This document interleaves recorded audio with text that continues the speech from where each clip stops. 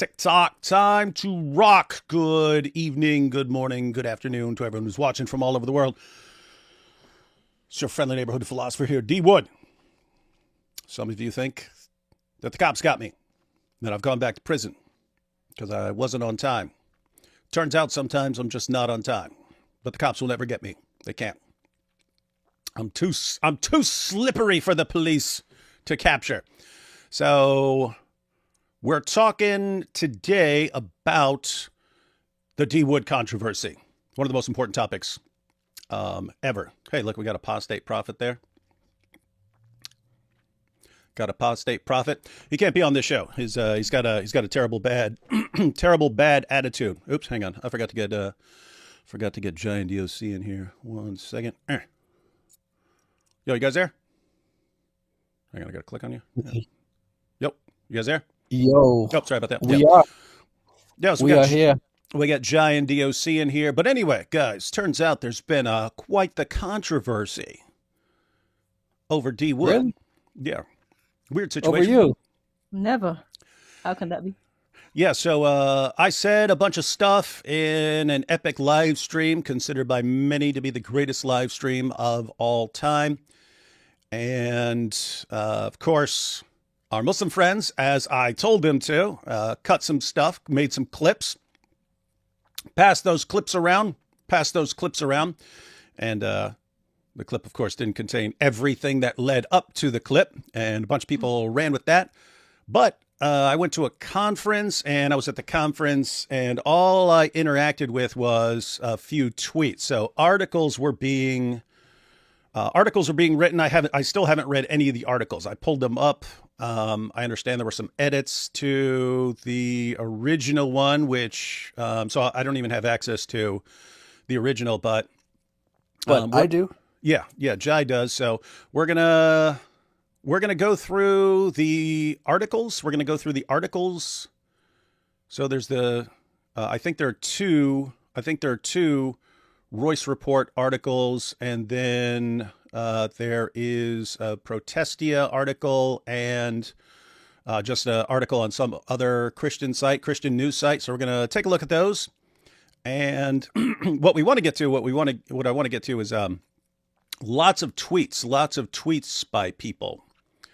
And here's the thing, guys. Here's the situation we're in. Here's the situation.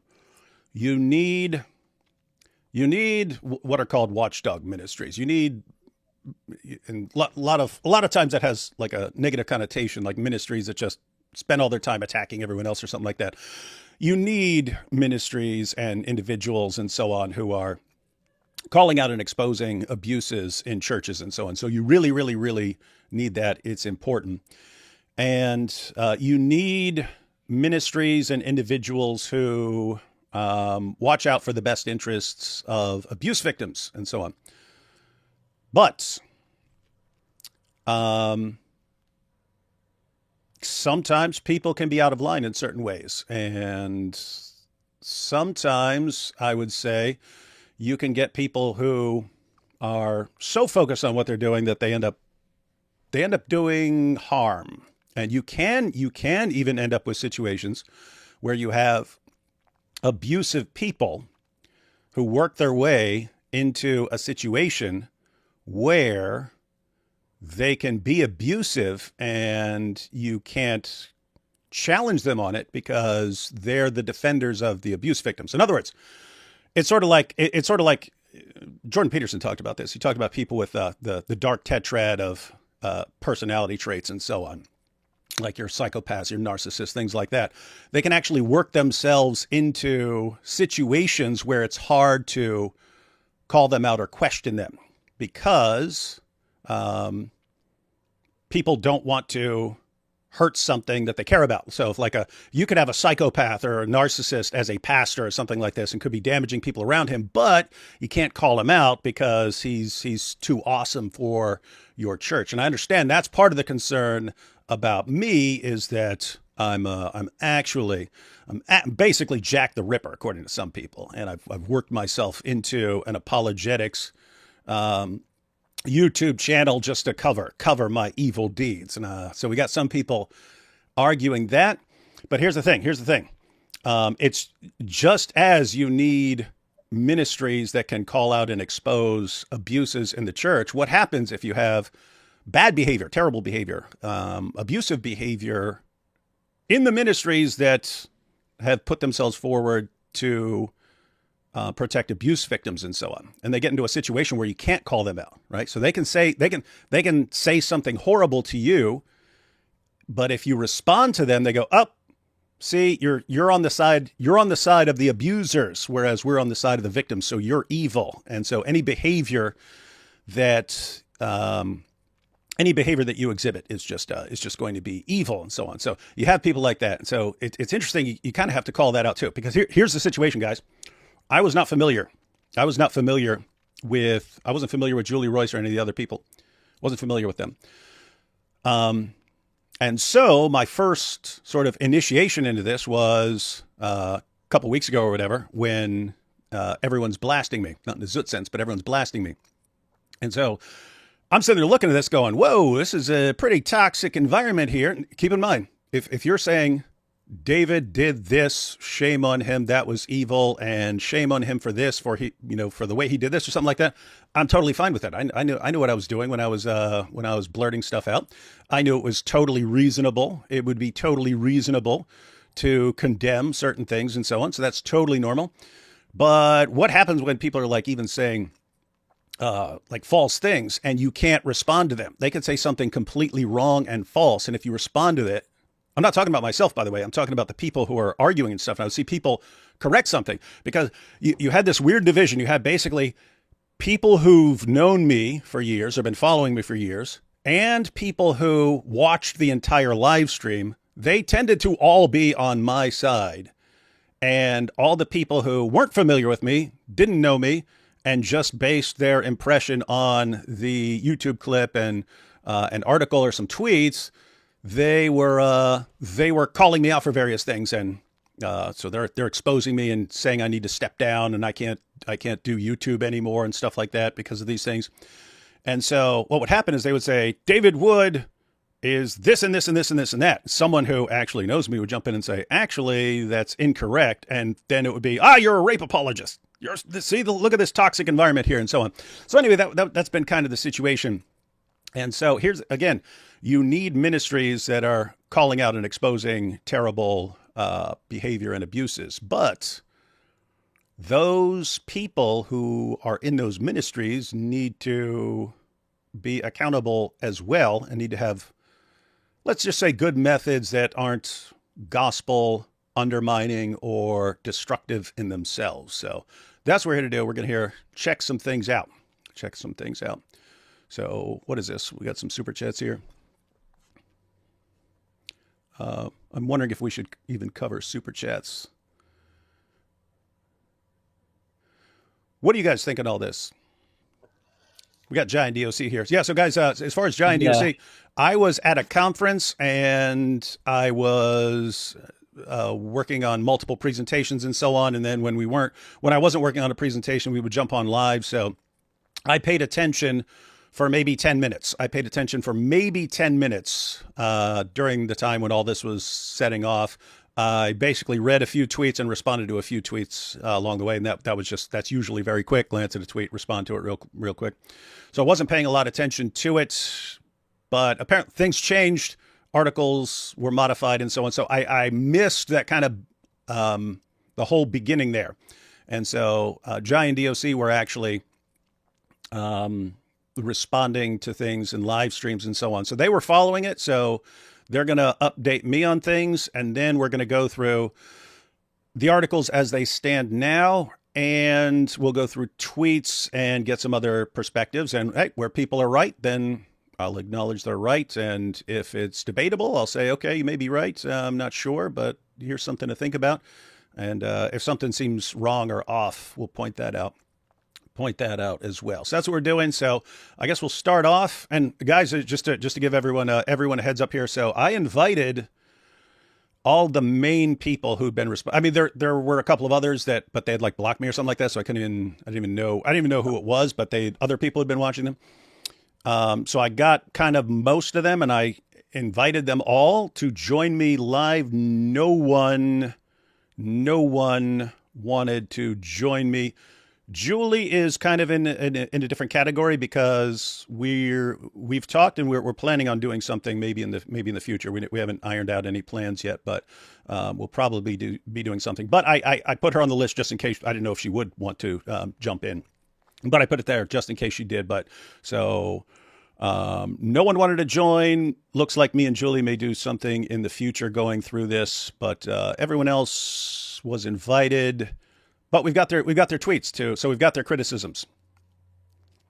But why won't they face me like a man? No, I'm just kidding. No one has to join me live. But yeah. So anyway, if you're wondering why no one that I invited joined me, I don't know. But we got their tweets, so we'll go through their tweets. All right, guys. So what are you thinking about all this stuff? So just as a way of like background to Julie Royce, I listened to a debate that she hosted many years ago. I think I was like so long ago. I think I was a teenager then, and it was a debate between Dr. Michael Brown and someone else, and there was, should Christians change their views on homosexuality? So I followed Dr. Brown a lot back then, and so I heard that debate, and so that was the first time I ever heard of Julie Royce. Haven't heard of her again until, oddly enough, linked with Dr. Brown again. The thing that came out actually about a year from today, she had, done a couple articles on him and scandals that he's been involved in and whether he's covered them up or not. And so that's the only exposure I've ever had to her. So I heard a debate that she hosted with Dr. Brown, and then I saw articles she posted where she goes after Dr. Brown, exposing him on certain things, or covering the different scandals that he has been covering up or he's been involved in, or something like that. Yeah, let me just toss something in there real quick because yeah, as I mentioned, I wasn't familiar with Julie or any of the others. Trying to think, I knew who Carson Whitenauer is because he worked with RZIM when Nabil was there, so I was familiar with him. Other than that, I'm trying to think if I knew who anyone was. I can't think of anyone that I was familiar with, but yeah. So my initial reaction to Julie Royce was she's saying all these things. I'm reading people's tweets and she's saying all these things and that they're wrong. She's saying things that are false and so on. So that's I'm not going through again. I didn't even read the article, but that's what people are saying. So I was just thinking, okay, maybe toxic personality or something like that. I don't know. Figure it out later.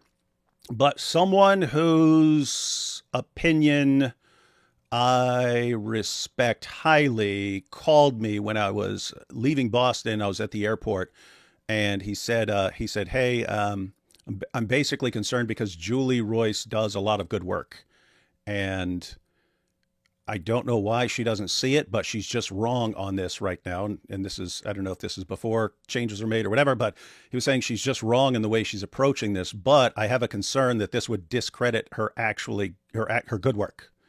Like, I'm concerned that this is going to, when she's doing good work, people are going to think, oh, we don't listen to her because isn't she the lady who was saying these things about David Wood and so on. So anyway, again, there's a person I trust. So if he says she does lots of good work, I don't know, but I'll take him.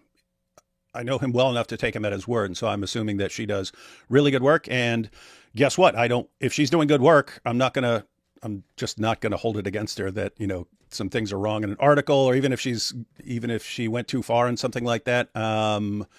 I'm kind of the last person who's going to say, "Oh, you did this, and so you're done. You're gone. It's too late for you." It's okay if you got some things wrong or something like that, fix that and move on and be more careful next time. So that would be my attitude. So anyway, that's kind of my attitude with any. It's kind of my attitude. Okay.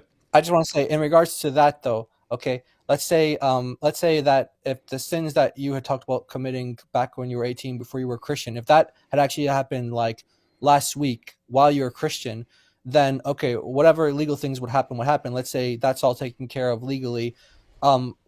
People wouldn't, you put you in a position where you're ministering around or being around, children again, right? So for her, her thing is reporting on people.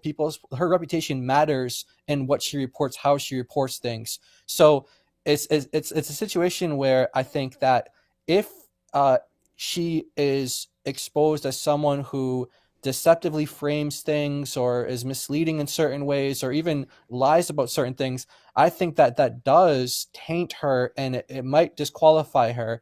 She's talking about you being disqualified. I think that what she did to you should disqualify her, but I wouldn't even know who to complain to, because I don't know, what I was saying was, I don't know anything about her other than she hosted Dr. Brown. Then the thing with Dr. Brown, that's all I knew about her. Then the stuff that she did on you, that's my only exposure to her, was those three different things. So I have no idea. I can't verify or testify to any good works that she may or may not have done. But from what I saw and what I could verify, I could tell that what she passes off as good reporting and reliable reporting and things like that, I would not trust her at all. Me personally. Well, the Okay. sorry, the trouble is, even if you wouldn't disqualify her good work, the public will. For the simple reason is, like, if you use a comparison, a doctor who's always been honest, let's say he lies about one patient when it's really important in a report, you can't then expect future patients to trust him if his integrity and honesty has been questioned.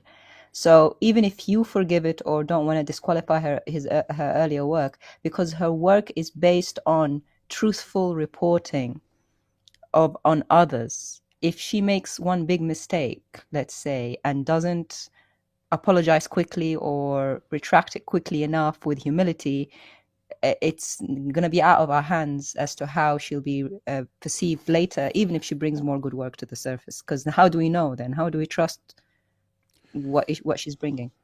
Yeah. So I'm not familiar with anything that she's just like lying about, and so but you guys can when we go through the article, you'll see. Well, as far as I understand, someone else wrote the article, and apparently he also normally does good work, but it was a 6-hour live stream, so he used like an AI summary and got some things wrong, and of course they're being told all kinds of things, and so apparently there wasn't like just due diligence in verifying everything, and so it was an issue of correcting some mistakes. But so for things like that, I mean, we're YouTubers. I've had situations where there's a terrorist attack and I say something and you find out more details later and you got things wrong and so on. So anyway, the point is, yes, should be careful and so on. But if you correct it and correct the mistakes and stuff like that, and in other words, I'm gonna probably judge them based on the article as it is now. We'll take a look at that. But yeah, so I understand. By the way, I understand that there will be like trust issues and stuff like that. But I'm just saying it's not. Yeah. I mean, everyone has off days and gets things wrong here and there, and so yeah, we'll see. I wouldn't hold that against them. If it depending on how it looks, but I don't know. That's what I'm about to find out. Yeah, you'll see. You'll see. Yeah. But she does take responsibility over the article. She refers to it as her, like, our article, or we wrote. So even though, and plus, it's, the Royce report, it's all in her name anyway. So even if it's someone publishing under her, which is the case, that is true. Mark Kellner published under her, which is correct. But she's the one who is responsible for what's being published on her organization. And she does take responsibility for that when she says we wrote or we did this or we did. So she does speak like that. But I don't know how you want to go about this, but we do have some slides we can go through, and we can go through like some of her tweets, and then we can go through the article, or if you wanted to go through your stuff first, however you want to do that. Yeah, guys, whatever you need to do to kind of bring me up to date. And then once we're up to basically, I think there are 2 articles. There's one that is now the current version of the article about me. And then there's the Can a Psychopath Be in Ministry or something like that. We'll take a look at that. But yep. So this, for me, I just have to apologize in advance to the people, but this is like an emotive thing for me. I was one of the people that, it did affect me emotionally, because I actually when I see someone, and it's not just that I know David, or it's like when I see someone being so misrepresented, like that's what made me do the stream. The stream wasn't, oh, David is my friend, I want to go defend him. It was just this seeing someone so misrepresented, and I feel like it was very bad very bad motives for writing the article. To the point where I even said, you know what? Okay, I want to test something.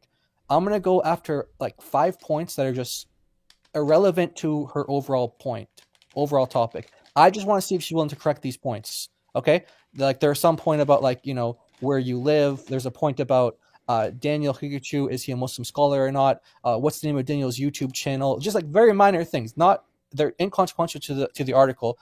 And I pointed these things out, and it was like I was like pulling teeth with things that are incontrovertible. Like these are not debatable points. Okay, I think it's safe to say, David, you don't live in the Bronx, right? You don't live in the Bronx.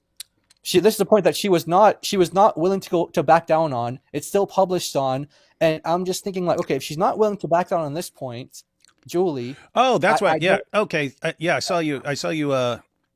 Because you mentioned when you mentioned that to me, I was like, well, who cares? That's kind of a minor detail. But so you're saying you were deliberately pointing out things that are completely inconsequential. She didn't have to back off any moral claims or something like that. You're saying she still wouldn't, except for one point, which I'll get into, because because there's no way to be wrong. Like the name of a show of Daniel Pikachu. Yeah, it's obvious what it is. Right. So. Oh, hang on. I just wanted to let people know before I forget. Oh yeah, go ahead. No, because I told you guys the other day that I have certain blind spots every once in a while. Like you spend your life and you're reading other people, and you can normally figure out what they're going to do in certain situations, and you learn what is appropriate behavior and so on. And so that's part of learning to blend in and so on. So anyway, you get things right. And then every once in a while, you're just like totally wrong. You don't have enough experience of that particular, whatever it is.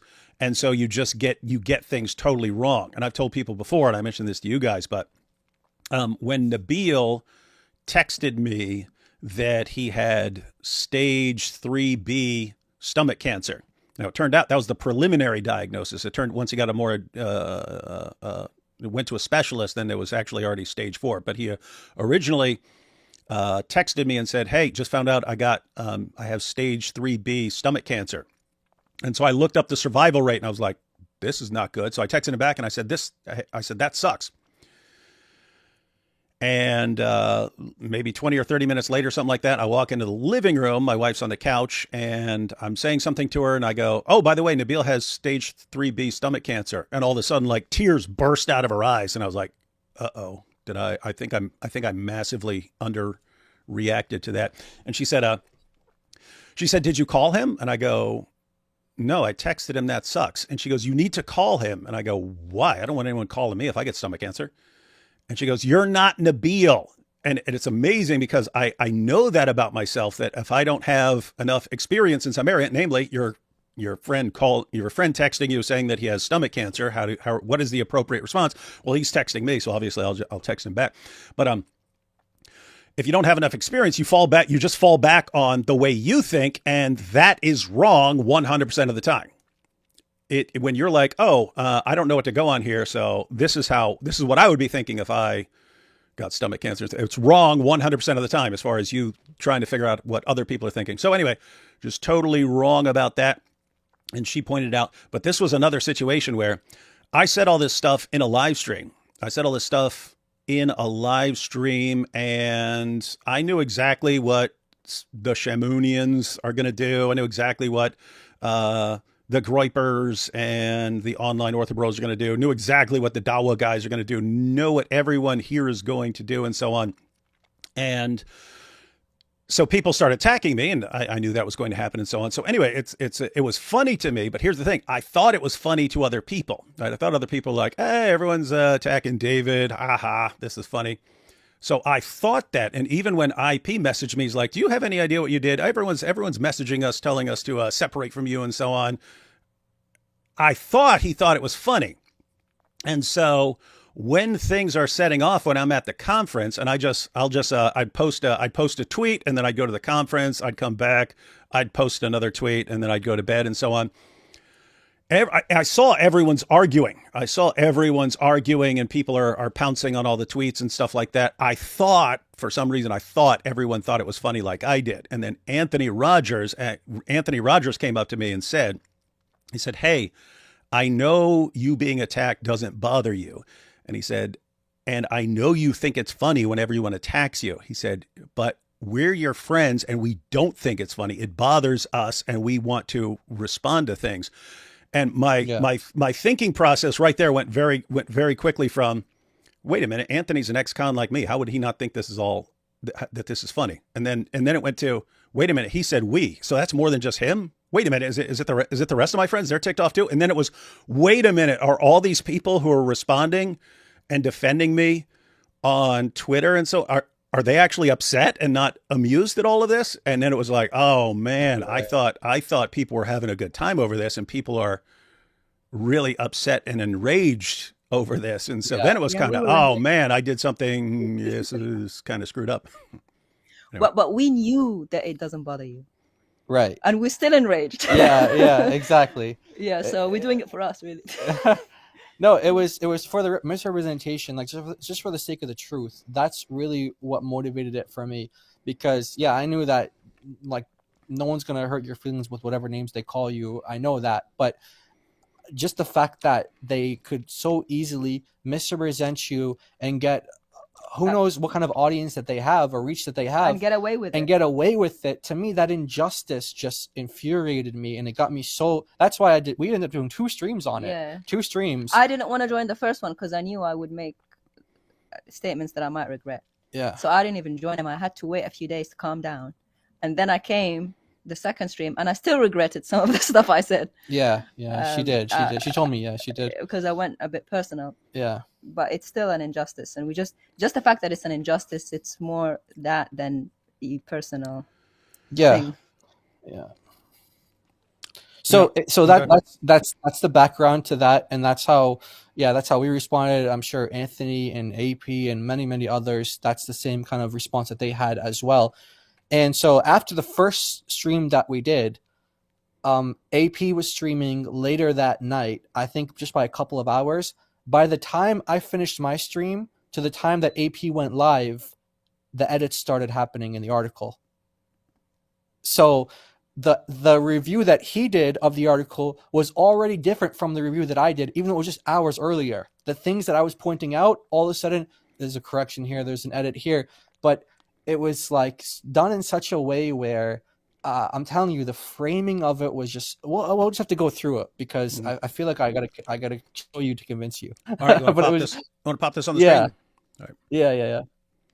So this is the first thing. This is just kind of like lay the groundwork before we get to the article, and this is gonna lay the framework before we get to the article. So she writes a post here saying 13 and 15-year-olds cannot give consent. It is rape. Despite the fact David minimized his sin and blamed it on the girl. So this is Julie here, okay? This is not the other guy who wrote the article. She's saying David minimized his sin and blamed it on the girls. And then she says, that's a disgusting thing to do, but classic among sexual abusers. Not people who like that, this is something ongoing. She's like suggesting it's like you're still a sexual abuser and you're just undermining your sin, blaming it on the girls. And I could tell you want to say something to that. Yeah. Oh, hang on. I just wanted to ask. So how early is this? I mean, is she just basically someone like, so in other words, is this someone wrote an article and mistakes were made, but she went with the article and things were just wrong. And so later on things are fine. No, because she responded to you and she told, because you were like, it's funny how no one who watched the live stream has responded like this. And she goes, I watched the live stream. Actually, I think I even have that post. So she actually is basing it off of her watching of the live stream. So she's very careful to tell you when it's other people's mistakes, even if it's not their mistake. She's very careful to do that. So when she's relying on herself and her own observations, which she does. I can pull up that tweet if I don't have it, but she specifically said that because you were making the point and you're saying, oh, it's funny how no one watched the live stream says, XYZ. And she goes, well, I watched the live stream and da da da da. So she definitely watched the live stream unless she lied there. And this, well, maybe she was talking about like the relevant clip of it, because I doubt some of the people afterwards were watching the 6-hour live stream. But anyway, well, I don't know. I'm just going based on what she said. So, so then she goes. Then Annie responds as, "You are forgetting he wasn't a Christian or what? Repentance doesn't matter anymore." She said, "He's a Christian now and still minimizing it. I also question wisdom of platforming psychopath as a Christian apologist. The ability to empathize and show compassion is key for those for those representing Christ to unbelievers. After all, it's kindness that leads to repentance, not arguments." Now, she said a lot of stuff like, obviously she doesn't know. This is like this big researcher who's supposed to know things about people before she, talks about them. She apparently did not know much about you or your background. Because one of the things that I did in the stream, you know how we do intro songs? There's a song that I think Sal did some years ago where Yasser Qadi was saying that missionary work is never successful. And then he plays a song with some instrumental behind it where you're reading like 50,000 comments of like people saying, thanks to these videos, God used this to bring me to the Lord. And so we were showing, like, I was saying, hey, instead of that being Yasser Qadi saying, missionary work is never successful, picture Julie saying this right here. Like, David is, who is he? This guy, that's not how you lead people to the Lord. And meanwhile, David's reading like, you guys saw the video of David just did where like all these ex-Muslims, and many of them were crediting, glory to God, but the tool that God used was a lot of the videos that David produced. So anything you want to comment on this? I want to hear David. Okay. Thoughts. Yeah. What do you think? So this is just one so far. We got others though. Yeah, I'm gonna basically any of the stuff that's early on. I don't know. I understand being in the heat of the moment, and you just read an article, and you watch the clip. If you watch the clip, and you're like, "Oh my goodness, this guy's bragging about this stuff," and your guys' defense of him is that he's a psychopath. That doesn't make it better. He's mental. So I understand. I don't know. I just understand people being ticked off. It doesn't surprise me. So. Yeah, it's more how you react to certain things. But you guys are saying you don't like the way she reacted to. No, and I just want to point out the irony here. So you're being kind there. So David says that you can't be kind. Yeah, David is being the one on the defense for Julie, who's attacking him, and her point is that, hey, kindness is that's what we need as Christians, and he's actually being very charitable by giving this interpretation, saying, hey, this is the day after the article was published, and maybe she's some misunderstandings. Well, anyway, we'll keep saying, we'll see what. Well, it's kind of it's a funny situation where like people can point to how screwed up I've been, and even various ways I'm screwed up now, and so on. So it's just it's always weird to me to be like, oh my goodness, I can't believe this person did this, when it's like that's like nothing compared to stuff I've done. I was like that with my kids. My wife would be like, I just found out I won't name a particular son, but I just found out your son didn't do his homework the entire semester. And I'd be thinking, well, I mean, that was the year when I was his age. I burned down a forest. So, I mean, I can't get mad at him for not doing his homework. So it actually like is a problem in certain situations where I'm like, well, yeah, I've done worse. So what's that? But it does work out as far as not being for harsh with people. But so David is giving Julie more ammunition for her next article. You'll have the environmentalist ministries against. Oh yeah, I guess I just confessed to burning a. Yeah. It wasn't like a forest like you're thinking of forest. It was more like a giant field that had a bunch of trees in the middle, but the whole field lit up, and I don't think anyone's going to do it to me because I was like 6 or 7 or something like that. But so it doesn't matter 6 or 7. She'll still do an article on you. That'd be funny. So yeah, guys, in the name of full disclosure and transparency, I burned down a field, and then there were maybe, I don't know how many trees, maybe like 20 in the middle or something like that. And then the whole fire department showed up like a fleet, and they're putting this out, and people knew I was there, right? People knew I was over there. And so they bring me to the fire chief, and they're like, tell us what happened. And so I blamed it on two made up kids. I said, yeah, there were these two kids here, and basically made them the opposite of me. And like I was like, and I had blonde hair back then. I was like, and the boy had brown hair, and there was a girl too, and she had blonde hair. And but the fire chief was looking at me like, I'm not a cop. Why are you telling me this? And anyway, so yeah. So anyways, little things like that. And it's basically at every stage of my kids' lives when they do something bad, I'm thinking, okay, what did I do when I was their age? And it's always way worse. And so yeah. Yeah. So All let me say here, whatever Julie Royce has done in her life, and especially anything she's done right here and been wrong about, I've done way, way, way, way, way worse. So in other words, I'm more concerned with this not leading to more problems in the future, and so figuring out ways to clean up anything that's wrong. All right. So someone responds that, don't you realize you're doing a huge disservice to rape victims whom you claim to defend when you equate what David did to the horrific things they've experienced? And she responds, no, I don't. I know a lot of survivors of sexual abuse, and I can tell you that those who were teenage girls when their abusers, quote, had sex, unquote, with them are incensed by child rapists minimizing their crime. So again, harping on this idea that David is minimizing his crime. He's he's a sexual abuser, he's a child rapist, and he's minimizing his crimes. Okay. Hey, little side note. This is actually it's an interesting area of debate, and that you can make an important case either way. Marie read some article. I don't know who I don't even know if it's one of the articles I pulled up here. But it was, or I don't even know if it was specifically about me or if she was just reading an article that's on a sort of related topic, but she was reading from some guy who deals with abuse victims, and he was saying he doesn't like it when statutory is equated with like forcible rape, because he feels like it minimizes the forcible rape if you're saying it's the same thing as this thing in this other category. But it's a weird situation where you want people to think of sex with minors as really, really bad. And, the brains of minors are still developing. And so it's a situation where, I mean, we would all get this if you like suppose when Muslims say, oh, but Aisha consented with her silence or something like that. We would never take that as like legitimate consent because she's 6 years old. She doesn't know what she's doing and so on.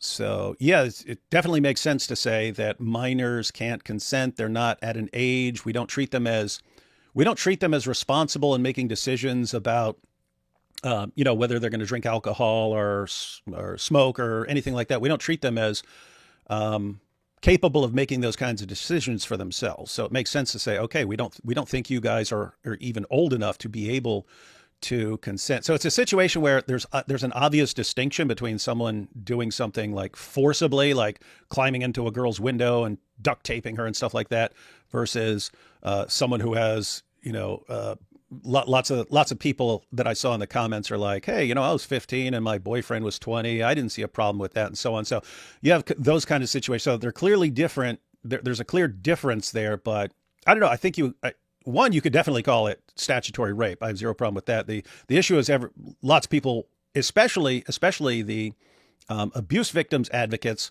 insist on just saying rape. And I don't know. I'm actually, I don't know.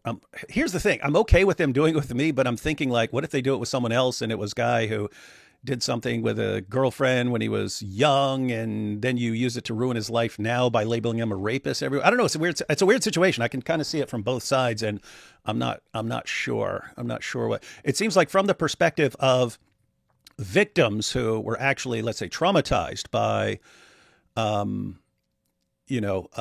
someone having sex with them, and then they find out later the guy manipulated them into it, and then to just say, oh, you had sex with him.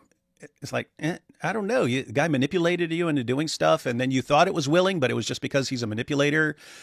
And I don't know. It seems like it would be entirely legitimate just to call that rape. But I don't know. It's a difficult situation. But I'm pointing this out because it seems to be a big source of disagreement. Like lots of the other things are just, correcting this or correcting that. But here's a situation where you've got two sides and they're arguing different points and they're just not agreeing. You have the abuse victim advocates and they're saying, no, if it's with a minor, we are calling it rape and we insist upon that. And we're not minimizing it. And you have the other side going, but that's misleading because anyone who sees rape is going to think something forcible holding someone down, and so you're giving a misleading idea. But yeah, I'm not sure. Maybe we'll do a poll of what people think here at some point. Yeah, I mean, uh, okay, well, yeah. So there's a lot to say on that, but there's biblical categories that we need to talk about as well in terms of when God holds a child accountable. When does that age of accountability begin? Is there like a set like number of days that have to live in order, like what's a set date, right? We know like in Jewish tradition what it was, but biblically that's a question. Number two, there's a question of although the word rape isn't used, there's certainly it's described in terms of someone who's in the Bible, like different categories of sexual sins and sexual offenses, and definitely there's that discussion as well. Biblical law, how does biblical law define what we would call rape? And then there's also there's a legal category as well, which does distinguish and differentiate between those two actions that you just described. Someone climbing through the window and duct taping, and then someone, teenagers at a party who are like drunk and high, sleeping together. There's a legal distinction in there as well. So there's biblical distinctions and legal distinctions. And then when you just kind of like morph everything into one word, it does kind of messy the waters. But at the same time, you don't want to trivialize, like you said, adults and or younger, older teenagers and younger teenagers, adults, 18-year-old and 13-year-old and 15-year-old. You don't want to minimize that either. But you can definitely understand why somebody who is the victim of like a very violent, like what you described, like someone going through the window and like duct taping them and stuff, that person's experience is way different than a 13 and 15-year-old at a party while they're drunk and high sleeping with someone who's 18. Very different experience, both wrong, both evil, both sin, but to just morph them into the same word or use the same word to describe both of those things, that's why we have biblical distinctions, and that's why we have legal distinctions that don't do that.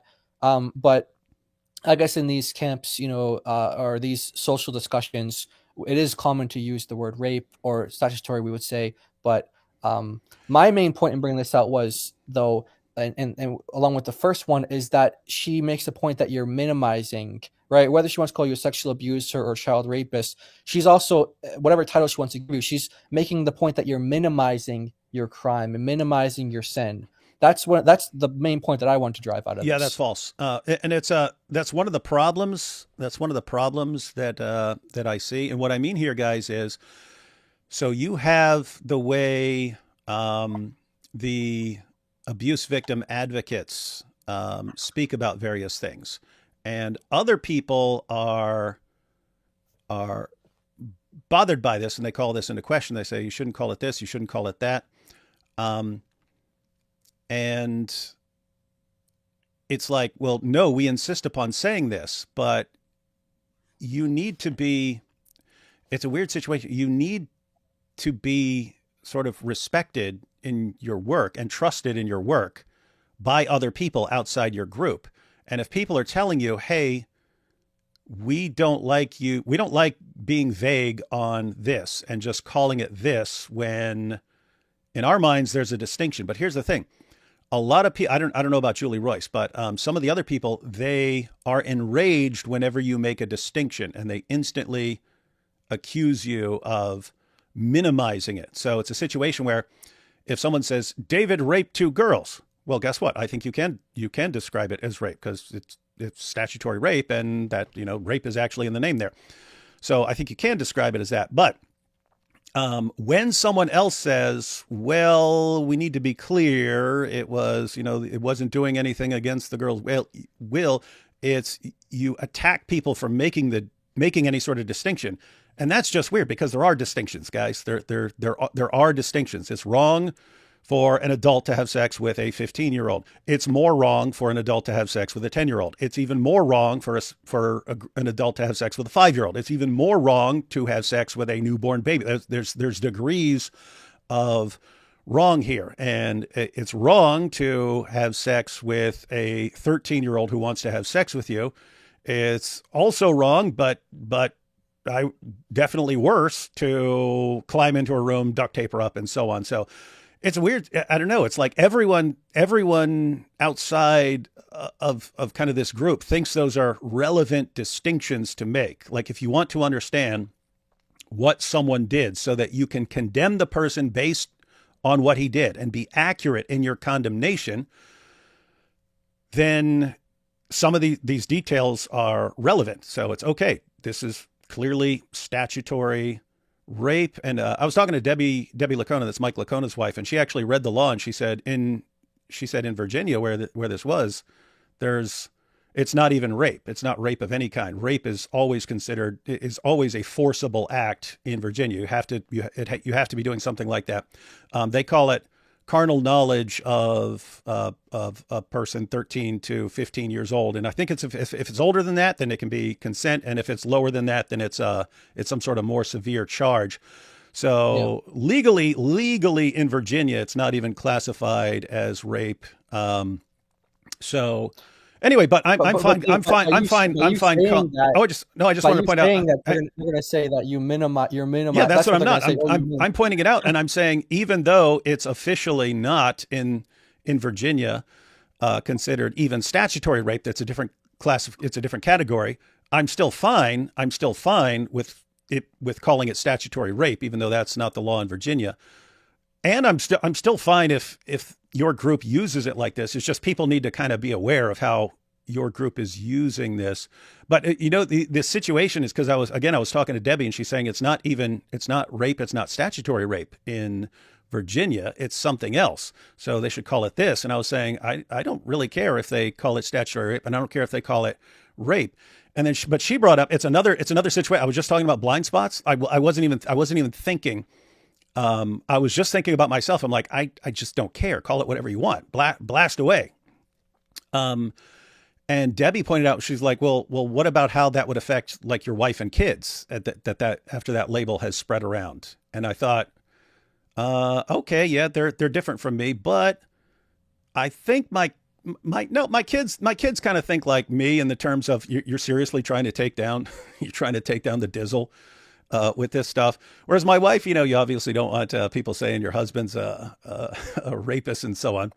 But she's fine. She's not a child rapist. Oh yeah, she's not going to be too broken up over that. I mean the insults. She knows I'm good with insults, and so she won't be too broken up over that. But then Debbie pointed out this was the really important part to me. She goes, okay, what if it's someone else? What if they did this to someone else and who can't fight back, and therefore this person's life will just be ruined? And so there I was like, oh yeah, it does matter then. I mean, think if someone 30 years after he did something confessed something, and let's say he's 18 and sleeps with a 15-year-old or a 13-year-old, and he confesses that, and then like this mob forms and starts labeling him a rapist. And then like they call his job, which is exactly what would be happening to me right now if I weren't a YouTuber. They'd be calling my job left and right.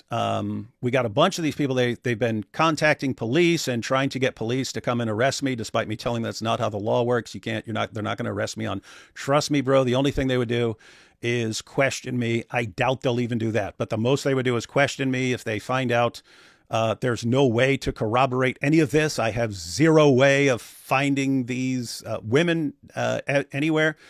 So unless they come forward at some point, it's just not going to happen. But yeah, so like just imagine someone being in that situation and he confesses to something that's from 30 years ago, but all of a sudden he's labeled child rapist, like all over the internet. So he loses his job. His wife can't stand it. She's called she's called an enabler and a child rapist protector and so on, an ally. And the kids are called children of a child rapist, and they've got the same bloodline. And you could actually ruin someone's family over something that he confessed he did 30 years earlier and just like destroy him. And one of my main concerns in all of this, as far as other people, is who looking at this would ever want to come forward with anything. Right? I would much prefer an environment where people come forward about stuff and it's taken into consideration. You came forward willingly with this information, and it's not, we caught you and then you're like, oh yeah, and you start making excuses. It's, you volunteered this information. I think that should be taken into account. And I think the response of the church should be, okay, well, whatever damage you've done and so on, we need to figure out on a case-by-case basis how to best address that. But we're here to help you and everyone else involved deal with this situation and move forward. And whatever we have to do, we're going to make that happen. The idea that you just pounce on someone and try to destroy the person's life, you are making like, who would ever want to come forward in that situation? So you got this situation where you have all these, pastors and so on, they'll be caught in scandals. And it's like, why didn't you come forward before? Well, look at what happens when someone comes forward. So in other words, you're creating an environment where it's almost impossible for anyone to even consider coming forward with stuff because they're waiting to attack. People are just waiting to attack. So, that's my concern. I don't know. People, there's got to be some better like guidelines about how to deal with these situations than what we're seeing here. Yeah, I have a big problem with her equating what happened with you and those girls with teenage girls who had sexual abuse. Because I was a teenage girl. I went to a school in London, and I would hear other girls in class around that age talking about intimate lives with their boyfriends who were a few years older in the secondary school, the boys' school next to us. None of them would relate back those stories as sexual abuse. So now she's putting you in the category of girls who were really sexually, I don't know how to say it, not by boyfriends from the next school, but real sexual abuse by, like a teacher or an adult or an uncle or something. And none of these girls, if you ask them today, will say that was sexual abuse. They were happy about it.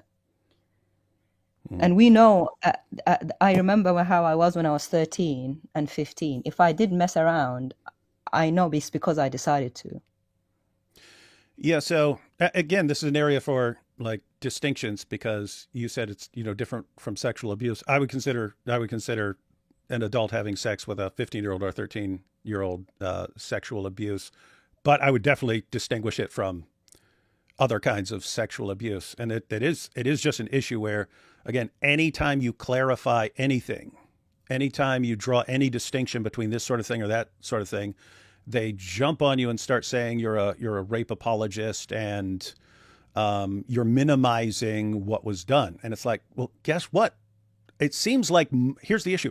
As far as these ministries and them moving forward, it's like, if almost everyone outside your community, and I understand if your main concern is victims of abuse and you don't want anything minimized, you have to think, okay, if everyone outside your group thinks that these distinctions are actually important for being accurate and like how you're condemning people, then you're losing credibility in their eyes, and you need to be credible because you're exposing stuff that's not just for your group, it's for everyone, and you're putting news out there, and it needs to be, okay, these people represent things accurately. It's just a situation. I don't have any statistics, but I would guess most people think there are important distinctions to be made, whether something is forcible or not forcible, whether a girl is this age or this age or this age or this age. People think those are important distinctions. And when you say you can't mention any distinction, if we say something is rape, everyone needs to draw the obvious conclusion about this, which almost anyone who say, if I saw a headline, pastor exposed for raping teenage girls, one, I think he did it while he's a pastor. It's recent. And I would conclude it was like forcible. It wouldn't enter my mind that you're talking about something, something where it wasn't forcible, it was statutory, and it was 30 years earlier. It wouldn't even enter my mind. So apparently that is a big sticking point, and not sure what to do about it. Because here's the thing: if Julie Royce were to say, Christian apologist confesses to having sex with teenage girls prior to his conversion, she would catch it from her community saying, "Why are you talking having sex with? What?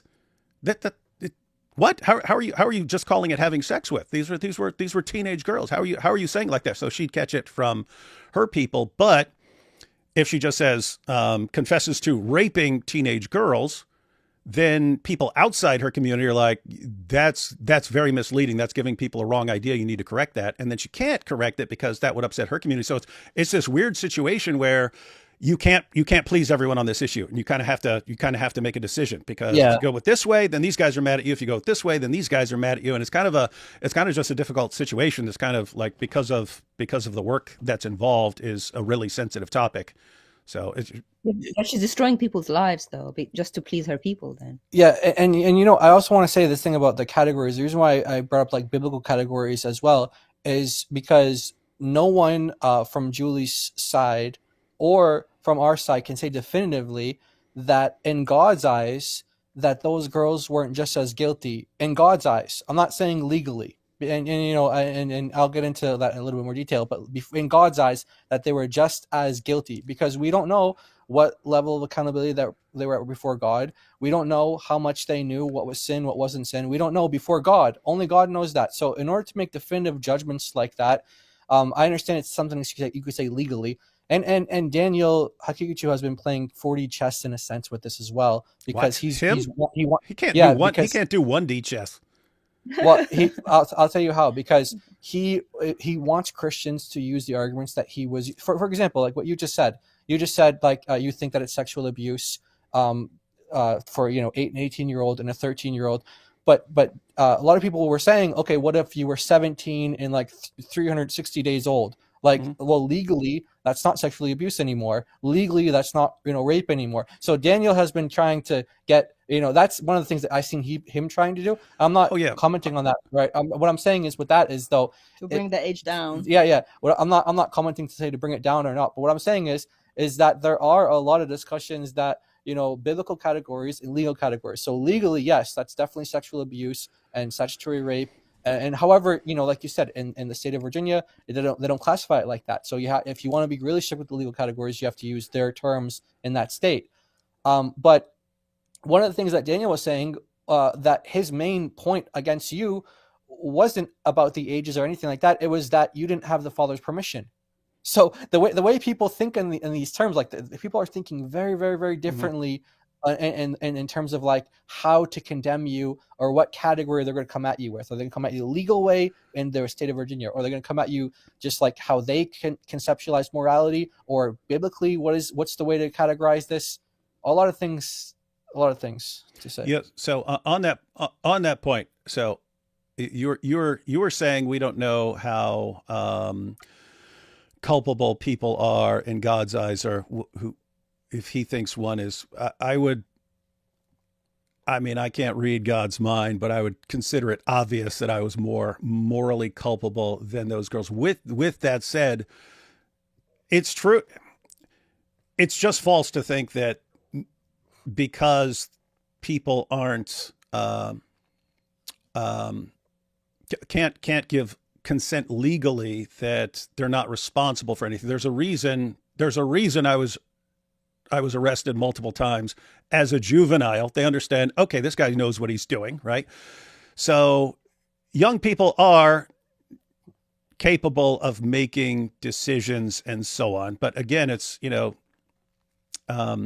13 years old, your brain, you're not equipped to be making those kinds of decisions. And part of it is, if you're a 13-year-old girl, if you start hanging out with older people in various places, you're trying to, be older and do older person things and so on. And so anyway, it's normal, and it's normal for people as they get older to want to do the things that grown-ups do.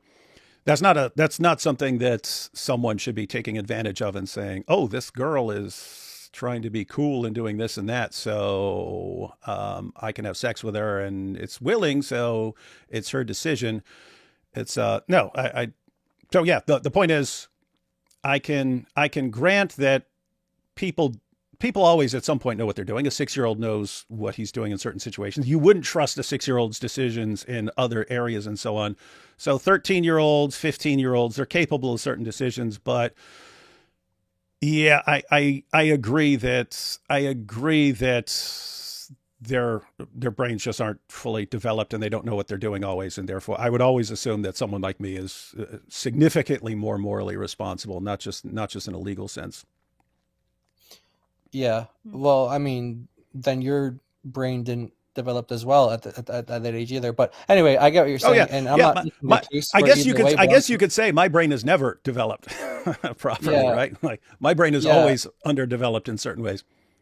in certain ways, right? But even as an 18-year-old, Well, your brain. 25-year-old for both sexes is when the brain is fully developed. So yeah, so what I was saying with that was that nobody actually knows before God's eyes the level of responsibility or accountability that the girls had and that David had. And that's not to say that David doesn't hold more responsibility or that they hold less or they hold more. I'm not saying, what I'm saying is no one can give it definitively. That's my point. But yeah, so yeah, do you want to go back to the tweets in the article here? Yep. Let me get rid of this. Let's see. D-Wood incident. Is that like what is this? People making zoot jokes is a serious topic, guys. If you did, the Lord could start a prison revival. Oh, if I went to prison, they're just basing that on the title. All right. Yeah. So what was that on that? So yeah, it's a weird situation where the people in the abuse victim advocate community, they have a real problem making any sort of distinction, whereas the vast majority of people outside the community think that these are relevant distinctions. So the main distinctions for people outside that community are: was it forcible or not forcible?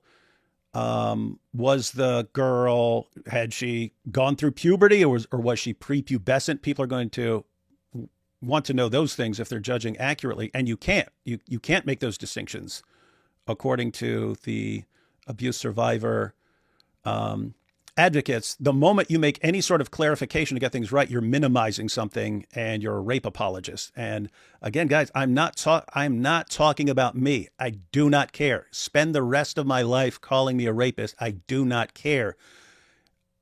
I heard, again, from a person I trust, that some of these people are doing good work, that Julie Royce does really good work that helps people. And so if something's being done in that community that is causing them to lose credibility with people outside the community, then I don't know, you might want to figure something out, because it's important. Yeah. Also, let's just be clear on this, that Julie does not she's not like just the voice for all sexual abuse victims, survivors of sexual abuse, or she has like the monopoly on like, oh, I speak for survivors of sexual abuse. She doesn't. And there are many who disagree with her, even in just our comment section alone. And in the comments, even in this very live stream, people are talking about when they were teenagers and their experience that they had with older people. So let's just be clear on that. So she might want to paint herself in that way, but that's not the case. Yeah, I can't comment at all on good that she's done. I haven't seen any good that she's done personally, but that doesn't mean that it doesn't exist. She might have done good stuff in the past. In fact, a lot of people told me in my live stream that she used to do a lot of good, and then somewhere she fell off. I can't verify that. I don't know. I've only seen bad from her, and it would be hard for me to identify her work as even Christian work in a lot of ways. But you are new to this, and I spoke to someone who's been following her for years and so on. So again, I'm just gonna If I gave you the name, you'd be like, okay, we'll take his word for it because he knows what he's talking about. Yeah. No. Like I said, I heard the same thing from others as well, and I'm just saying I personally couldn't. But anyway, so you made a tweet here, David, and you were just saying that you like to understand the rules. What are the rules? You said, as an 18-year-old atheist and soon to be diagnosed psychopath, I bashed my father's head in with a ball pen hammer. Shortly thereafter, while out on bond, I had sex with 2 minors. The latter disqualifies me from making YouTube videos about Christianity, while the former does not. I actually don't understand, so please explain. Note, if the latter does disqualify me from making YouTube videos about Christianity, I will stop making YouTube videos about Christianity. But I'll need more explanation than this post from Carson. So, Julie here chimes in, and she says, what I observed in your live stream made me grieved you are on a platform. So she's grieved that you even have a platform at all, supposedly representing Christ to the world. And for me, this is like the irony of all ironies. This is coming from Julie Royce. Anyway, but like you said, she you have it on good word that she did do good work, or she does do good work other than this. I believe you that's definitely possible. But from what I've seen, I don't know. But anyway, so she's saying that she's grieved that you even have a platform. You minimized your crime, saying you did, quote, nothing against their will, unquote, and claiming a 13-year-old, quote, flung herself at me. 13 and 50-year-olds can't give consent, and you didn't have sex with them, you raped them. Yeah, let me see. What I observed in your live stream made me grieved you are on the platform. So as far for people who actually watch the live stream, because they're looking at this going, he's boasting about it, guys. In context, I was speaking to an abuser, and I'm showing people how to not let an abuser control you with manipulation tactics. So as far as I'm saying, this is how you respond to a person who tries to blackmail you or extort you or something like this, tries to control you. This is how you let the person know there's no scenario where I'm going along with what you say just because you're going to scare me and threaten to expose me and stuff. I'm pointing out it's better to expose yourself for things vastly beyond anything he could ever bring up, to let him know this will never in a trillion years work with me. So, I mean, as far as I'm trying to show abuse victims how to respond to a particular manipulation tactic, and they're taking it as me minimizing things for abuse victims and so on. But as far as this, what I observed in your live stream made me grieved. You are on a platform supposedly representing Christ to the world. You minimized your crime, saying you did nothing against their will. Well, here's the thing. I didn't do anything against their will, just to be clear. I don't view that as minimizing anything. If you view that as minimizing, then what are you saying? If you view someone saying, hey, I didn't do something against their will, so just so you know, it wasn't forcible. If you view that as something less, then what are you complaining about? It would mean that according to you, I've done something less, right? If you're saying that minimizes the offense, but it's what actually happened, then even according to you, that's something less than what forcible would be. So why would anyone have a problem pointing that out? Same thing with you. Saying you did nothing against their will and claiming a 13-year-old flung herself at me. Okay, guys, it's a weird situation where if you guys are saying, how dare you say she flung herself at you? Well, if everyone's objecting to that, how dare you say, and I've even seen people, there's no way a 13-year-old, guys, I was sitting on a couch at a party. She was sitting with her friend across the room. This is the 13-year-old. She was sitting across the room with her friend, and then she crawled on all fours across the room to me and started rubbing my groin with her chin through my pants. If that's not flinging herself at me, I don't know what is. Now, what am I saying there? Am I saying, oh, see, therefore I wasn't wrong? No, not saying that at all. I'm saying It wasn't forcible. That's not saying it's not wrong. It doesn't matter. It doesn't matter if she came at me naked, jumping on me. An 18-year-old is not supposed to have sex with a 13-year-old girl. There's no justification there. And again, people say victim blaming. I'm not blaming her. She's the 13-year-old. 13-year-olds, pretty much every last one of them do stupid things. And especially when they start getting into an environment where they're older people around and stuff like that. So I'm not blaming her at all. That's a clarification. If you think it's forcible, it's not. That's the only point of bringing it up. And now, as far as the only point of explaining it, is you guys keep denying it. So this is another problem with this community, is that they'll say, there's no way this happened, or how dare you say this happened? And then you're in a position where you either have to just let that hang out there and them calling you a liar, or you can explain what actually happened to show, no, I'm not lying and you're wrong on this. And then they accuse you of blaming the victim. I'm not blaming anyone here. I'm telling you what happened so that you know what happened and you can condemn me appropriately and accurately. And then, so let's see, the 13 and 15-year-olds can't give consent. Guess what? I'm not saying they can. I'm not saying they can. As far as if you're talking about legal consent, or if you're talking about full moral consent, I don't think that 13 and 15-year-olds are nearly as responsible as people who are older with fully developed brains and so on. But was it forcible? Did I hold her down? No. Did I manipulate? No. She came at me.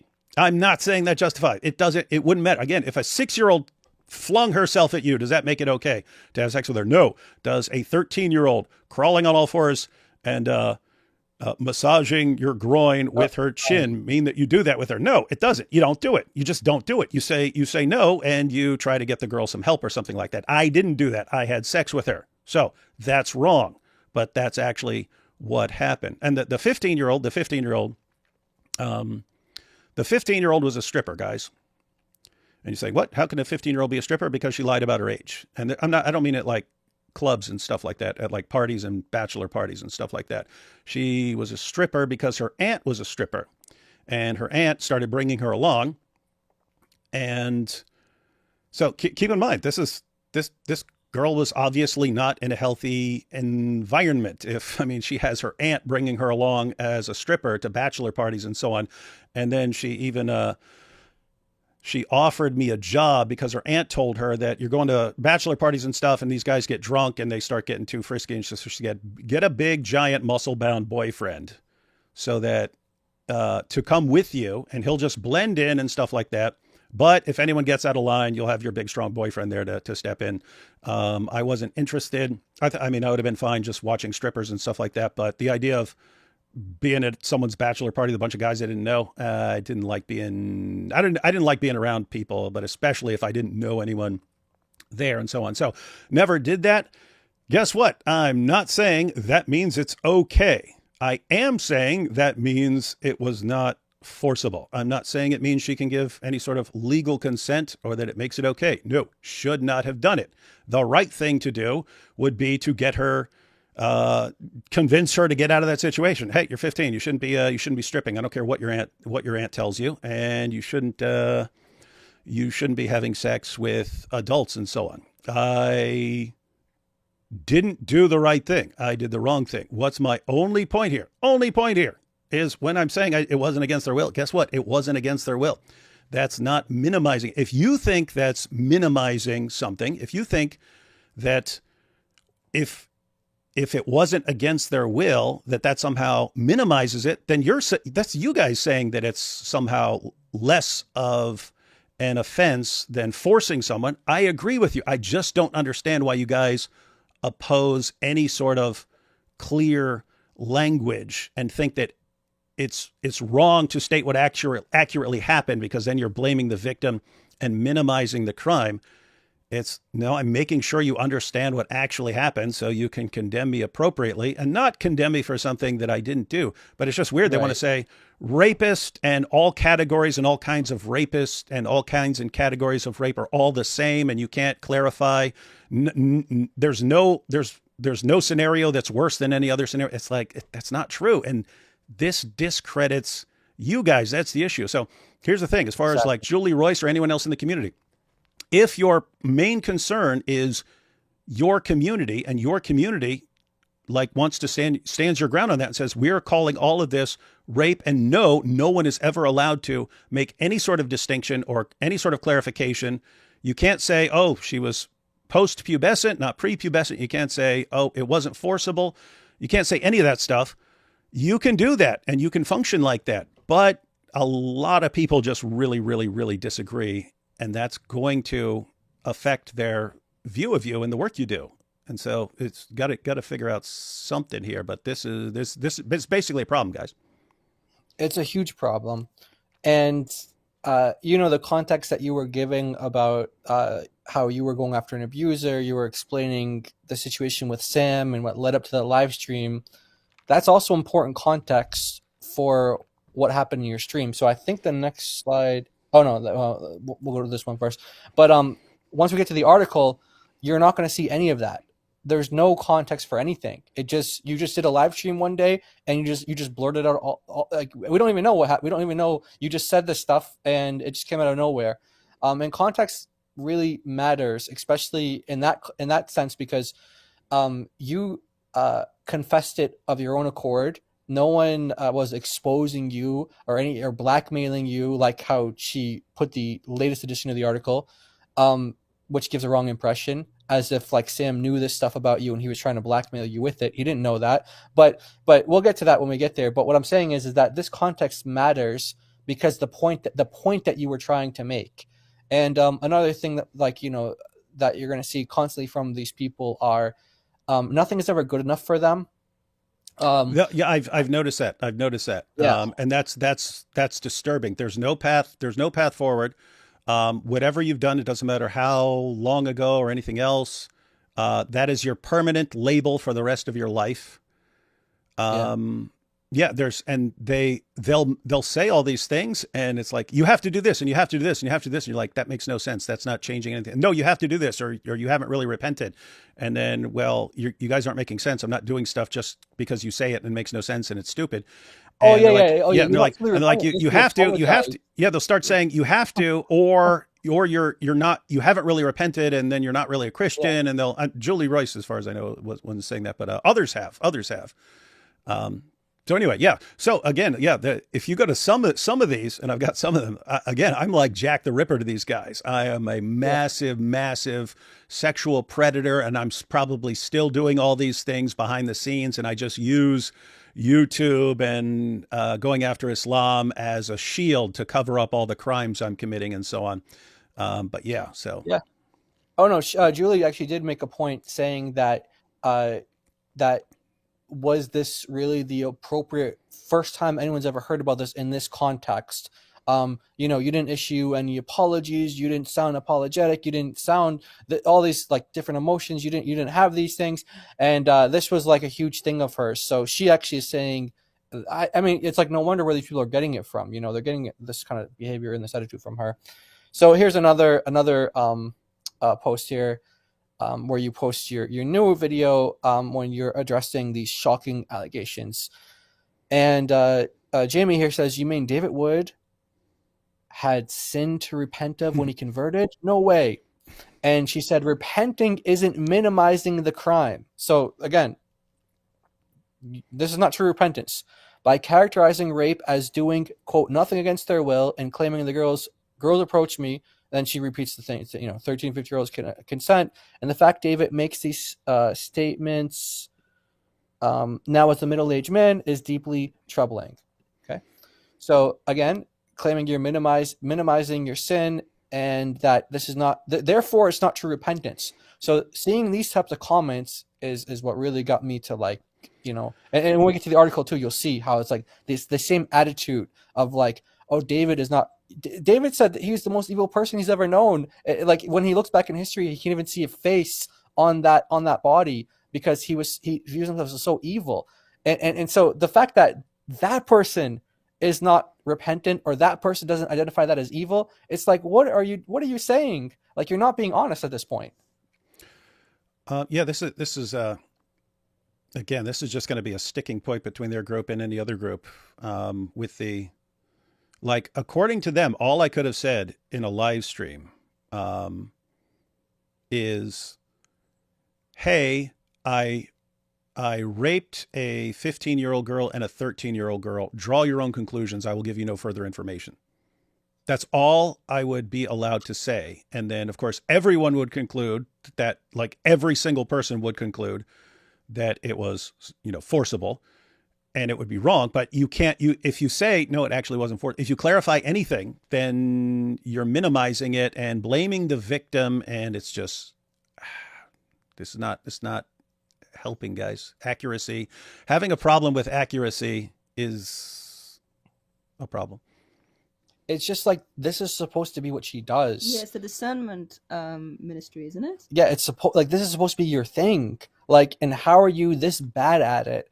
I mean, I'm sorry, I'm not trying to disrespect whoever told you what they told you about her, but I'm just saying, it's like, this is just like, I just can't help it. I can't help but see, like, and then the other guy who wrote the article, I think the next one is, this is how we start the article. This guy, he's like a big time reporter. I think he does like the New York Post sometimes, or whatever. He does like co-ops, whatever. It's like, these people, their level of research that they have, it's like, it's just, this article, I'll say this article, it's just pathetic. It's completely pathetic. So shall we see the first difference? So I don't know if you want to go through the article. Basically everything in black is the same, and the parts in red are the differences. So if you want to, we can start and I'll just go through the article. Yeah. Would you do a bunch of work, man? Yeah, I did. Yeah. I did. Okay, so just to be clear, I could pick either side until I get to red letters. Yeah. All right, so let's see. So we'll go first edition. Warning, this article contains graphic descriptions of sexual acts and may be triggering for some readers. Christian apologist David Wood, known for his large platform and prison conversion, shocked viewers when he openly confessed during a recent live stream that he raped 2 girls ages 13 and 15 prior to his conversion. He described the acts in disturbing detail without any seeming remorse. That's true. The acts, he said, took place before he was imprisoned at age 18 for a violent attack on his father, and before Wood, now 49, said he became a Christian.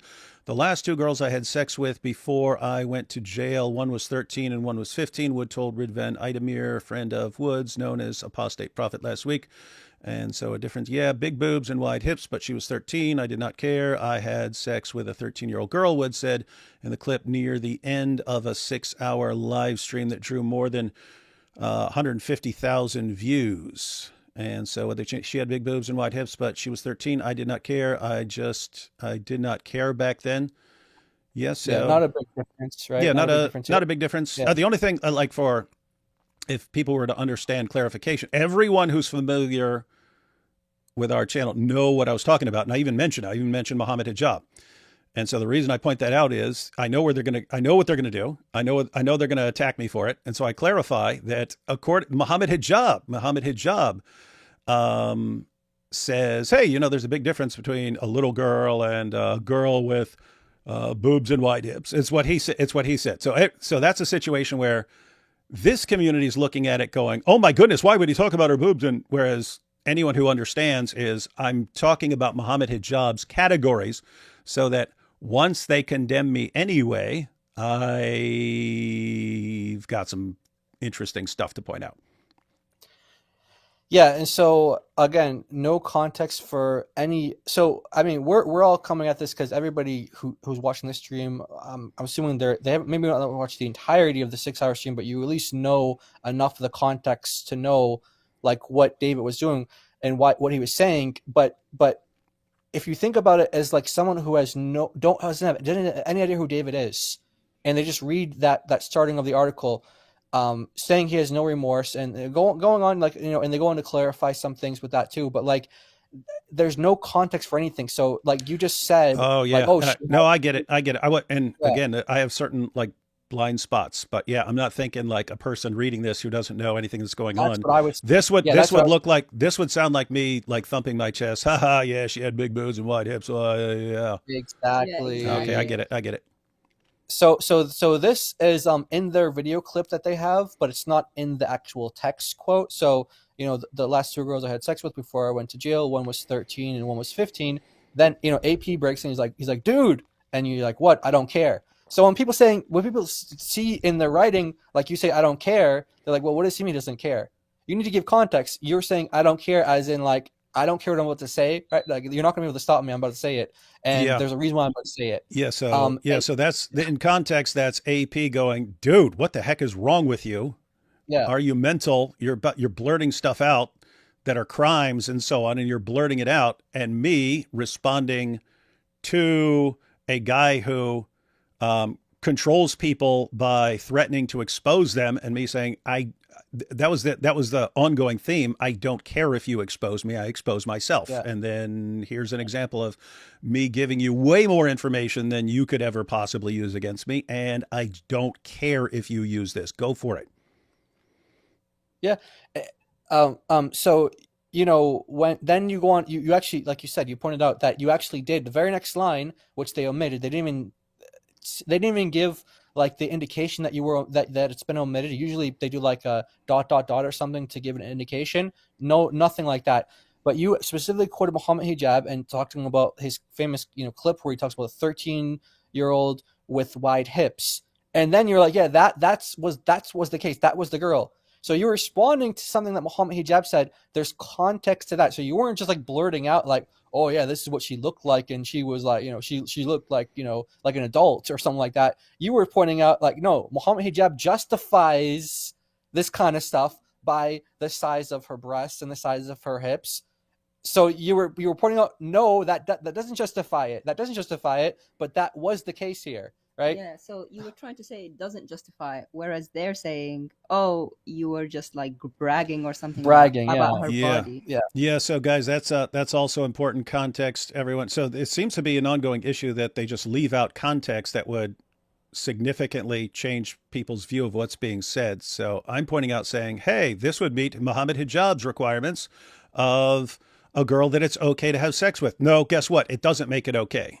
And apparently here it looks like I'm saying I'm just running my mouth and saying this is all fine. Yeah. No, sorry. I posted that one twice. Oh, wait, what am I doing? I'm going up or down? Okay. Okay. All right, here we go. Yeah, so this is the next part here. And there are significant changes here in the edits, so you can choose anyone you want to start with. Let's see. Wood runs the YouTube channel Apologetics Roadshow with 383,000 subscribers. With many of his videos directed against Islam, he spoke gleefully about his past criminal acts, boasting openly to his audience. He did not express remorse, but rather seemed to take pride in his admissions. I don't care. One was 13, one was 15. I didn't care back then, he said. The 13. So, yeah, so they're making it sound like I don't care now about anything that I did. It's, okay, I get that. Present. It's present tense, and that matters because the next line too. Present tense. So you're saying, and that's actually me, AP, trying to get me to stop and saying I don't care, meaning I don't care that I'm about to blurt out a bunch of stuff that's going to be used to attack me. Okay. Exactly. Yeah. So yeah, terrible journalism here. Terrible journalism here. Let's just say, okay, they had a really bad day. Terrible journalism, but yeah, continue on. Yeah. The 13-year-old, he added, flung herself at me, though he conceded it was still wrong. Okay, well, that's good. The chilling confession came despite Wood's earlier prison conversion while serving time for attempting to murder his father with a hammer on Thanksgiving Day, 1994. Diagnosed with antisocial personality disorder, Wood told his audience he rejects conventional moral. That's one of the things I saw people pointing out on Twitter. That hey, now she did. You can see she did correct that, and she did but it's still important that that's how they were originally framing this. Yeah. So Wood told his audience he rejects conventional moral rules and described himself as a sociopath in the past. Despite a substantial online presence for his apologetics content, Wood's various websites offer no way to contact him directly for comment, which the Roy's report attempted. I saw people jump on her for that, but to be fair, it's not easy to contact me. You'd have to know that you go to my YouTube channel and then you have to click on something and so on. So I didn't have any problem with that. It is probably, I wouldn't know how to contact me either if I was looking for me and didn't know me. Wood detailed sexually abusing the 15-year-old, saying the 15-year-old, to be fair, she told me she was 17. I eventually knew she was 15. I still didn't care about that girl. I had anal sex with that girl. Do you know what that would be in court? And then so the corrections are he spoke flippantly about his past criminal acts and did not express remorse. He added about his pre-conversion self. So they Big changed difference there. gleefully Yeah. to flippantly. I guess you could call it flippant, just the way I'm speaking. He added about his pre-conversion self. Okay, I don't care. Let's see. So all this is the same. And then down, Wood told his audience he rejected conventional moral rules. Okay, fix that. The Royce report attempted to find contact information for Wood, but initially was unsuccessful. We have since emailed him requesting an interview, and he responded by poking fun at the request on social media. Yeah, I have to stand by that. If you come, if I wake up or fall asleep, or I'm about to go to sleep, and it's this chorus of rapist, rapist, rapist. Hey, want to do an interview? I'm probably going to make fun of you. And let's see, what detailed abusing the 15-year-old? I still didn't care. That girl. I Yeah. still So didn't before care. I didn't Oh, care. okay. I still didn't care about that girl. Okay. Yeah. So I guess what you're saying was that he was using some sort of AI to generate these quotes or whatever. I still think that's extremely irresponsible for a journalist, but people can Yeah, make up again, their it's a minds on that. situation where the guy apparently normally does good work, and so apparently lots of people We had just a call him on a bad day. bad We all couple come on days here. But why are they all having the same bad day about you? a Yeah.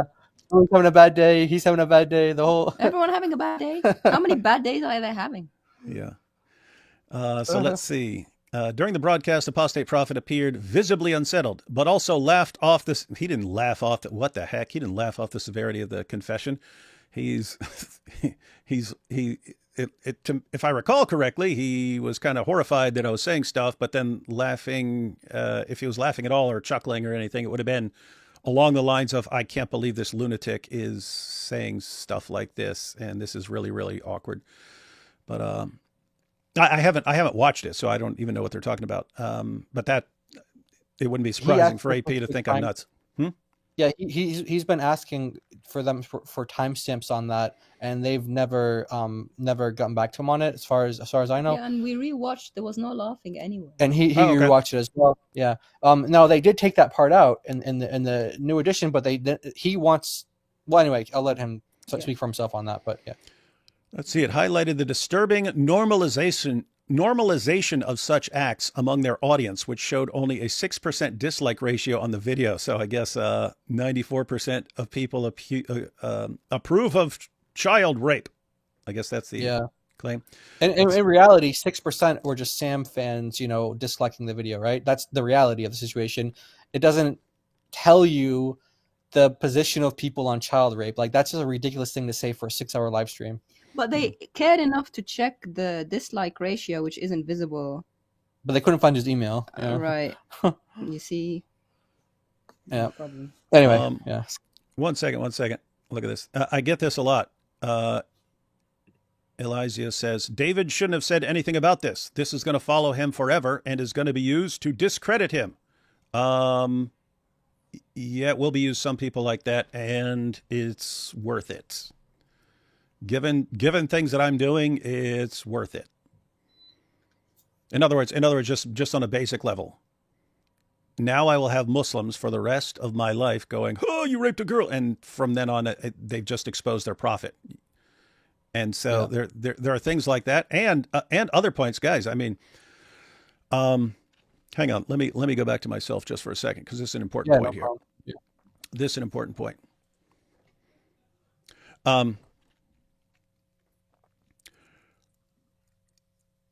Lots of people sort of come from good environments and so on, and good homes, and have never really done much wrong in their lives and so on. And they go to church with a bunch of good people in a good community, and they don't always understand what, how things are for other people and so on.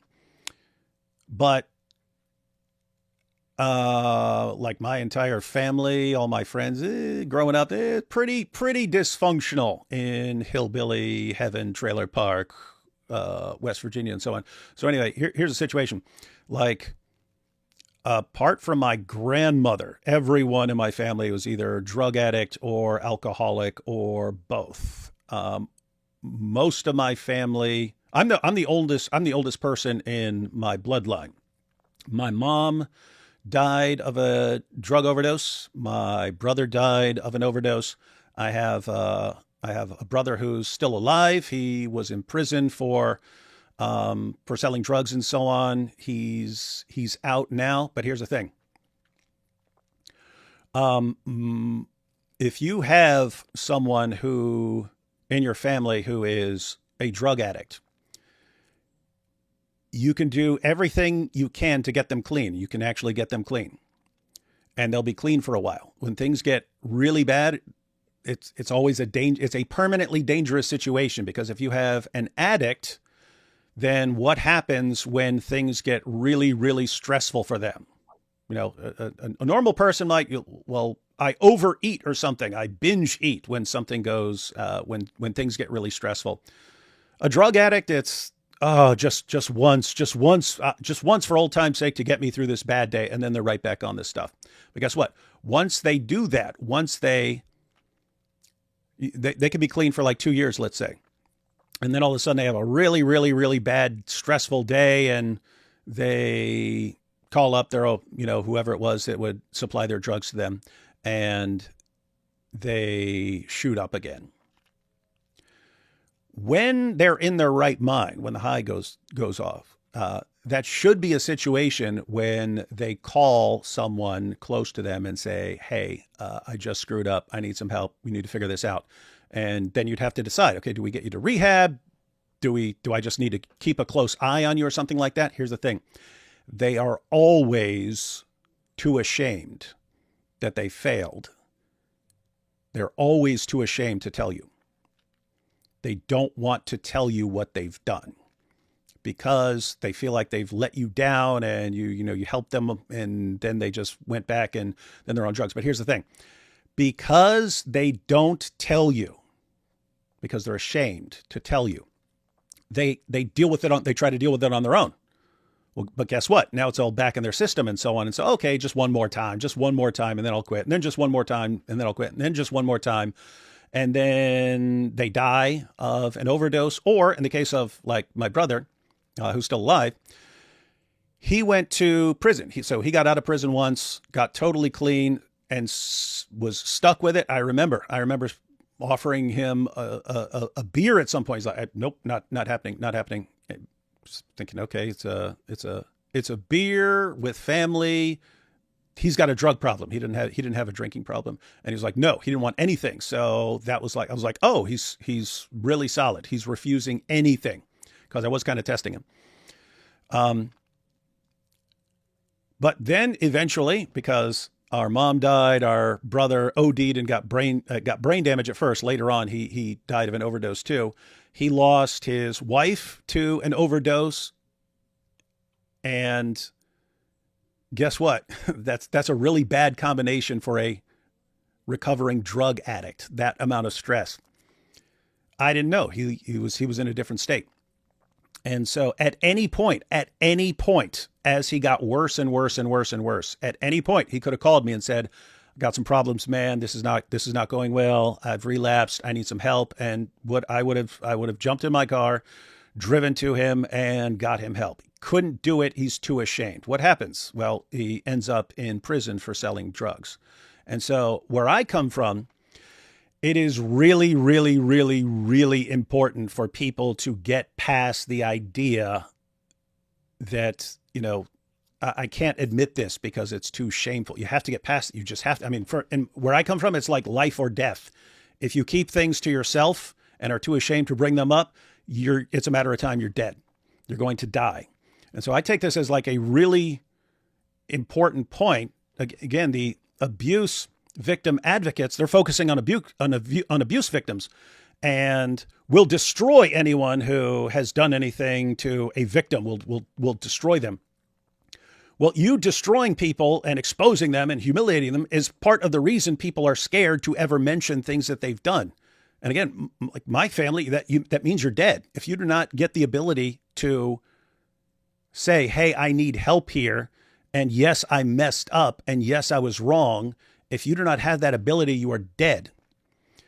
And so when I see these ministries just relentlessly attacking anyone who comes forward with any information. And we have to destroy you now. So in that situation, it'd be what? You need to be. You did drugs? Oh my goodness! I can't believe it. You had all these chances and you got clean, and now you're doing drugs. You slimy evil addict. And I don't know. It's a weird situation to me, but I think they're helping create an environment where people can't come forward for stuff, and then so people only get exposed. You only find out about stuff when people get exposed, and it's like you're perpetuating this problem by not allowing people to come forward with information without being condemned for the rest of their lives. And so that's why it's pretty important to me. It's an important issue to me.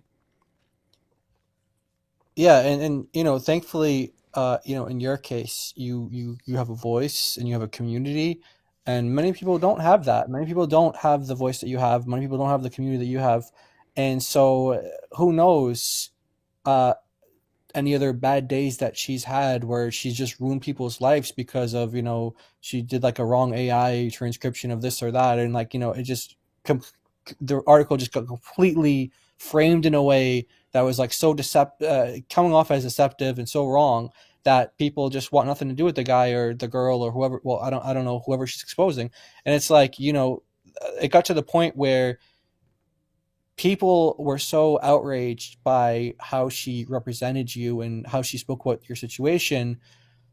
It's like it was like she actually said that she thought that Christians were a bunch of mean people, and the whole community is just mean, and everyone's pointing out to her like, what about like you just take this time to self-reflect, like is it possible that you are in the wrong here, not everyone else is the one that's mean and just bad people.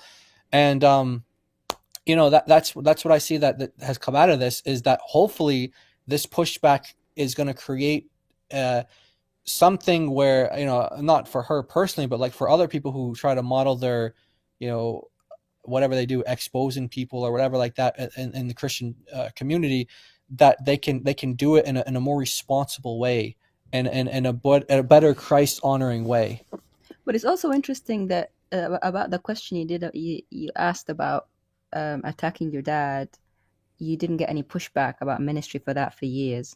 But then when this sin is, you said it now is different, she's basically communicating to everyone who's sinned as a teenager in that way that some sins are not as forgivable as others. That's basically what she's saying, that confession covers some but not others, that you get grace for some things, even like attempted, you attempted to harm your dad in that way, which that would be worse.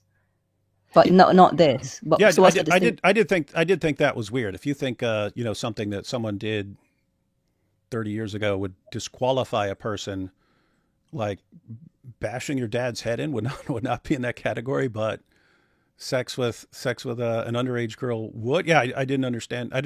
I guess it makes sense from the perspective of their community where they're focusing on like victims of sexual abuse and so on. So they consider that like the main thing. But yeah, it would be weird to me having sex with a girl at a party being a deal breaker, whereas bashing a man's skull in doesn't. Hey, you got comments like this, but this isn't about you doing drugs. This is literal deflection. I don't do drugs, so this isn't. No, I think you missed the point, Dogs. There, the point was one of the main issues that I have is when someone comes forward with information like I did, if people attack the person for coming forward with information, they attack the person based on something he did from 30 years ago that he publicly confessed and condemned himself, and then they give him the label of what he did 30 years ago, and then that sticks. That's how you're now identified in their entire group, and you can never do anything about that. That's not a problem for me. This is not hurting me at all. I'm saying that is dangerous if every time someone comes forward with something, people attack the person.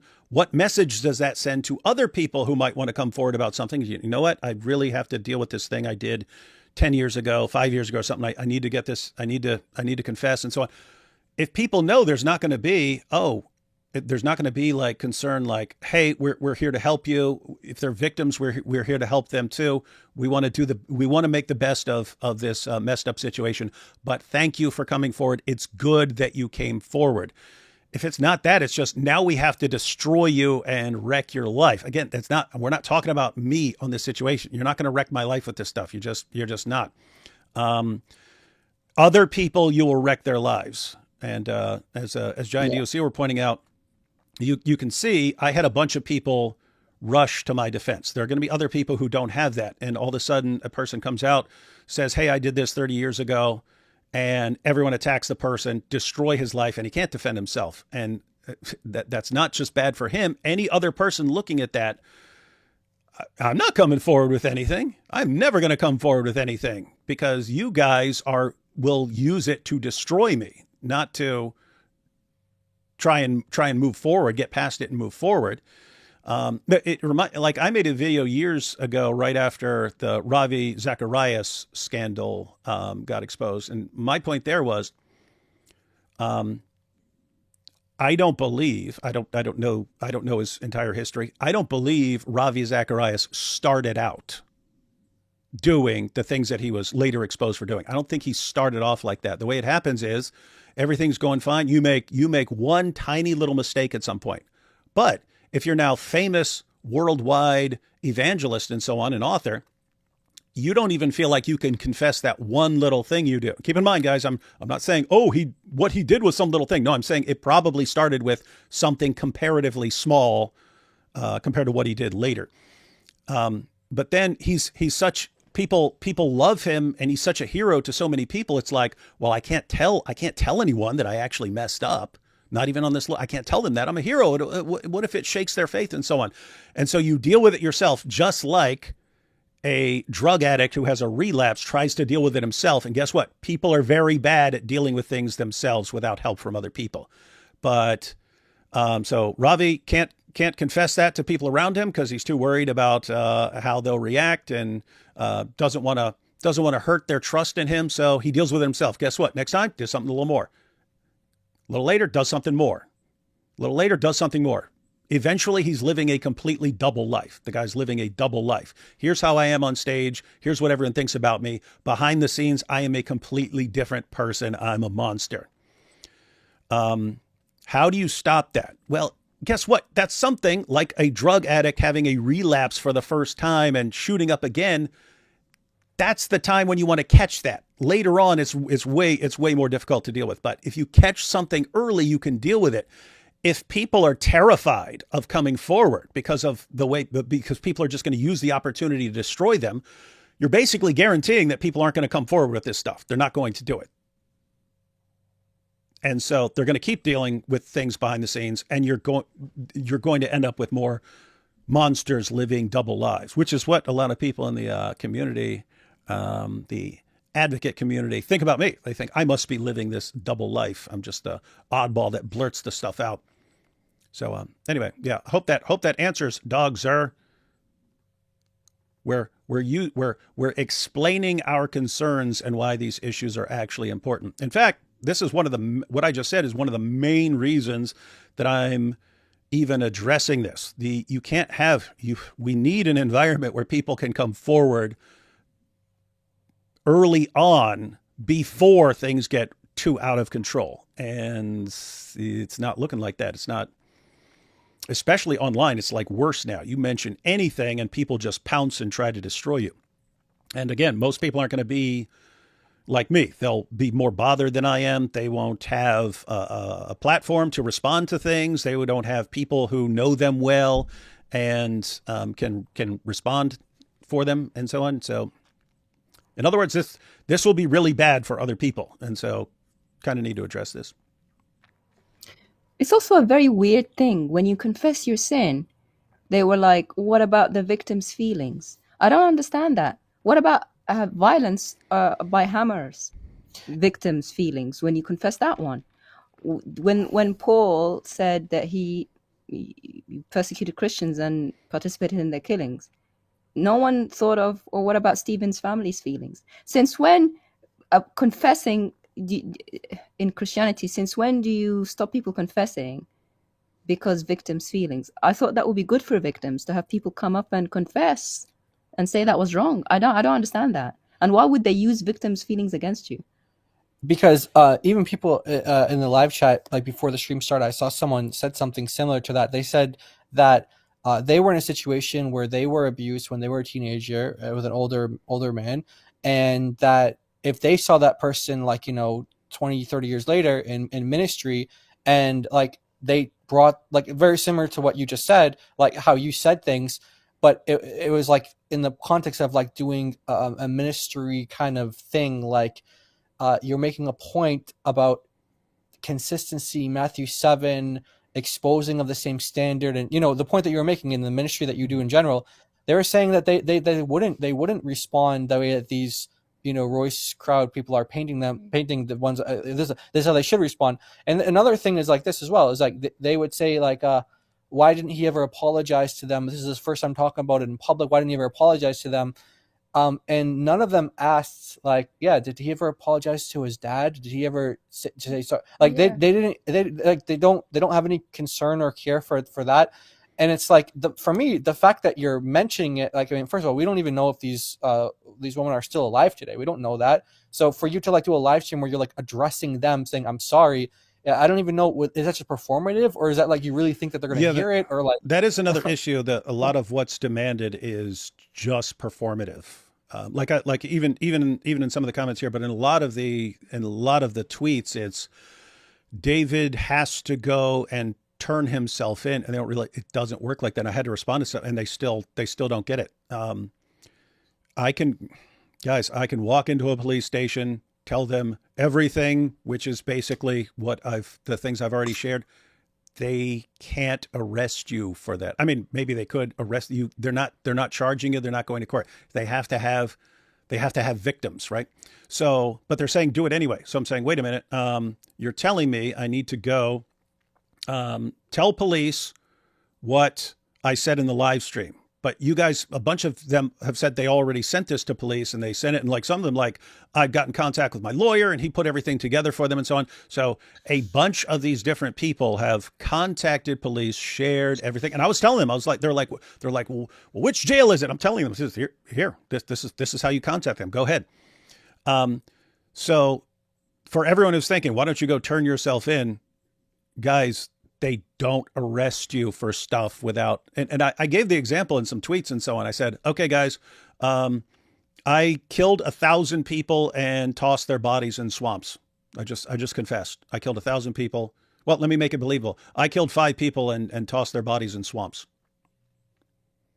I'm a diagnosed psychopath, so, I mean, believable, right?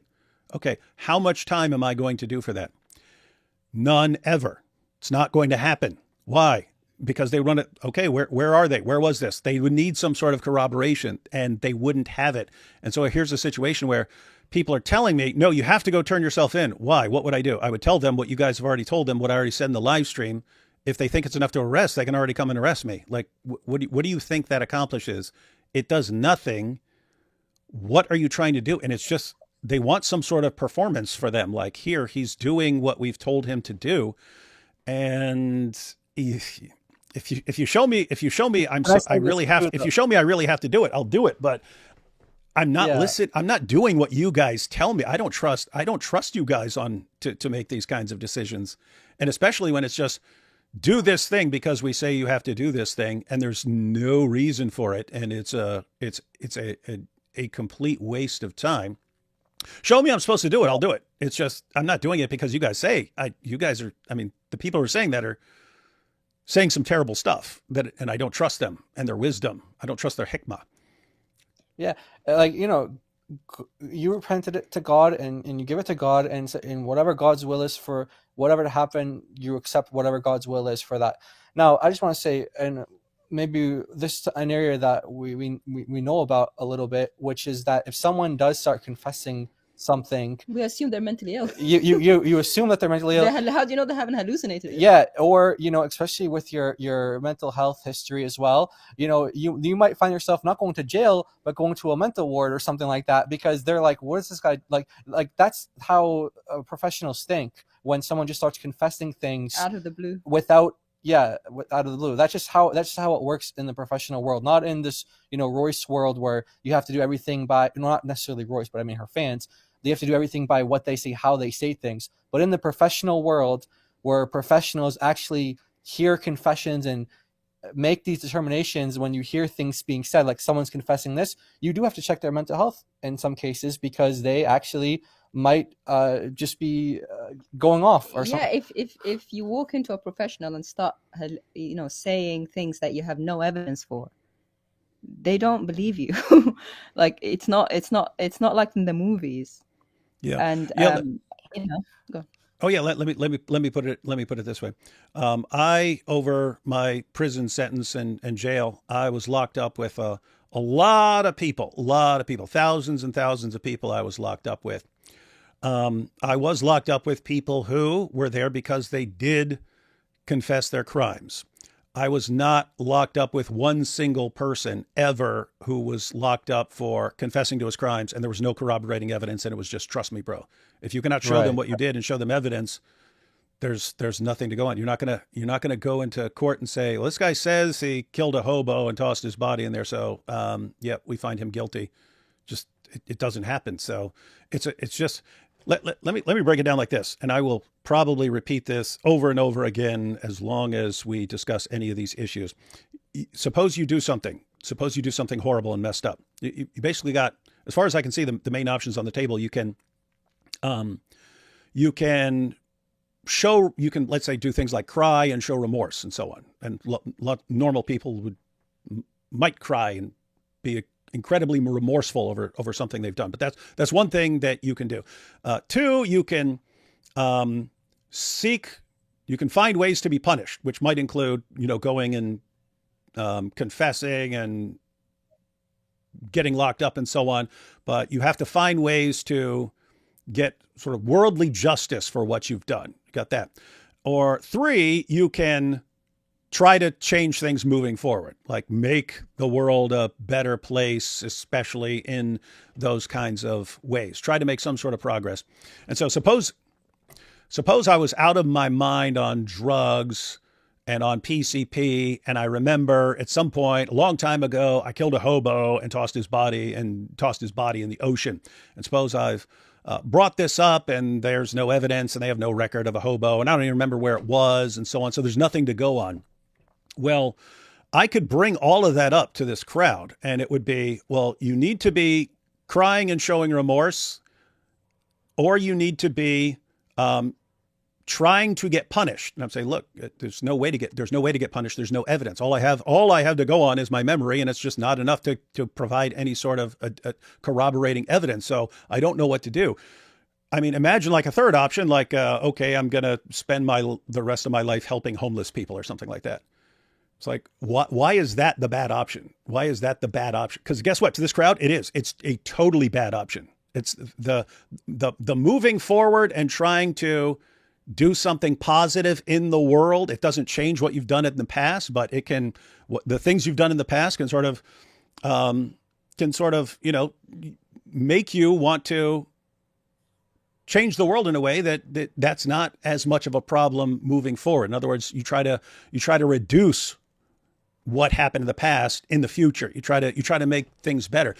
That's what you're not allowed to do, right? So think, in my situation is, one, I'm supposed to be extremely remorseful and crying over it and stuff like that. And people point out, okay, he doesn't have those kind of reactions. So the other thing I'm supposed to do is seek punishment. I have to find ways to be punished, but that's not going to work. Okay, well, what are people objecting to that I did? Well, I had sex with 2 underage girls when I was 18. Okay, so how could I, as far as do something to positively affect the world that's related to that? I don't know. How about constantly flinging myself up against an ideology that is the biggest ideology on the planet that promotes sex with children? How about that? How about I do that? Move forward. What do they say? No, you can't do that. You're not allowed to do that, right? Step down from ministry. In other words, stop doing that. So, I mean, think about how insane this is.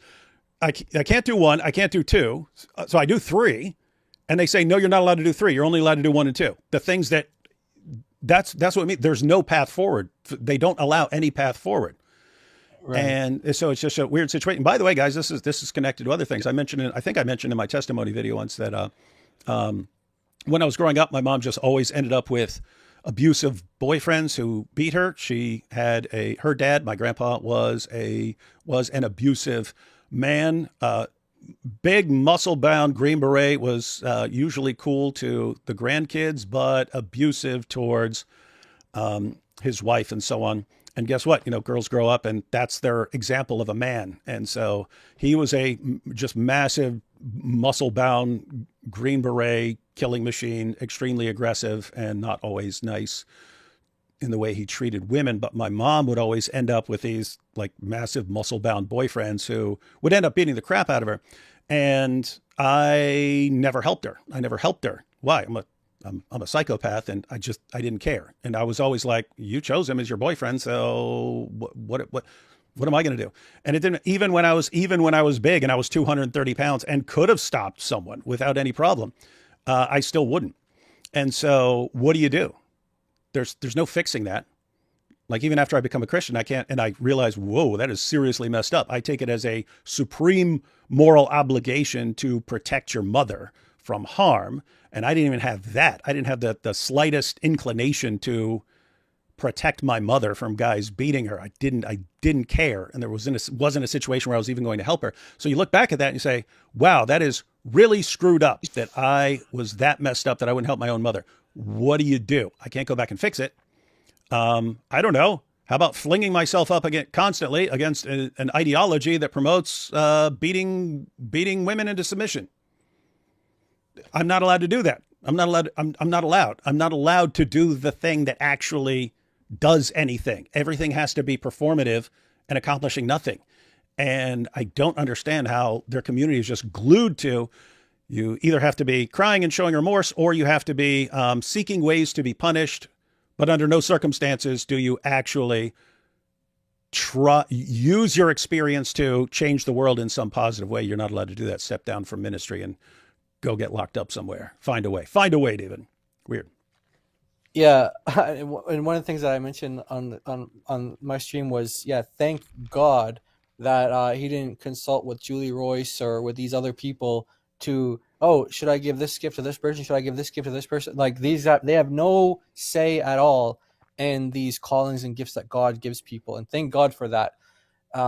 Because if they, like you said, if they had their way, that you wouldn't even be on this stream right now. You'd be, I don't know, you'd be canceled forever. Yeah, you'd be sitting at the police station just begging them to put you in prison or put you in jail for the rest of your life, because there's nothing good enough. There's no redemption for you according to them. And even if you come back and do all that and come back, they'll say you still can't do anything. Just sit home and don't do anything. Just be canceled forever. Yeah, it just really it's really juvenile. Like, that's not how life works. And that's not how God works. And if there's a situation where, like you said, if there's a situation legally where the woman who we don't even know if they're alive today, we don't know who they are, we don't know what we don't know anything about, but if they come forward, or if they did come forward, and now everybody knows, if they have a case out there, like a cold case or something like that, well, they got plenty of video footage from people sending it in. They know who to connect that to now. So you said, hey, if there's a case out there, or if someone makes a case, charges against me for this, I'll plead guilty. And you said that. So what else do they want? Like, do they want you to fake tears or something? You can't fake. I mean, what do they want? There was another one who was saying, the reason David doesn't want to step forward is because then they'll take his DNA and then they'll be able to connect him to all these various rapes and so on. It's like, are you kidding me? One, I've been to prison. They did take they have my DNA on record. If I'm in the system. Two, guess what? Never been called for any of this stuff. So guessing no DNA out there. But three, what DNA do you think you're gonna find? What DNA do you think is on record from having sex with a girl at a party? Like, did police swoop in right after that and take samples and stuff, and I just didn't know about it, and they're waiting with their cold case file to lock me up. That's what it's like. Everything is completely unrealistic. It's all everything they want is performative. What they demand is basically doing something they say so they can kind of, it looks like I'm not talking about Julie here. I'm talking about the others. I still don't know enough about Julie, I read a bunch of tweets by other people who were saying harsher things, but they're in like ministries and so on. But yeah, it's just this. You have to do what we say. It looks like you've got some people who are obsessed with controlling other people. And once you've been exposed for something, you're supposed to grovel before them and they give you your assignments and so on. And if you're just like, I don't know you guys, I'm not doing anything you say unless you show me it's a really good reason. They're like, well, we're saying you have to do it. Like, well, okay, then I'm not doing it unless you give me a good reason, and they can't give any good reason. And then they just become increasingly enraged that they don't have control. And it's like, well, sorry guys, I don't know if you got the point of the actual live stream, but you're not going to make me do what you want me to do by manipulation tactics. Show me it's the right thing to do. I'll do it. Anyway, weird stuff. Yeah, it is very weird. All right. So did you have more article here? Oh, yeah, I think there's a little bit left. I mean, I think we basically got let me just go through it again real quick, because I think we basically got the gist of it. Yeah, we're pretty much good to end it there. But for the article side, yeah,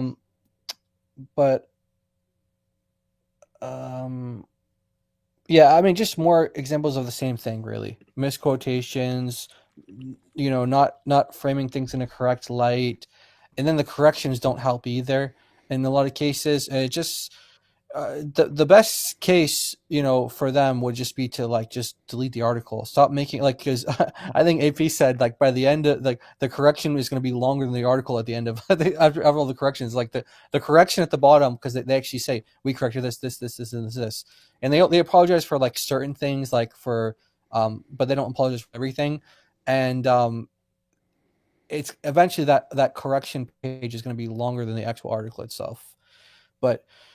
Yeah, so it's just more examples of the same thing. So it's not. I don't know if we want to go through it or whatever, but maybe it's time. Yeah, the tweets might be a better direction now, because I think the point has been made with the article. I think. I think in order to avoid this becoming a 6-hour live stream, I think I might have to do a part 2, going through some stuff. Probably just read the articles now, just to see kind of where they're at, like the current version of the article and so on. Might save the tweets and might do a part 2 to go through it, because otherwise it's going to be way too long. Yeah, I really thought we were just going to check out the article and then check out another article and check out another article and go through the tweets. And sadly, I keep running my mouth for way too long. But I'm making super dope points, guys. Super dope points. Don't miss it. They are super dope. They are. All right. Dope. So this is. Let's check out the current. Oh, and by the way, I just wanted to point out I don't have a problem with not taking the article down. If she wants to leave the article up, it's an awkward situation for journalists and so on. If you take something down, then people are like, "Oh, what are you trying to cover up? Are you trying to cover up all your errors and stuff?" And so I think it's okay trying to correct things and then leaving it up so that people can see what you said. And there's a public record of it. So yeah, I don't have any problem with leaving this up. Well, the corrections only make sense if you actually saw the first edition. It's ambiguous enough to where you don't actually there are some things that are clarified. Okay, yeah, you got the article here. Okay. But in terms of seeing the corrections, you're not going to really be able to identify them clearly without comparing, which there's no way to do unless you go back to the previous streams that we did. Yeah, so we'll just we'll read this rapid fire, guys, to see what the current version is, and I'll let you know if I have any problems. So Christian apologist David Wood confesses he raped girls prior to his conversion in shocking live stream. So the only thing that someone might object to, and I've said I'm fine with calling it rape, is other people who might not have people to clarify things for them. In other words, if I saw this, Christian apologist David Wood confesses he raped girls prior to his conversion in shocking live stream, I would think this means forcible. That's what I would think. And so some people would object. People are going to get the wrong idea, and why would you be okay with giving people a wrong idea? on March 28th. So there's no situation where I'm ever going to ask her to change this. I'm totally fine with it. But other people, yeah, I would have a problem with this about someone else. Let's see. Warning, the article contains graphic descriptions of sexual acts and may be triggering for some readers. Christian apologist David Wood, known for his large platform and prison conversion, shocked viewers when he openly confessed during a recent live stream that he raped. Wait, I thought there were corrections. Didn't they have corrections? No, you're not gonna. It's at the way bottom.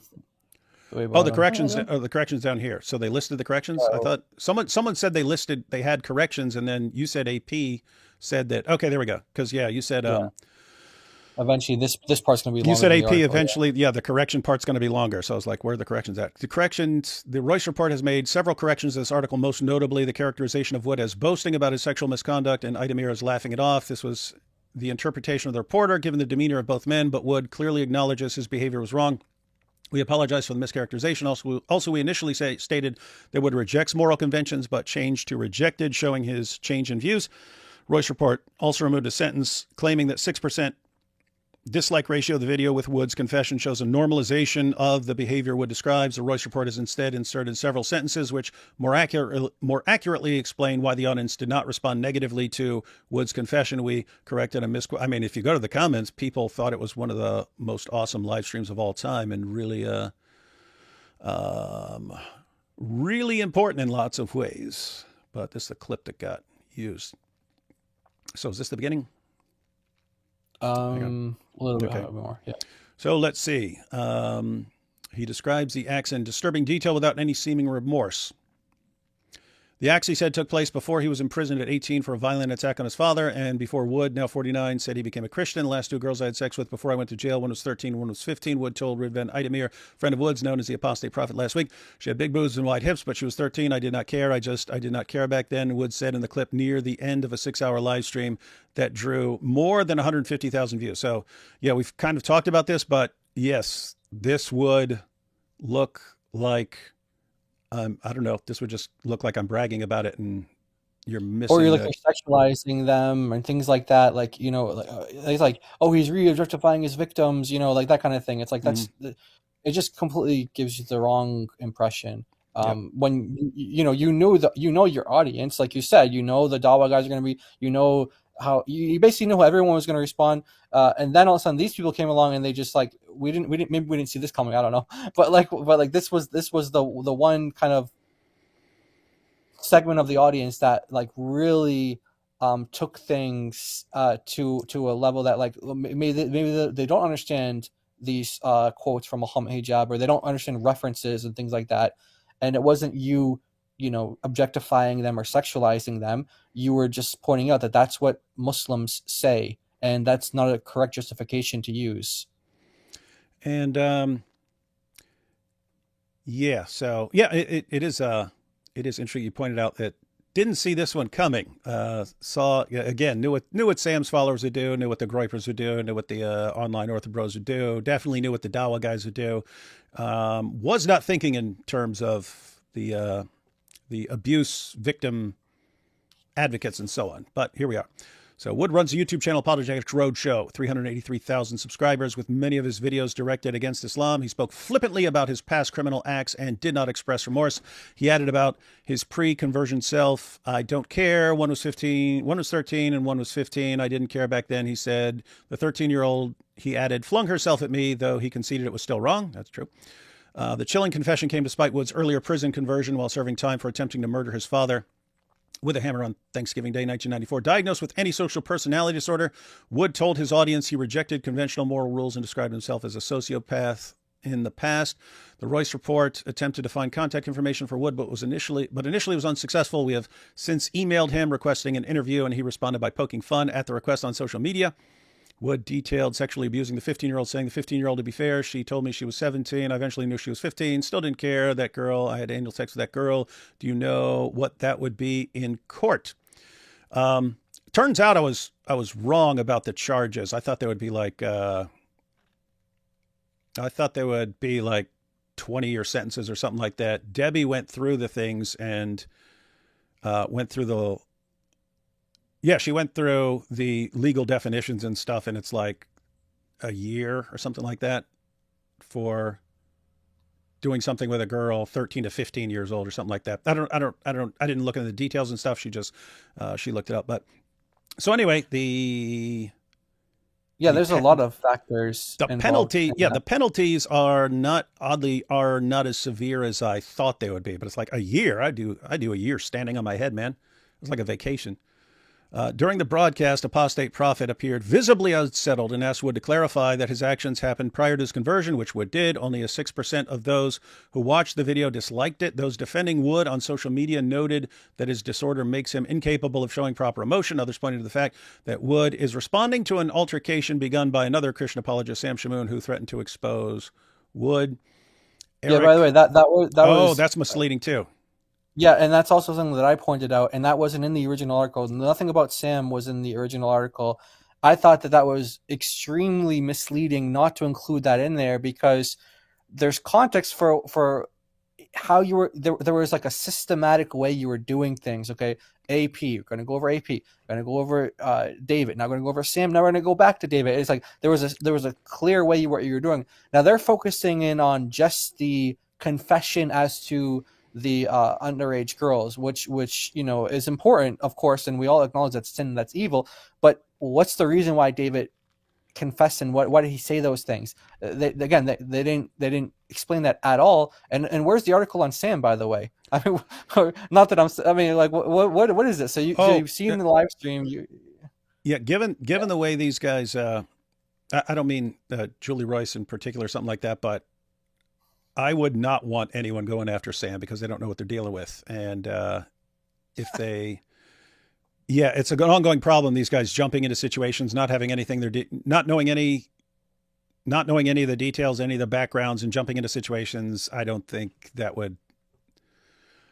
I think it's better they stay out of it and let people who understand the situation deal with it.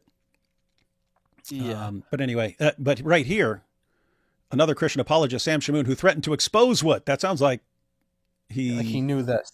Yeah, he's going to expose me for this stuff, and I was just confessing because, I was going to be exposed.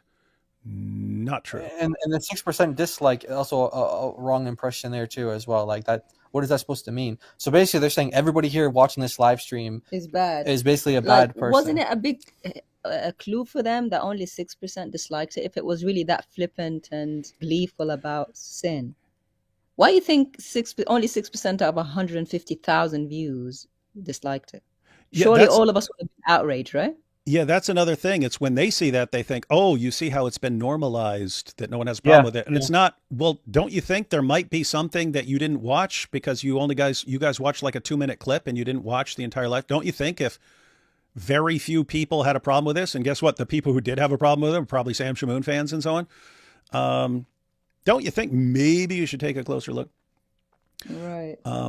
But let's see. David is being very, very nice, but Trump would call this fake news. That's what Trump would call it. Reasoned answer says, too bad, David. I'm going after Sam. I wasn't suggesting you shouldn't, Thaddeus. I'm talking about people who would not know what they're dealing with. You know what you're dealing with. So anyone who knows what they're dealing with, do what you want.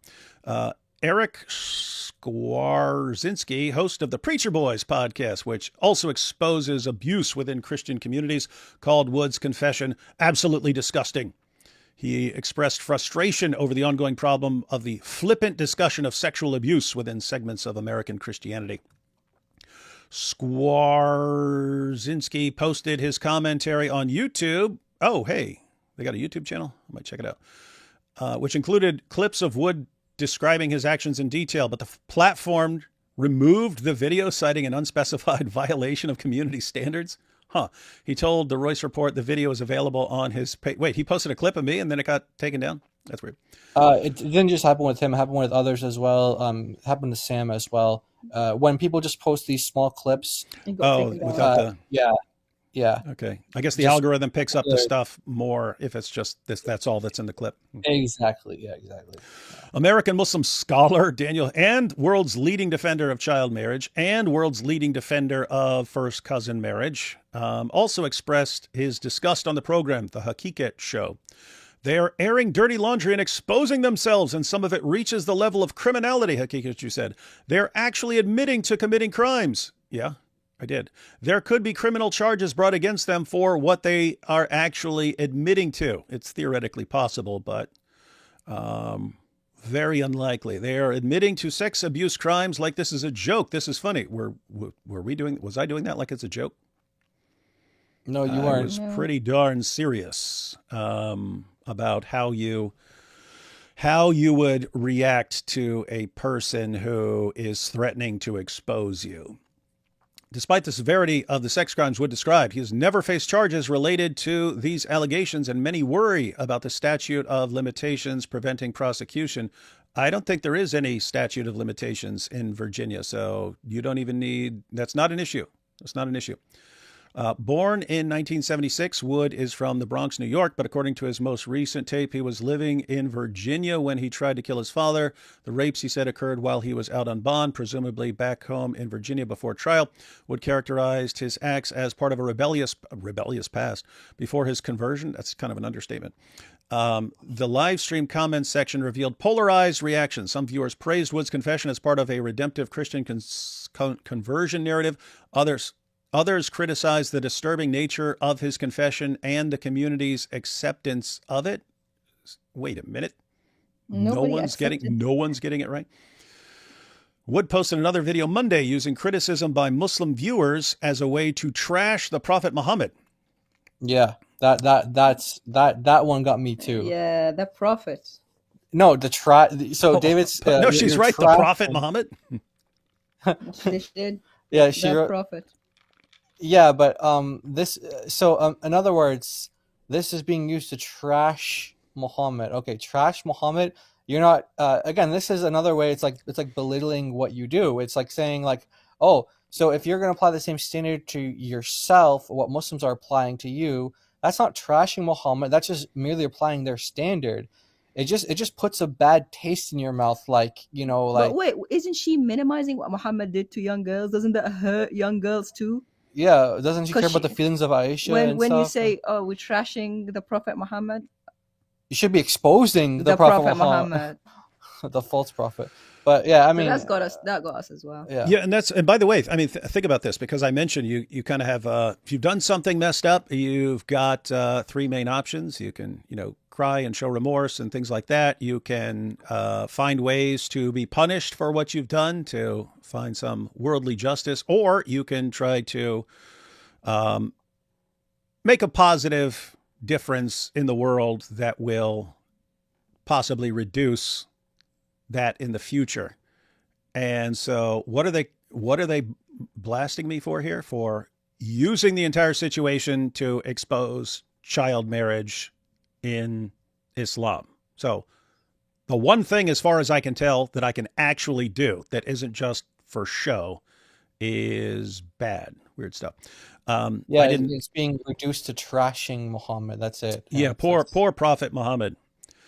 I did nothing against their will, he said, of the sexual abuse. Those girls approached me, but it's statutory rape, right? Because girls that young can't consent.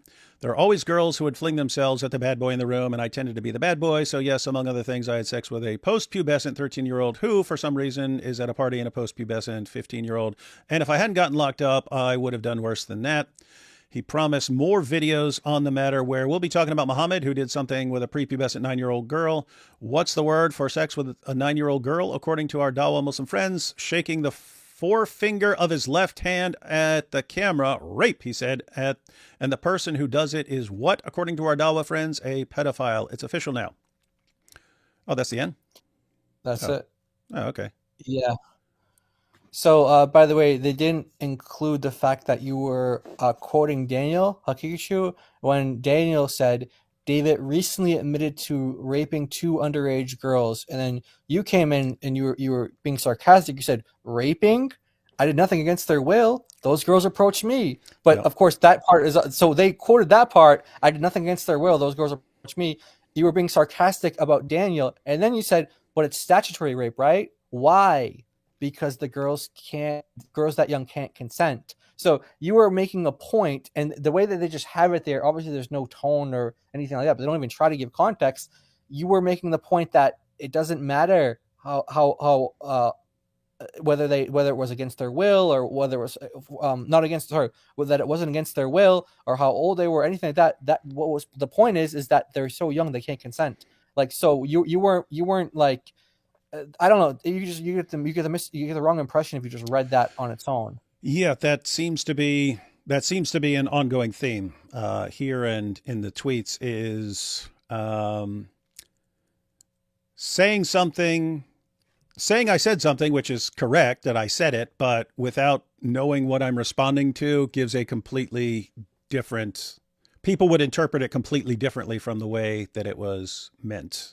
Yeah, And, they omitted the Muhammad hijab quote, and then they omitted the Daniel Hikachu quote. Like, and you were responding to both of those things with some of the things that you were pointing out, and they were using both of those things against you, where context would have, at least clarified to their audience that you're not just like, again, like objectifying them or sexualizing them. It would have helped like at least explain to people what's going on. Like, well, why did David say this? Like, what was the point of him saying? Like, well, why did he say this particular sentence about their breasts being big? Why did he say that? There's no context for that at all. It just makes you look like a monster. And and like you say, you're like, okay, I don't mind people looking at me as a monster, but at least do it for the right reasons. Yeah. Like, don't. And yeah, again, the concern is the next guy, someone else could have their life completely ruined by confessing something, which fosters an environment where no one ever wants to confess anything, and that is bad for the world. And you can tell. Oh yeah, I didn't read this article. Oh hey, this is actually by her. It says by Julie Royce. The other one said by Mark something. Mark Kellner. I haven't actually read this one. There was only a section of it that I read, but I didn't read the full thing. So this will be a lot of this will be new for me and for DOC as well. But I forgot what I was going to say. I lost my chance. Sorry, I got excited when I saw this new article. And I forgot what I was going to say before that. Sorry about that. Can a psychopath and rapist be fit for ministry? Response to apologist David Wood. So notice again, whatever you've done, that is your permanent label. Doesn't matter how much time has passed, whether you have changed, doesn't matter. That is your permanent label. I mean, think about this situation. It's like, suppose you had an Al-Qaeda terrorist and he realizes Muhammad's a false prophet, leaves Islam, becomes a Christian, and wants to tell people about the dangers of Islam or something like this. And it's just like, what do you do? Well, you just label him a terrorist for the rest of his life. And you guys going to trust a terrorist? Can a terrorist be fit for ministry? Can a terrorist do this? Can a terrorist do that? You guys going to trust a terrorist? Christian confesses to being a terrorist. Can a terrorist be fit for ministry? And you just carry that label. It just doesn't matter if it's 30 years later, 40 years later, you are the terrorist forever. Yeah. Or a murderer. Well, she can say that about me. Can a Muslim be fit for ministry? Because it's what I did, right? Mm-hmm. Or a pagan who kissed a black stone. Yeah, can a black stone kisser be fit for ministry? It's what I did, right? I tried to do. Yeah, no, it's just like it's. Oh, I'm just thinking of like people in the Bible and so on. Yeah, like Paul or something like that. Yeah. Well, I'm thinking of like when like prostitutes would come to Jesus and so on. Hey, go sin no more. Just imagine like for the rest of their lives. Oh, you the prostitute? Can prostitutes be fit for ministry? Prostitute. Hey, whore. Yeah. Whore. Hey, whore. Yeah. That Samaritan woman who slept with 5 husbands, right? She went told her whole village. Was she fit for ministry? Was she fit for ministry? She wasn't, according to Julie, because she slept with 5 men. Yeah. Can a psychopath? Yeah. Can a psychopath? Grace. His forgiveness. Can a psychopath and rapist be fit for ministry? Response to apologist David Wood. So now we get Julie's reporting.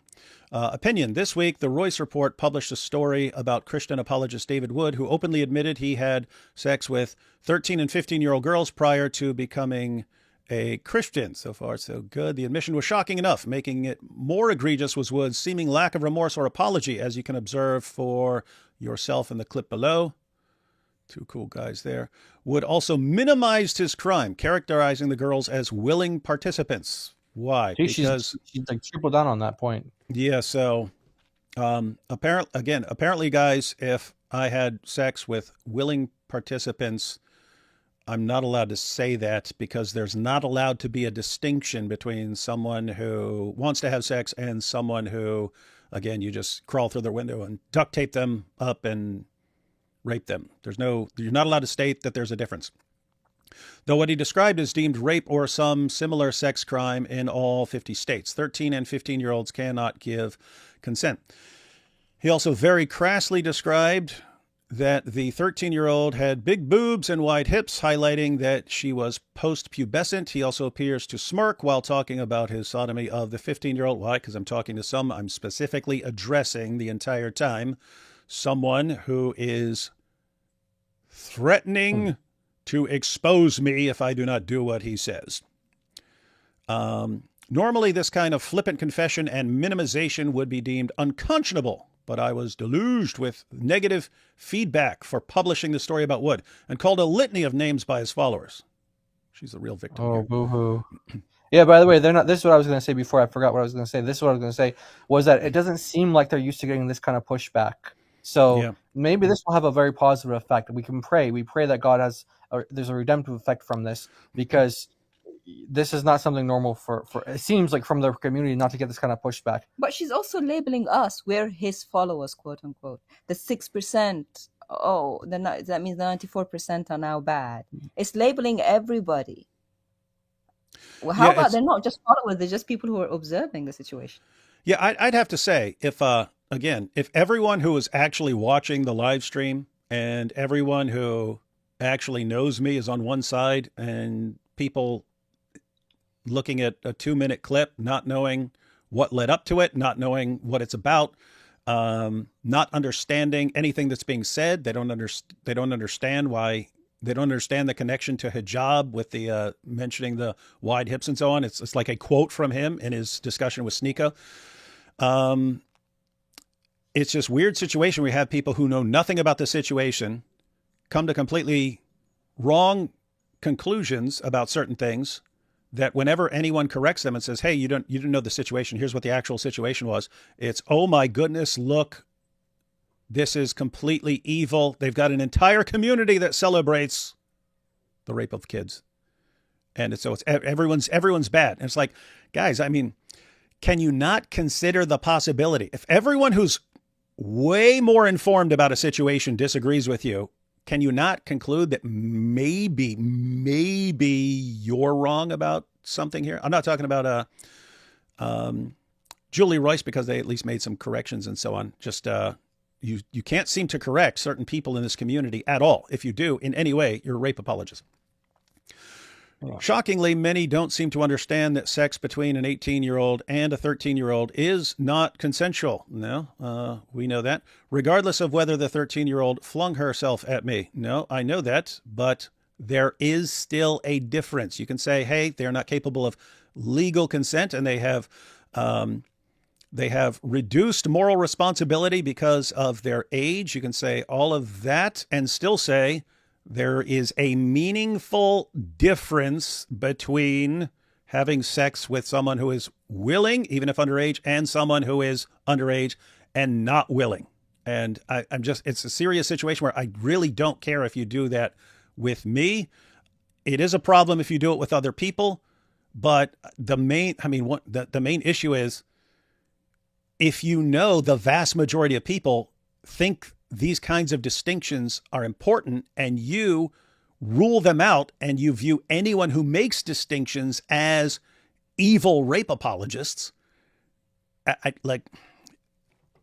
it's going to be an ongoing problem of trust with you. So I don't know. It's just, you got a decision. People who have decisions to make about all this and how they phrase things.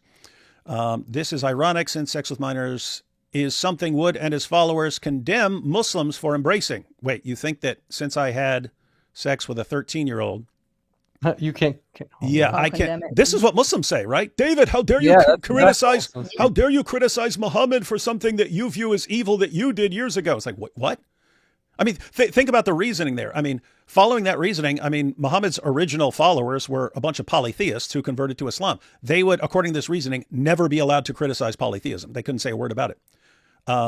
I mean, you'd be the perfect one to be condemning this, right? I mean, yeah. look at So I can't condemn a sin that I did committed. before. So I Yeah, can't you can't condemn do it. Muslims now that came to Jesus for following a wrong religion because I was in it once. You can't It's do the it. You same were a thing. Muslim. You were a Muslim. You can't criticize Islam. Okay. How is this ironic? Like this is ironic. How is this ironic? It's not ironic. Yeah. It's just something in the past that is now different. So That's all. so David commits the sin. He says this is evil, and then when he sees it somewhere else, he goes, "Hey, this is evil as well." And it's even more evil because of these other reasons. And then she's like, "Oh, that's ironic." That's ironic. Don't do that. That's quite You can't do ironic. that. Quite ironic. Hey, this guy did horrible things and condemns them and then tries to tell other people they're bad. Isn't that ironic? Muhammad had sexual relations with his 9-year-old wife, Aisha. Hey, that's good. Oh, wait. I think I see where she's coming from here, because she's trying to make it seem like you're minimizing it, you're justifying it, you're not really repentant of it. So therefore, you can't actually condemn it because you're actually not really repentant of it yourself. That's what it seems like where she's coming from. Yeah. How did Wood ravage their precious souls? You know they made sexual advances towards him first, right? Posted Sargon. Similarly, one with the handle Cold Fact posted, the title is already off. The title already is awful. He raped girls. No, he did not drag girls into the bushes. As a teen, he had consensual sex with other teens. Stat rape, big difference. So even this person saying, is basically saying that's what the title sounds like, makes it sound like he did, is not what he did, but they still pointed out that it's statutory rape. As Alyssa DeGraff, an advocate for sex abuse survivors, noted in response to comments like these, the talk around this is really unsettling, especially in the context of recent Epstein chaos and commentary around almost legal minors. Vulnerability doesn't end with puberty. A 15-year-old victim can 100% suffer lifelong PTSD. Yes, absolutely. But is that the case here? And are you saying it's that there's no difference between any two rapes, and you can never? Yeah, you already pointed it out. Like, legally, there are massive distinctions between all this stuff. Like, if you go to court, they think it's there's a big difference between a prepubescent girl and a postpubescent girl. There are big differences based on age and what was done and so on, whether it was forcible or not forcible. So I don't even understand them appealing to the law and saying, well, this is statutory rape and therefore rape, when they don't allow the same exact distinctions that the law even allows. And they try to, again, to them, there's no distinction between statutory rape and rape. Yeah. And why would you bring Epstein into it? Did you have a whole island, David, where you had a ring that brought in girls and bribed them with gifts and money, and then brought in more girls for your high level friends, rich friends and there was like massive age difference? You're an 18-year-old boy at a party. I don't understand this. Now, this is where I see it a bit malicious, because she knows bringing Epstein in would make people feel a certain way and do an association that is completely wrong. And by the way, she touts this person as an advocate for survivors of sexual abuse. I think that a lot of things that David does advocates for victims of sexual abuse and worse than wife beating, victims of spousal abuse and victims of polygamy and victims of so I mean, like I said, the way they try to frame things is like, oh, we have all the victims on our side and we're their voice, and but I would, anyway, I don't want to go too far with that, but I'm just saying that that's not the case. That they don't just have. It's not just like they represent the victims of sexual abuse and like, that's it. They get to be their spokesperson, and they get to decide you have to do this and that because they're the ones who speak on their behalf. That's, they might speak on some people's behalf, and I'll give them that. They have a community.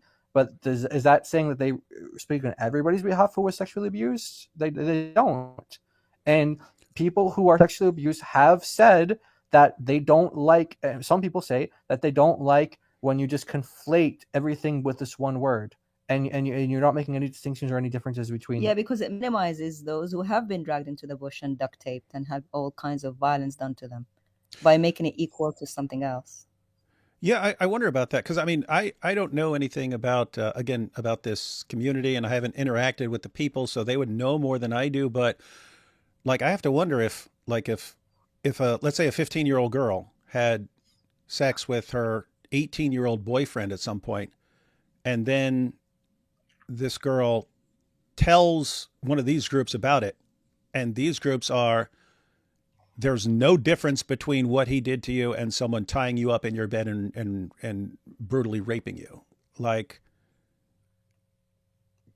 Yeah, do they I, actually I, believe that there's a difference there? no, I'm saying from the girl's perspective, is it better for her to think that she's that what was done to her was the equivalent of some horrible violent rape? Like, is it better for her to Oh, I think of? see. Is it better for Yeah. her to think of it as no different from something that happened to someone? I mean, that would kind of be. Again, I don't know. I don't know about the thinking of victims of abuse and so on. But I would wonder if you're helping a person who just thought, hey, yeah, I was 15 and my boyfriend was 18 and we had sex, and they're like, no, what was done to you is the exact same thing as a forcible violent rape. That's what was done to you. Yeah. Like, is that good for her to think that way, or is that actually harmful for like what? I didn't what? So now, in other words, she goes from thinking I had. Is it helpful to go from thinking I had sex to go to thinking I was horribly violently raped and I'm a victim now? I mean, keep in mind, No, you are a victim, but are you a victim of a forcible violent act? Is that helpful to think of yourself that way? I don't know. it's not, because it's not real. It's not the truth. Most girls who would have sinned before a certain age with someone close to their age would say, we shouldn't have done it, we were foolish. They would never say we were raped. It's not real life. And for the girl that was really taken and by violence somewhere against her will, is it right for her to be the same as her girlfriend who just had a relationship with a boyfriend her age? Like, it's not real. It's just not. It's not real life. They're going to quote you and say, see, she's saying that abuse of minors isn't real. I know they would say that, but I would say good luck getting people to believe you, because you don't live in the real world. And is it right for the police to be uh, going down that 18-year-old boyfriend's house and taking him, like a criminal, and handcuffing him and giving him life in prison like someone who just raped someone in the bushes? Is that right? They're just not the same It's thing. not the same. These are both evil. They're both sin, but they're not the same thing. It's like, why is this so difficult for them Then to your grasp? your prisons are going to be full of teenage boys, and and how do you know the girl hasn't done it? Because rape against men happens too, sexual assault against men. Yeah, I'm seriously one like I don't. Why would the hill that they want to constantly fight on is claiming that there are no distinctions between any two crimes, when it really seems like the vast majority of people are like, no, there are relevant distinctions, and you're just not allowed to make them at all, or you're a rape apologist and blaming the victim. So anyway, weird situation. But let's see this. I was especially surprised and disappointed that Bible teacher and YouTube personality Mike Winger defended Wood without noting any of these issues. That is surprising that my worst enemy in the world would defend me. That's some seriously messed up stuff. Your report. Look at his stupid face. Your report, which I just read. Gosh, is there a way to cover up his face while reading the article? Your report, which I just read, very much came off as a. They're gonna be like, look, he had more disgust by seeing Mike Winger's face than he discussed his own heinous, rapes and crimes. You see, The forehead of justice. the forehead of justice. Your report, which I just read, very much came off as a hit piece and not an accurate telling of what happened, Winger said. You'd come off that article thinking David was casually chatting about it like it was just another fact, as if he went to McDonald's Tuesday and also raped two girls. That's what I'm saying. There was no context for what was given. It's just like it's a casual live stream. Like nothing provoked that stream or that confession. It's just like, oh yeah, like he said, So, McDonald's oh, one by day. the way, I did this to Yeah. some girls. Yet when I pointed out that that's precisely how Woods sounded, Winger pivoted and expressed what's become the dominant point among Woods defenders. Yes, he sounds casual, Winger replied. David always sounds casual because he is a diagnosed psychopath. Others were less charitable, questioning my mental abilities for failing to grasp this point. But I get the point. And our article acknowledged that Wood has been diagnosed with antisocial personality disorder. This raises an important question, though. Can a current psychopath and former... Hey, there you go. That's actually good clarification there.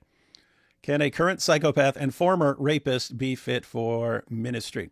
Prior to covering this story, this is not something I'd ever considered. I wasn't aware that there were any admitted psychopaths in ministry, and certainly an apologetics ministry is different than a pastoral ministry where someone is responsible for shepherding another human soul. That's actually important. So there's some good stuff here because a lot of the other people who are posting tweets and so on aren't making that distinction. They're treating YouTuber or apologist as the same as an elder or pastor in a church and applying biblical rules about church leaders to me and saying, therefore, I need to step down because I don't meet the requirements for a leader in a church.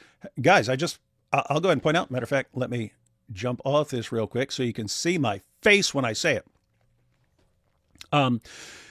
If I were a pastor, something like that, I would totally get saying, you did what? I don't care. I don't care if it was 30 years ago. You bashed your dad's head in with a hammer and you did this and you did that and you're a psychopath. I don't think we trust you to be pastoring a church or something like that. I would totally get that. I might agree. I think there can be people that you just when I try to that's funny. When I try to think of someone that I'm like, I wouldn't trust this guy, even if he became a Christian.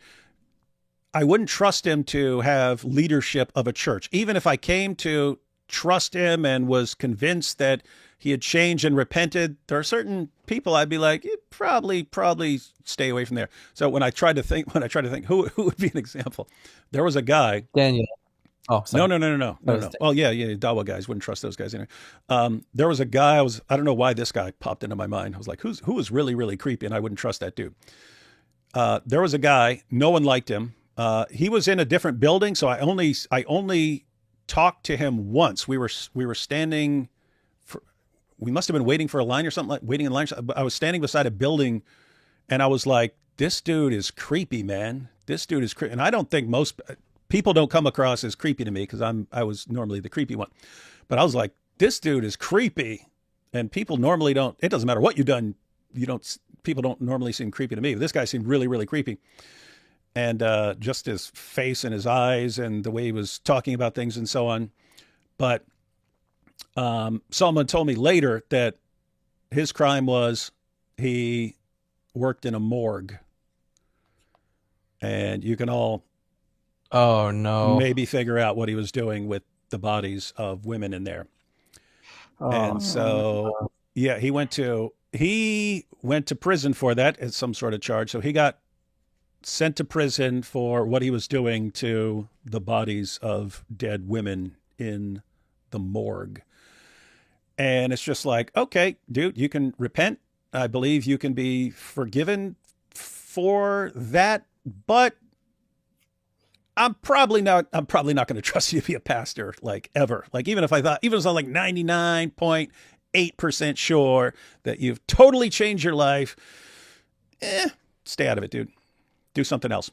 But so it's just weird but they treat YouTuber, being in any kind of ministry, as being under the requirements of a pastor. Like, you have the same requirements to be a YouTuber that you have to be a pastor or an elder in a church. And that just seems really weird to me as well.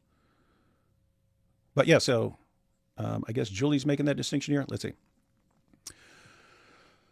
Prior to covering this story, this is not something I ever considered, wasn't aware. And certainly an apologetics ministry is different than a pastoral ministry where someone is responsible for shepherding another human soul. Okay, so she's drawing a distinction. Still, my initial response, which I expressed on X, is that psychopathy is a serious handicap because expressing proper emotions is key to imitating Christ and developing trust with others. Turns out to be extremely handy if you're dealing with jihadis all day, though. Turns out And to be. people do trust you. Like, how does she know that your audience that have been watching you for years don't trust? Like, she's making an assumption that because you're a psychopath, even if reformed or repentant, can't gain people's trust Yeah, over years of consistent ministry.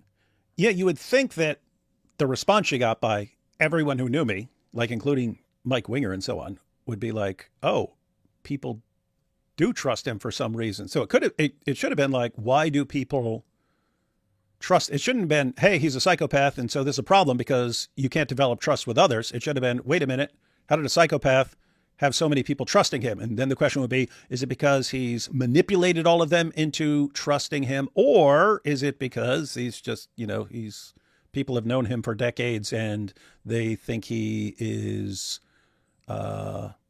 seriously different from the way he was when he was 18?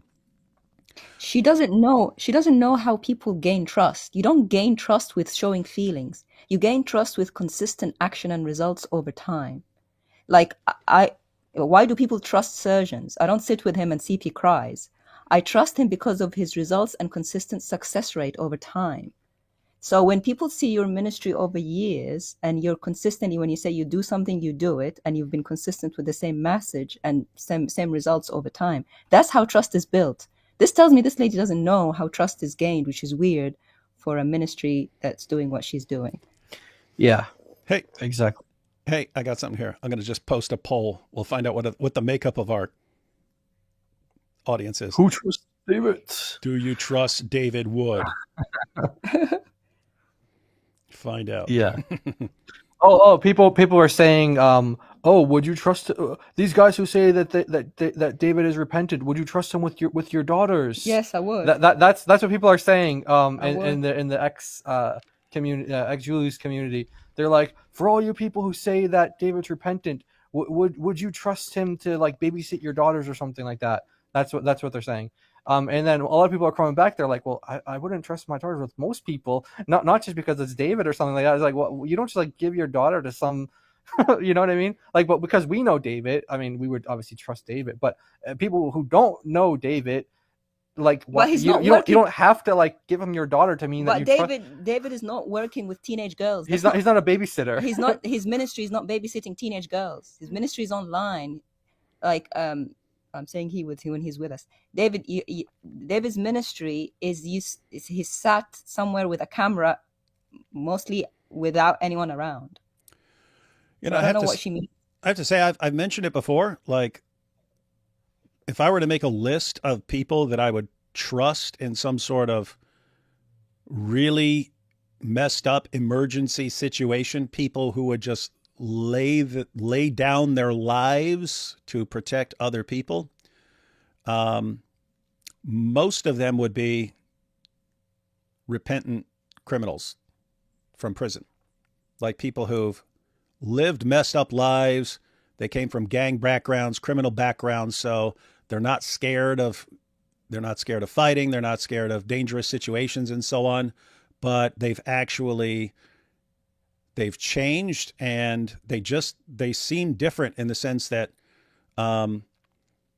hey, I know I'm messed up and I know I've done messed up things and so on. And so if someone is going to risk his life in this situation, then it might as well be me.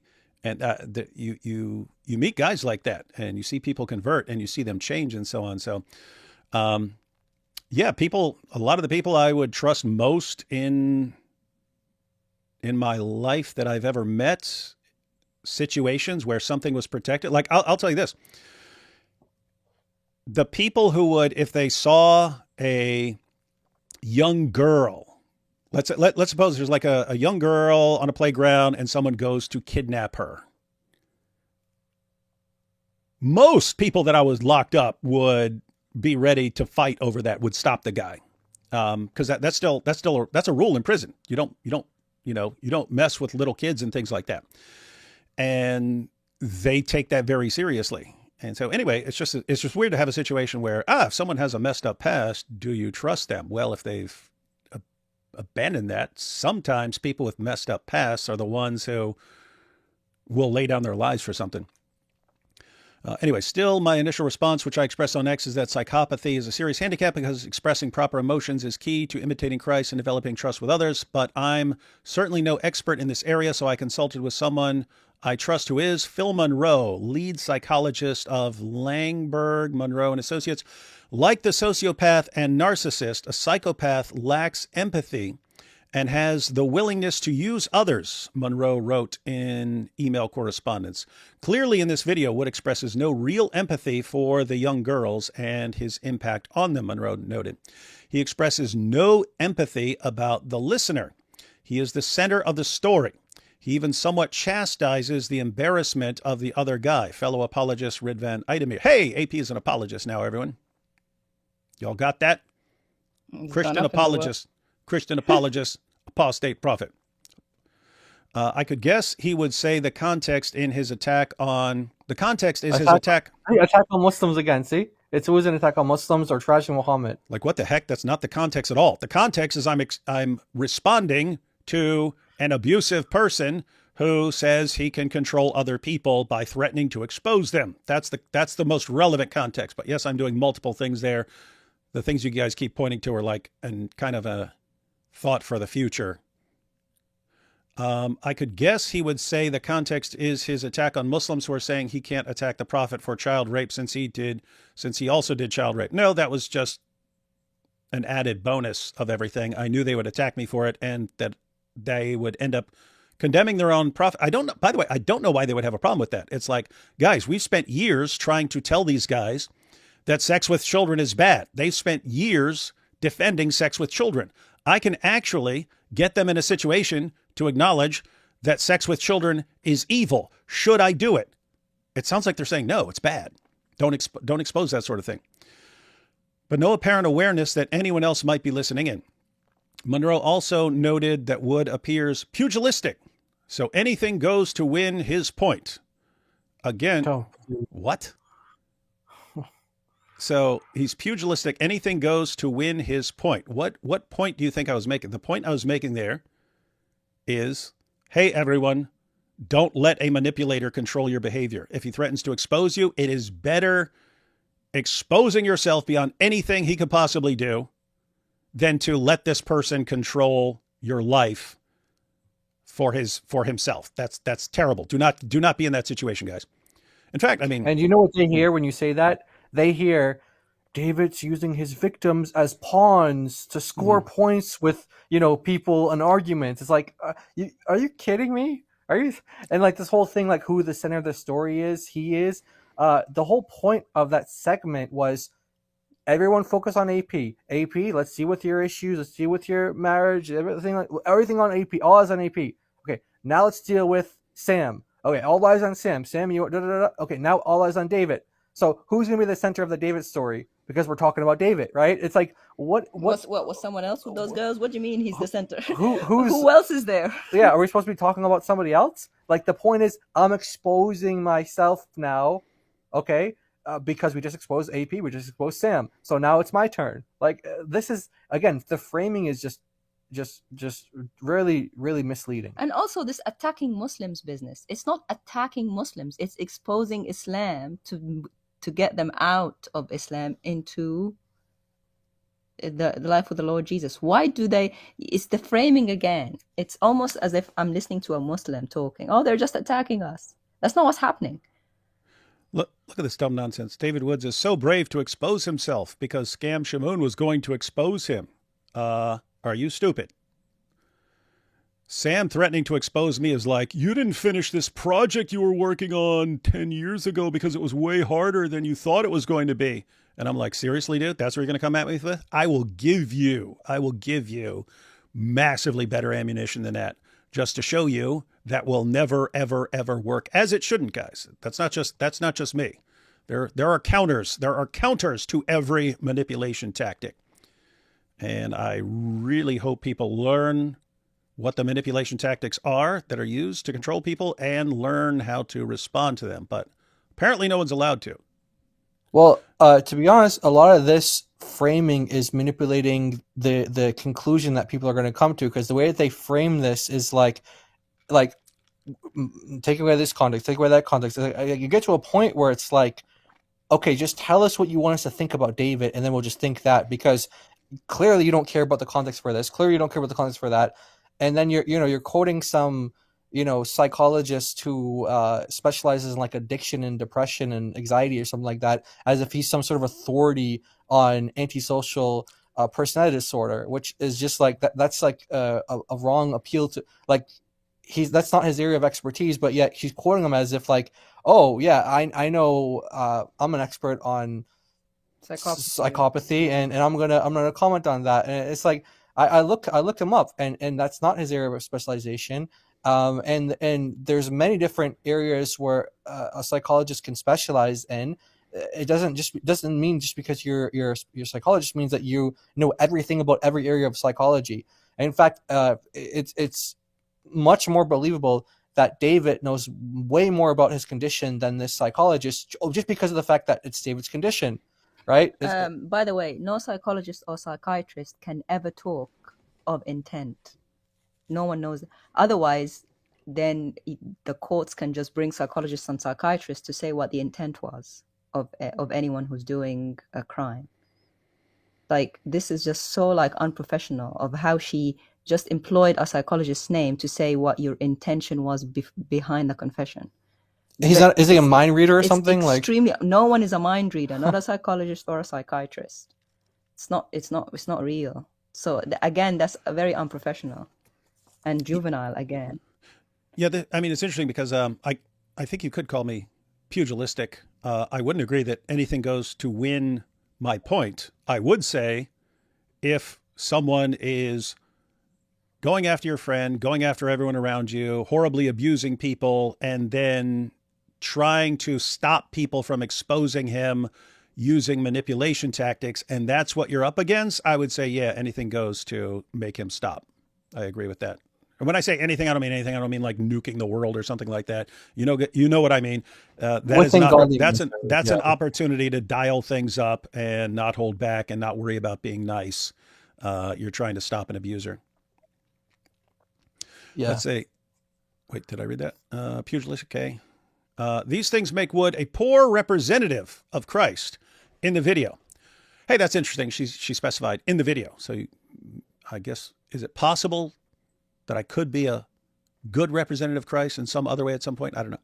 And I couldn't help thinking. By the way, she means in a particular like 1 minute clip of a video. She's not even talking about the whole, right? Like that's not. So she's speaking for Christ now, right? Yeah. And I couldn't help thinking how his shocking demeanor would come across to the Muslims he is supposedly trying to reach.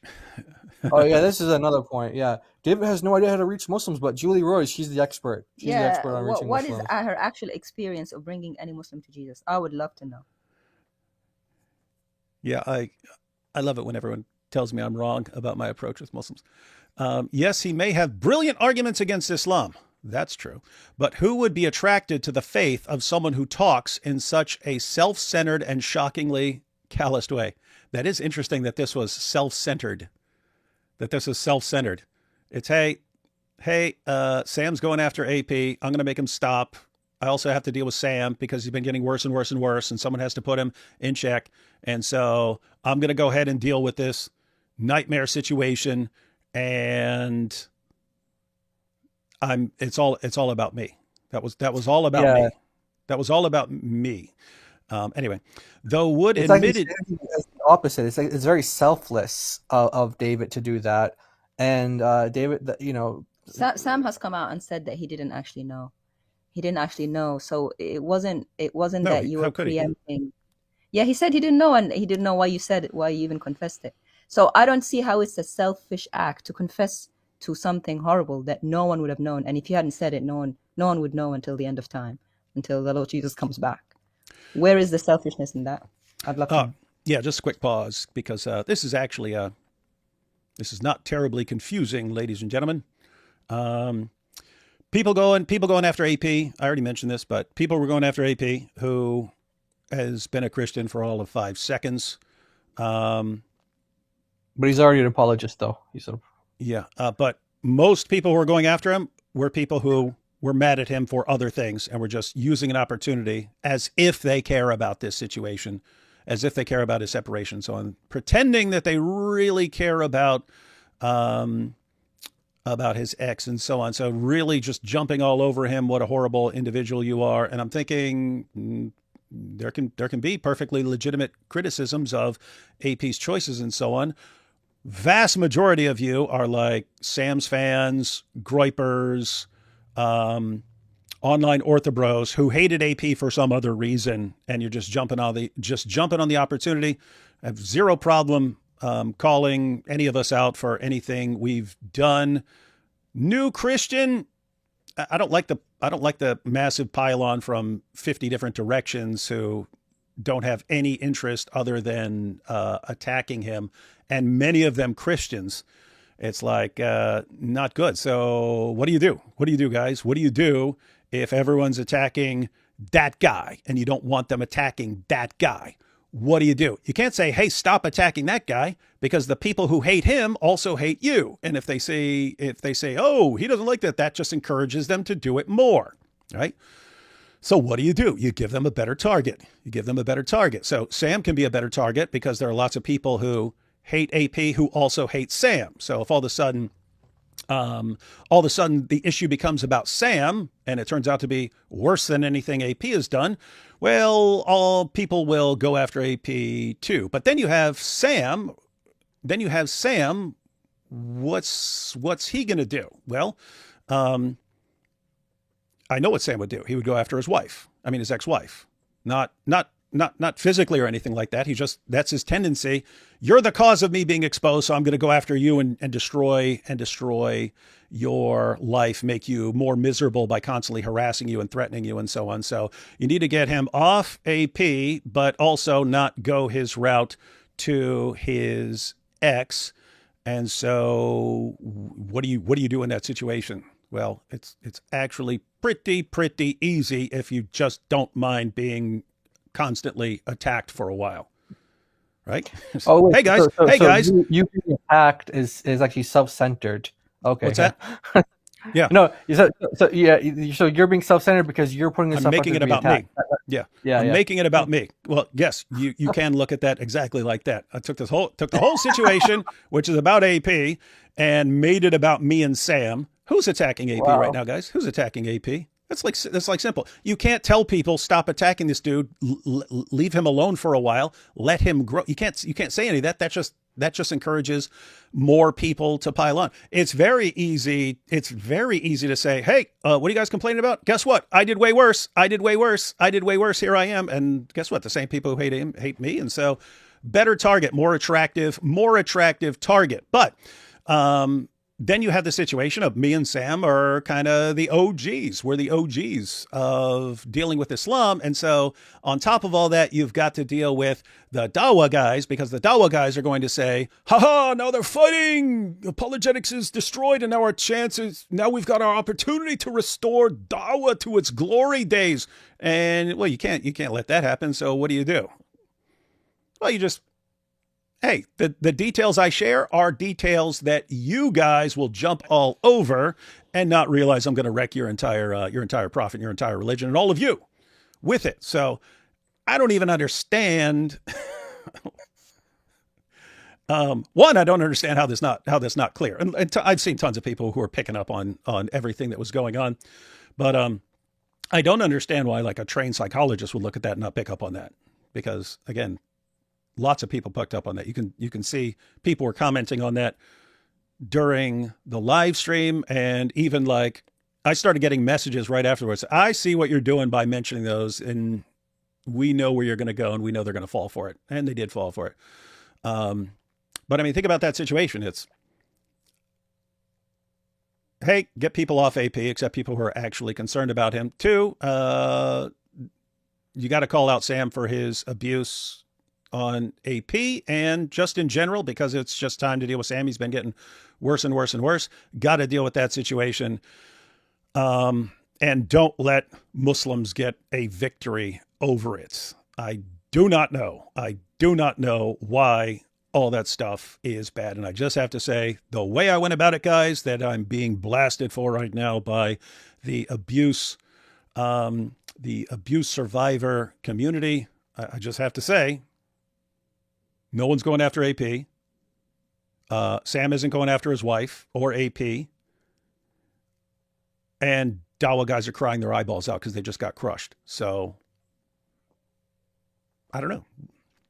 I find it weird when it's like, okay, here's this really, really messed up situation with a bunch of problems and a bunch of variables. Here's how I can actually do something that deals with all these issues at once. I can do it. And then, we don't like the way you did it. You should have done it this way. Well, the way you're saying to do it wouldn't have done anything, wouldn't have solved any of these problems. So why is it bad to go with the way that works? Oh, because you sounded a certain way. Okay. Yeah, I did. And if you leave out everything that was happening in the entire live stream, yep, it looks bad. But if you guys are sharing the little clip that looks bad because it completely removes the context, I don't know. That's kind of on you. Yeah, it's to me, the way I see it is, if the confession is a win-win-win. The only people who are crying are those that are being now challenged by the greater community, on social media, as to being wrong, and they can't see it, which is weird because their whole job is to get other people to see their sin and accountability for their sin, but they can't be held accountable. They refuse it. Let's finish this one. Yes, he may have brilliant arguments against Islam, but who would be attracted to the faith of someone who talks in such a self-centered and shockingly calloused way?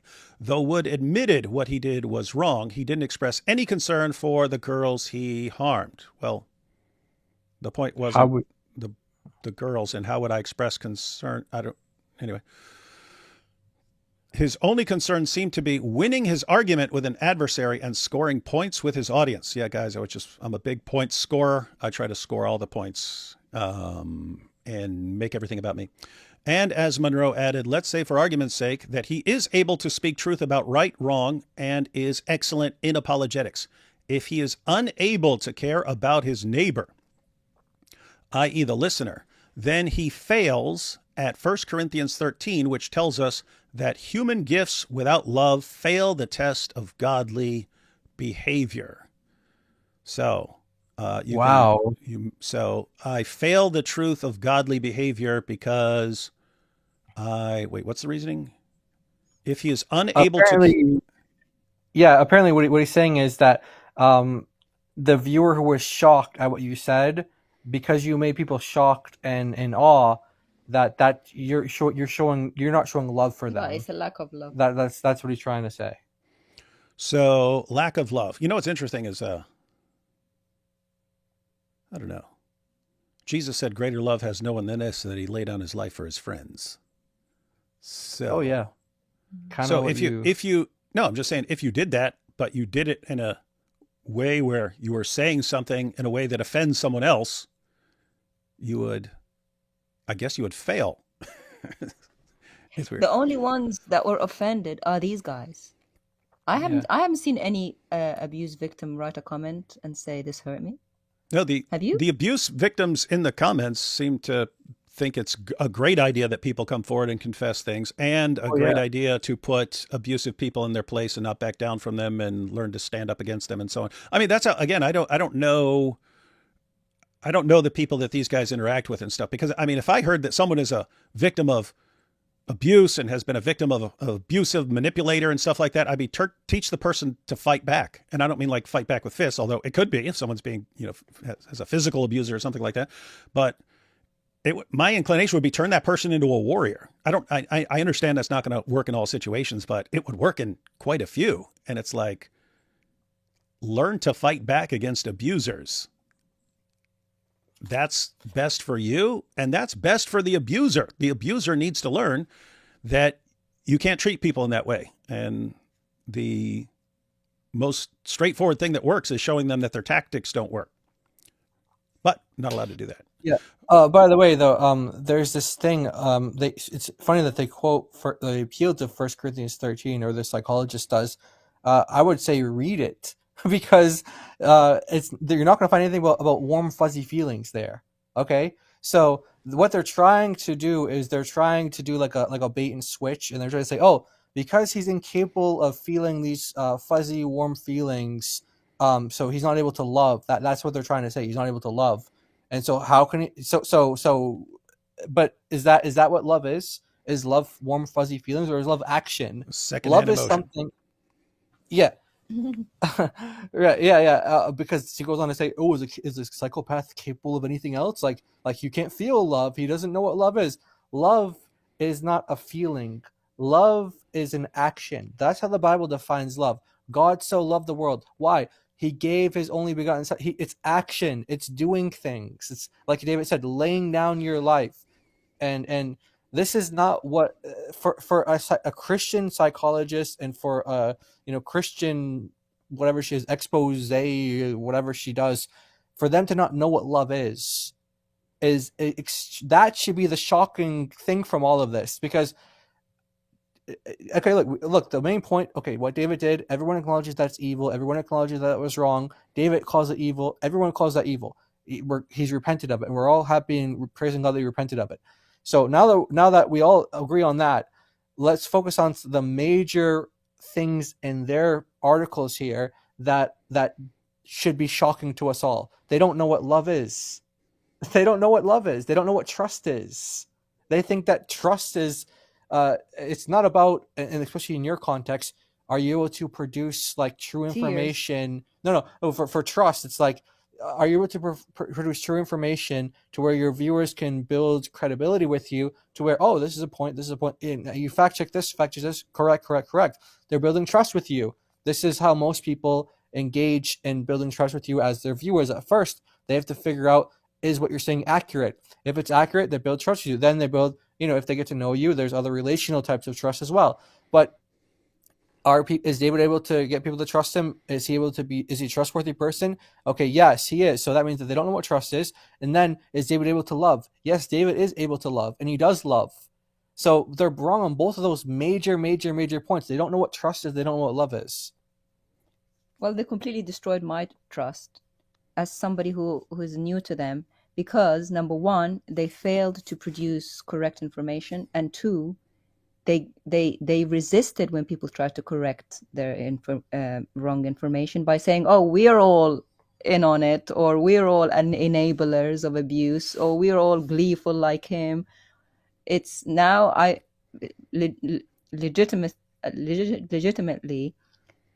putting David to the side.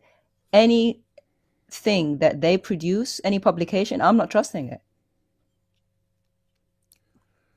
Let's see here. But perhaps we should excuse this because of Wood's disorder. After all, is a psychopath capable of anything else? This is where I found Monroe's perspective highly helpful. Could a person with psychopathy or narcissism or autism, both of which sometimes lack ability to empathize and walk in someone else's shoes, be fit for ministry? Monroe wrote. Yes, I believe so. However, they would be aware of their deficits and find ways to ameliorate them. Well, I've spent my entire life doing that, dude. I mentioned this in the Matt Fradd interview. Like, I don't feel guilt or remorse. So what do I do? What do I do? Well, I come up with, I don't know what to call it. I call it second order guilt, meaning if I do something wrong and I don't feel bad about it, which is always the case, then I can focus on the fact that I'm messed up and defective, and that can kind of serve the same function as guilt. Like, hey, here's a situation. Almost anyone would feel bad over this. I don't feel bad over this. Therefore, I'm defective. And recognizing how screwed up and messed up you are, well, that's not a good feeling. It's not the same as guilt, but it can be a substitute. So find ways to ameliorate them. But neither Wood nor his followers seem interested in admitting or trying to compensate for his glaring deficits. Instead, they focus their energy on attacking me. Oh yeah, she's the victim now. Yeah. Yeah, she's the victim.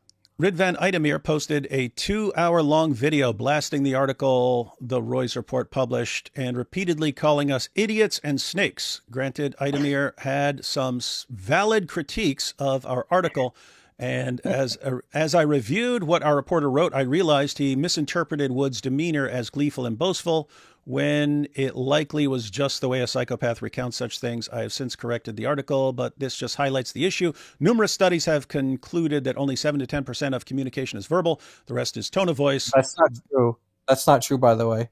That's a misreading of the data. But anyway, you can that's not accurate. 7 to 10% communication is verbal. We'll put it on the very long list of what. Yeah, this is one of the many things that she doesn't even represent. This she should have. I don't know if the psychologist is the one who gave her this information. This is not accurate information though. But anyway.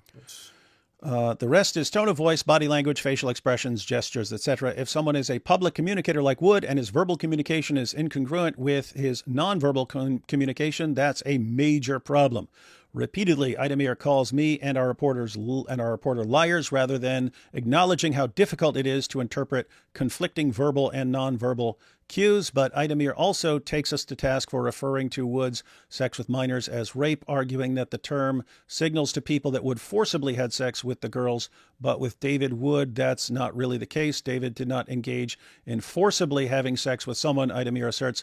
But Idemir's definition of rape is incorrect. Rape is the non-consensual sexual penetration of a person, which can involve force, psychological coercion, or taking advantage of a person who's unable to voluntarily give consent. What's especially stunning, though, is that Wood himself admits in his video that what he did to one of the girls would be classified as forcible sodomy. So I pointed out that because of lack of consent, charges would be upgraded to some different category. At least I thought they would. I'm not sure about that after Debbie Lacona went through the legal code. Yet stunningly, when Idemir plays Wood's clip, he fast forwards through where Wood said forcible sodomy, so the viewer can't hear it. This seems quite calculated. I think it was AP trying to avoid his video getting blocked for the same reason other people's videos are getting blocked. Wood's responses to the Royce report have been equally unhelpful. On Thursday, I emailed Wood asking if he'd be open to engaging respectfully about our article and reactions to it. He didn't respond to my email, but instead made fun of it on X and accused me of harassing him when I responded to a post in which he tagged me. When I brought this to his attention, he replied, "Don't you have like 90 cats to take care of?" Wood's followers have, it is interesting, like, rapist, rapist, rapist, rapist, rapist. Don't you have cats to take care of? Oh my goodness. I can't believe that people would say that. Wood's followers.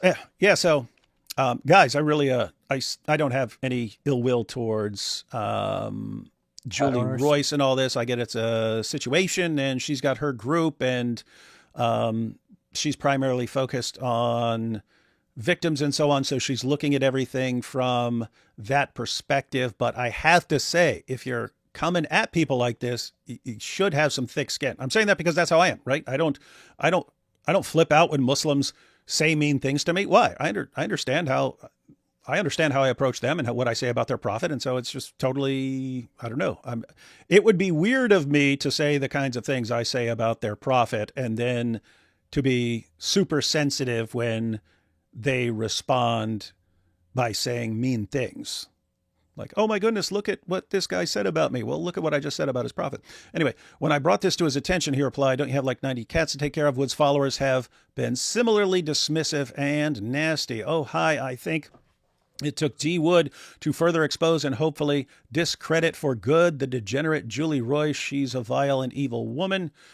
Sewing circle feminist Christianity strikes again. Reach Julie Royce sounds like Aunt Screwtape. Reading these posts, I couldn't help but wonder if Wood and his followers are this nasty to me. How do they treat the Muslims who engage with the ministry? Oh, pretty roughly. Have we forgotten that Christians are supposed to speak the truth in love? This is interesting considering how she's been approaching things. Or the Apostle Paul's admonition to respond with gentleness and respect.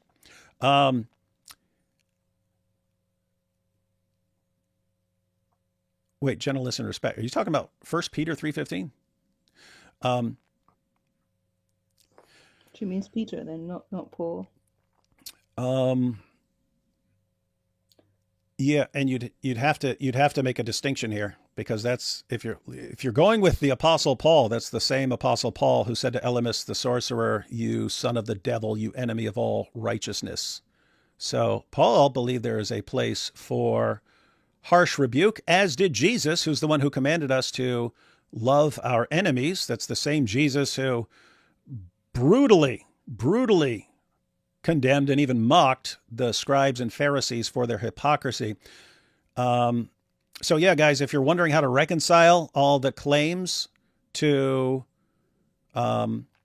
speak in a certain way and to speak with gentleness and respect, and how do you reconcile those with just brutal rebuke, look at what's going on. The people who are on the receiving end of very harsh, brutal rebuke, Old Testament or New Testament, they're in a couple of categories. One, there are false prophets. So you can see with like Elijah and so on in his confrontation with false prophets. But false prophets are mocked throughout the Old Testament. Oppressors are insulted and mocked. Hypocritical religious leaders. That was the Pharisees, scribes and Pharisees, when Jesus was going off on them. And then Paul, when he says to Elymas the sorcerer, that was someone who was trying to lead other people astray. You put it all together, the biblical pattern is, notice all the categories, the oppressors, the false prophets, the hypocritical religious leaders, they're all in the category of people who are influencing other people and leading them astray. And the Bible just flat out encourages to put those kinds of people in their place, even with open, brutal rebuke. Now, think about this. If the kinds of people in the Bible who are on the receiving end of brutal insults, mockery, rebukes, and so on, if that's false prophets, oppressors, and hypocritical religious leaders who are leading other people astray, who would be the supreme all-time example of someone who fits all of those descriptions, and therefore would be the supreme example of all time of someone who should and ought to be brutally mocked? Who fits the category of false prophet in the supreme sense, hypocritical religious leader in the supreme sense, and oppressor in the supreme sense? Roll them up in the always attack all the time, that insult all the time, that guy. Yeah, the one they're accusing you of insulting and attacking all the time. Yeah, that would be Muhammad, guys. He is the supreme example of everything the Bible says you should brutally insult and rebuke and mock someone for. And yet I do it, and shame on me. I'm being unbiblical by following the Bible. Weird situations, man. By defending the indefensible and attacking those who question Wood's actions, Wood's followers are doing both him and the cause of Christ a serious disservice. Defending the indefensible? Who's defending? Who defended it? Nobody. Oh, man. Christians should not be excusing Wood's shockingly bad communication and self-centeredness, but urging him to do better. If he is unable to feel empathy, then he should be coached on how to talk appropriately about his crimes against children. Oh, I can. Guys, I can act exactly the way you guys act. I probably wouldn't be able to force tears out, but I could have my hands covering my eyes and really make it look like I'm crying.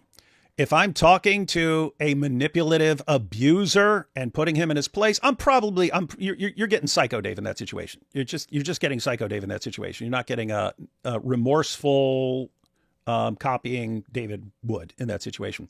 That's what I mean. It's like, I don't understand what you guys are talking about. The point of that was not, I have to get this off my chest. I have to talk about what I've done. It was, hey, here's how you deal with a manipulator who tries to control you by threatening to expose you.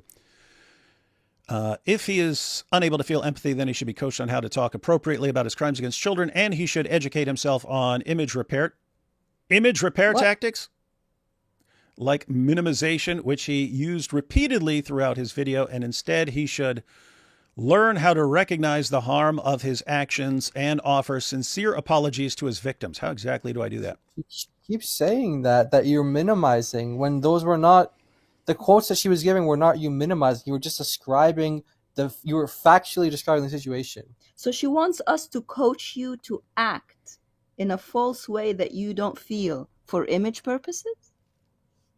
That's what it And sounds like. that's supposed to be a good witness for Christ, to make you like pretend and to be for the fake. sake of image. I'd rather you tell me what it is rather than pretend.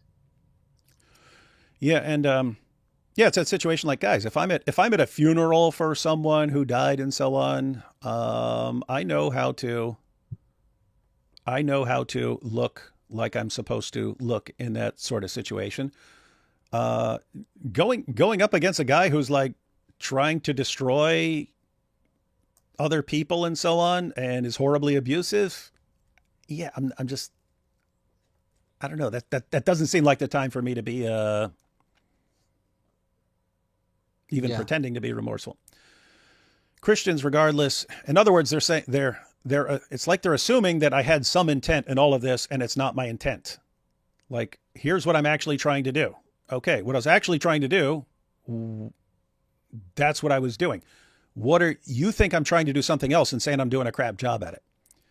Well, yeah, I would agree if I was trying to simply discuss how horrible the things are that I've done in my life, then yeah, I did a crap job of it, but that's not what I was doing. Christians, regardless of their conditions, are required to imitate Christ. This applies to all of us, but it's especially crucial to those with public platforms. Of course, we all make mistakes, and I've had to admit ours in regards to our initial article. But for the sake of the kingdom, Wood needs to apologize for the way he spoke of raping teen girls. He should acknowledge not just that it was wrong, but that it potentially caused serious harm to the young girls. He should also apologize for the immature way he responded to criticism. Using sarcasm and snark is not the way to engage with fellow believers, though sadly these tactics are often rewarded on social media. Yeah, I have to say, if I open Twitter to a chorus of rapist, rapist, rapist,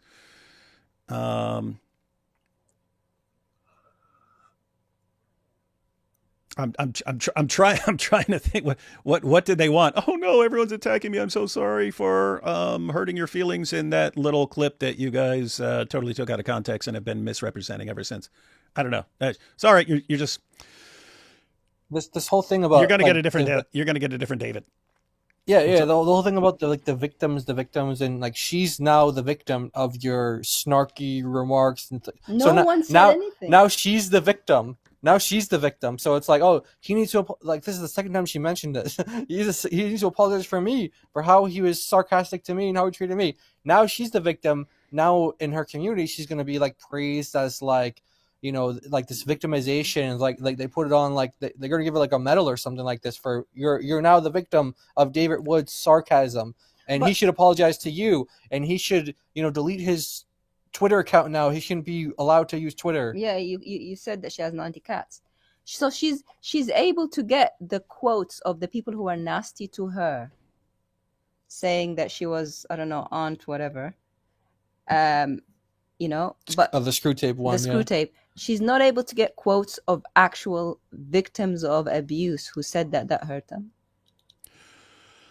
Yeah, and I have to say, if there are actual abuse victims who watched the live stream, not like read an article about what I said and have no idea and they're upset by that.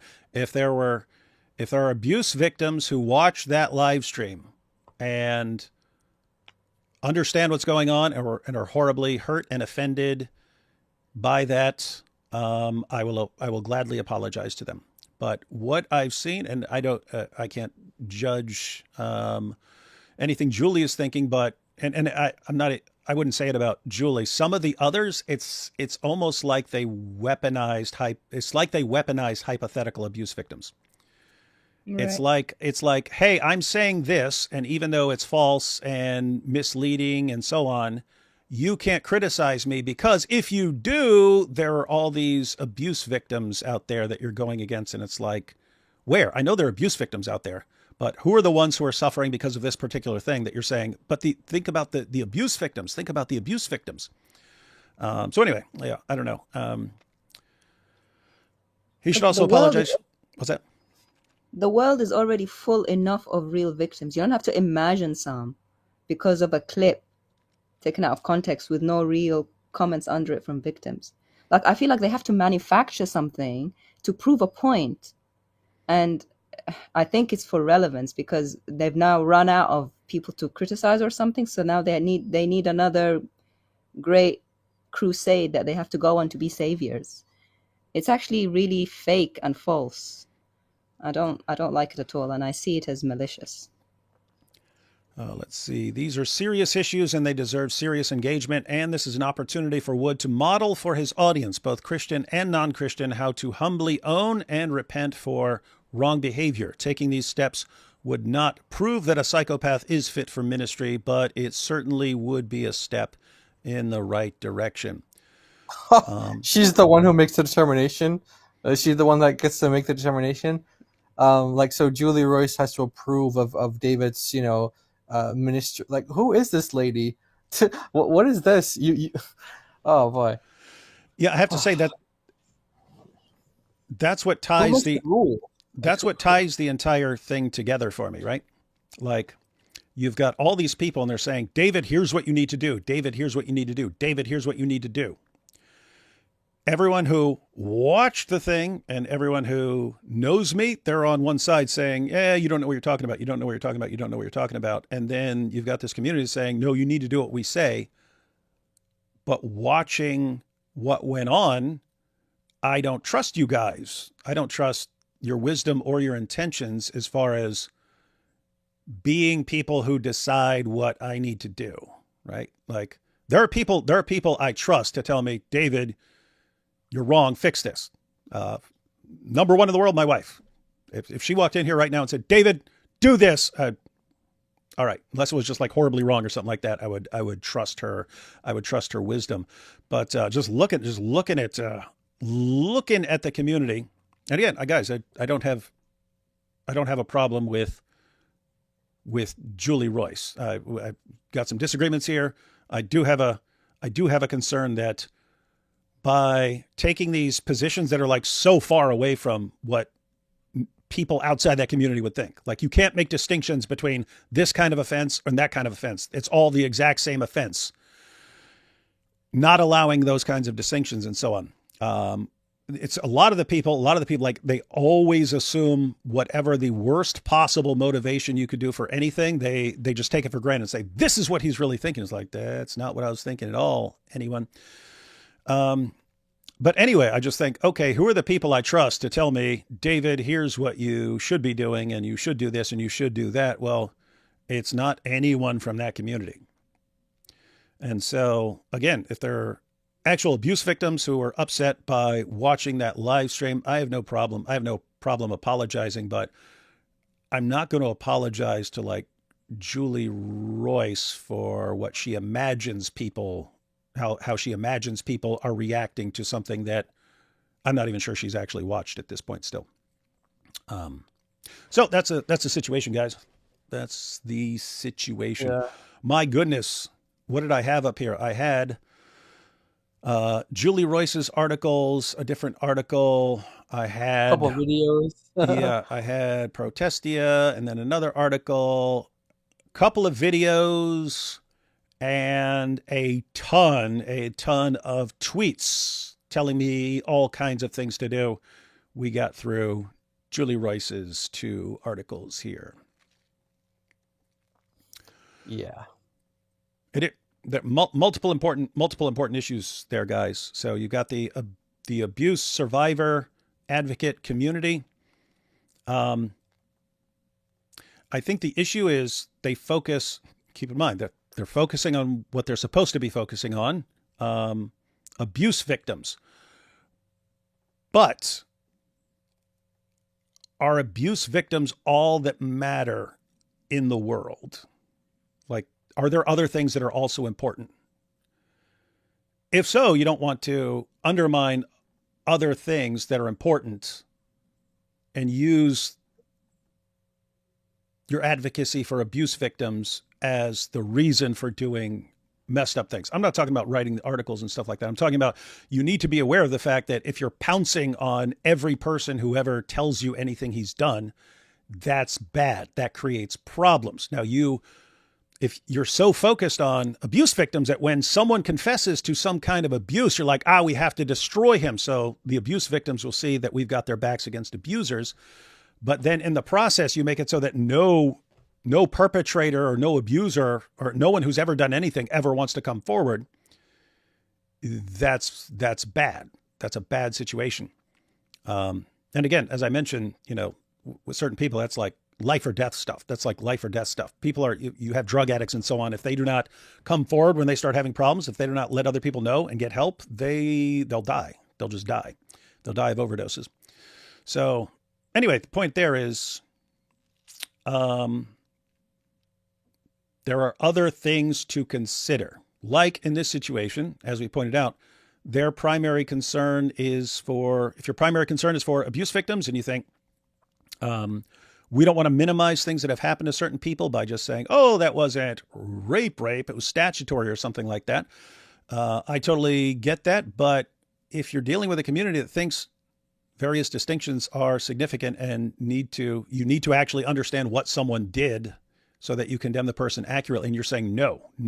What you can do is make it sound like he did something and let everyone draw the exact same conclusion about what he did, even if it's wrong, even if it's not what actually happened, and you act like that's good and noble because that's what's defending the abuse victims and so on, then you ultimately discredit yourselves in the eyes of lots of people. They don't trust the way you put things. They don't trust your descriptions of things. They don't trust your reporting. That's not good for the abuse victims because it damages your long-term credibility. And so anyway, those are just my thoughts on what we've seen so far. You guys have any last thoughts on this?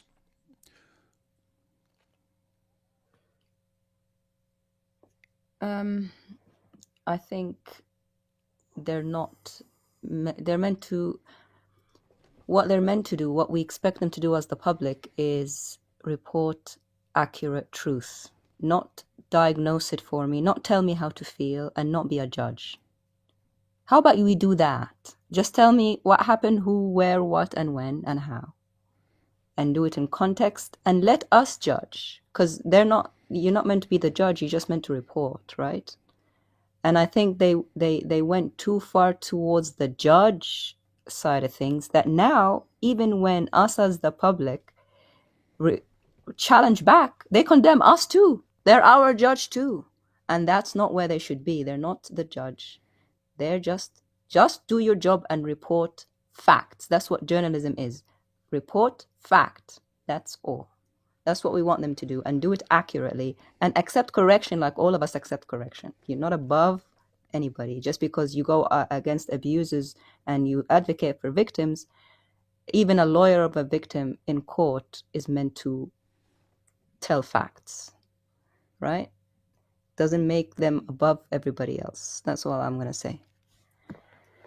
Yeah, there is that, situation where there are a lot of people who like to stand on the backs of victims and act like they're their defenders and things. And I don't buy that for a lot of these people.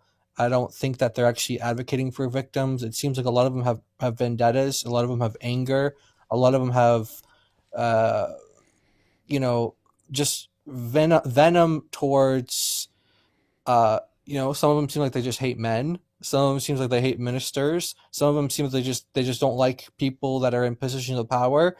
I'm talking about the community as a whole now that I've seen, and from Julie Royce's community, as I'm talking about in particular. So I don't think that a lot of them, from what I've seen, actually really care about these two women. I don't really think that they do. I think that they are more angry at, David Wood, and they're more angry that the way that he spoke, and that he didn't say things the way they wanted him to say. Not that they care about the victims so much, but they want to use this as a way to kind of like beat David with, which is, it was never going to work. It was never ever going to work, but that's what they thought they could do. And then they got pushback for that. And they got a lot of pushback for that they can't bully somebody. They can't bully David. And not that David cared, but other people cared that they were trying to do that. And they're just mere attempt to try to bully and to try to push a false narrative. That was enough to get enough people on them to say, hey, you guys, what you're doing is not right. And you think you're the ones holding everyone accountable? Well, now you're being held accountable. And they don't like that. They don't like that. So that's what I've observed from this situation. And I want to say there is repentance for them, right? We're not just saying, oh, so these guys are all done and there's nothing, no hope for them. No, there's repentance for them. And there is a way to make things right. And we don't believe that, you doing something wrong is going to prevent you from doing the things that God wants you to do in the future, or that we're going to try to stop the thing that God wants you to do in your future because of something wrong you did today or yesterday or whatever. So there is hope for you guys, and there is hope for everybody who has, a lot of hatred in their heart towards David and towards the community for defending David. There's hope for you guys, and there's healing for you guys. And I think that's really important for these people to know, that there is healing, because a lot of these people have a lot of pain, and that's what I see being spilled out, is the pain that they have, and it's turning into anger, vitriol, etc. But it makes it sound nice if you're saying, oh, I'm advocating for victims, but if it's really, anyway, so I don't want to, but I just want to say that there is hope for you guys, there's healing for you guys, and we hope that you guys would turn to Jesus with that, and that you would do what he wants you to do, and then you do what he wants. You do what the Lord wants you to do. Yeah, and again, I think Julie has good intentions, and I have it on authority that I trust that she's done great work, and so it's you're none of you are hurting me. None of you are hurting me. This is about other things. But it's a concern that a community that is much needed. There needs to be people defending abuse victims and exposing abusers and so on. But people need to trust that community. People need to trust that community, that they represent things accurately, because when you don't, then you expose something. I mean, it's similar to like the boy who cried wolf, right? You're saying something, but people aren't trusting you as much anymore. So just think of an example here, guys. So suppose you read a headline: pastor exposed for murdering child. Pastor exposed for murdering child. If you read that, you would think, okay, pastor, he murdered a child. He murdered a child. So yeah, this guy's got serious problems and so on. You go around, this guy's a murderer. This is a child murderer. He's a child murderer. And then it spreads all over the place. He's a child murderer and so on. And then suppose you find out that the pastor confessed. He confessed to someone in his church, and he said, when I was 17, I had my girlfriend when I was 17, and she got pregnant, and we had an abortion, and I've regretted it ever since. And I just wanted to share that. Suppose that's what actually happened. Now, can you call that? Can you say, well, that I believe that's murder of a child? Of course you can. So can you defend your headline? Of course you can. He's a pastor. He's a pastor now, but he's exposed for something he did, which is murdering a child.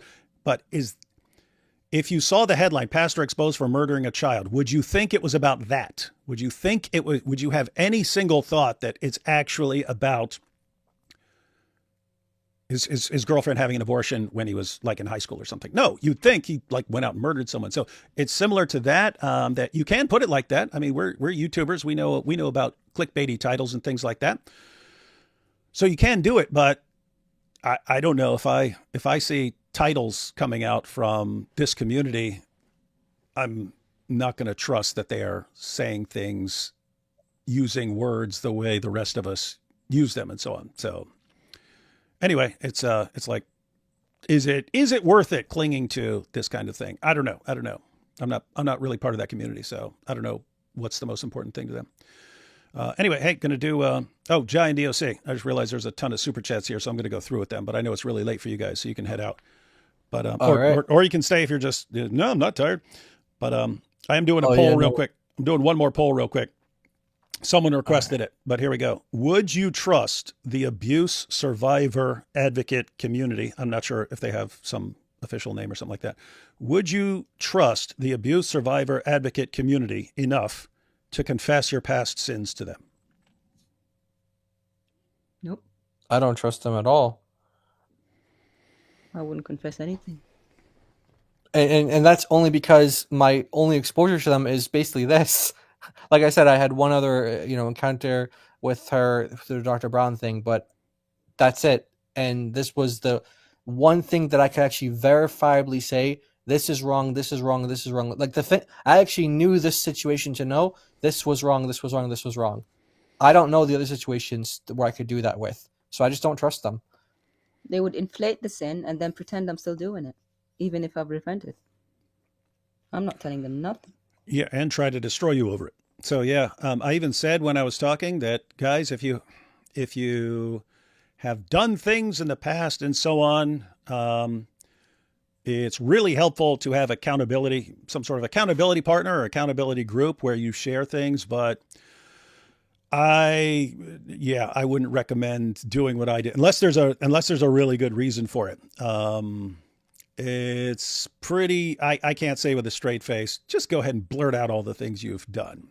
So yeah, I don't recommend that for other people because there are people out there who will try to use it to destroy you.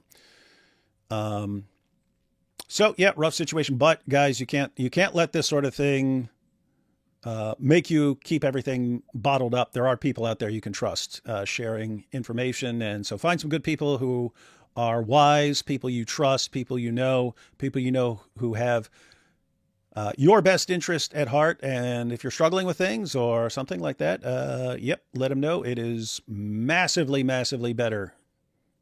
It is massively better.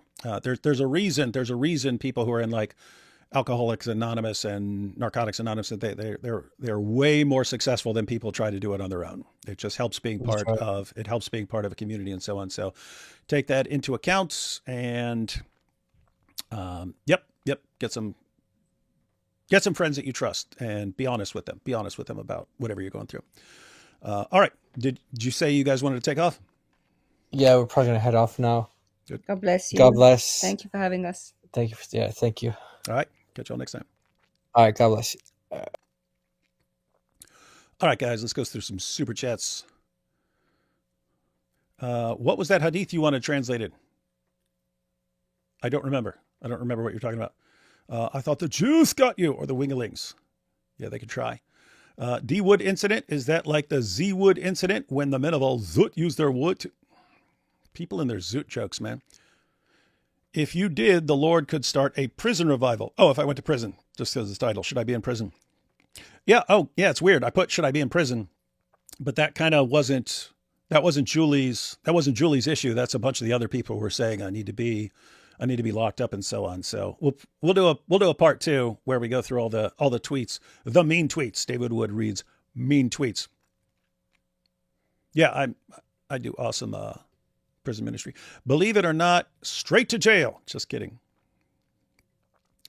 You set a trap and they fell for it. Yeah, if you're talking about the Dawa guys, they fell for it pretty hard. It's a super chat, no comment though. Finally, you're live. Took you long enough. Yeah, it was actually, I didn't realize how many screenshots I was going to take. And I kind of just hit like some of the main ones and so on from some of my main critics and so on, and didn't even get to them. But that's why I was late. I was trying to load those up. And then after that, I was just looking for a cough drop because my voice is kind of shot. We love the Zoot Train song, don't we? The Zoot Train song is fire. David, what did you mean at the end of your video when you said, when you think of what's happening in the world today, it's blurry? Oh, I didn't say blurry. I mentioned that just like, and when I'm having just a vague memory of something from around that time, for some reason I don't have a face, but it's some weird moving thing. But now when I think about things in the world, it's like that goop is everywhere.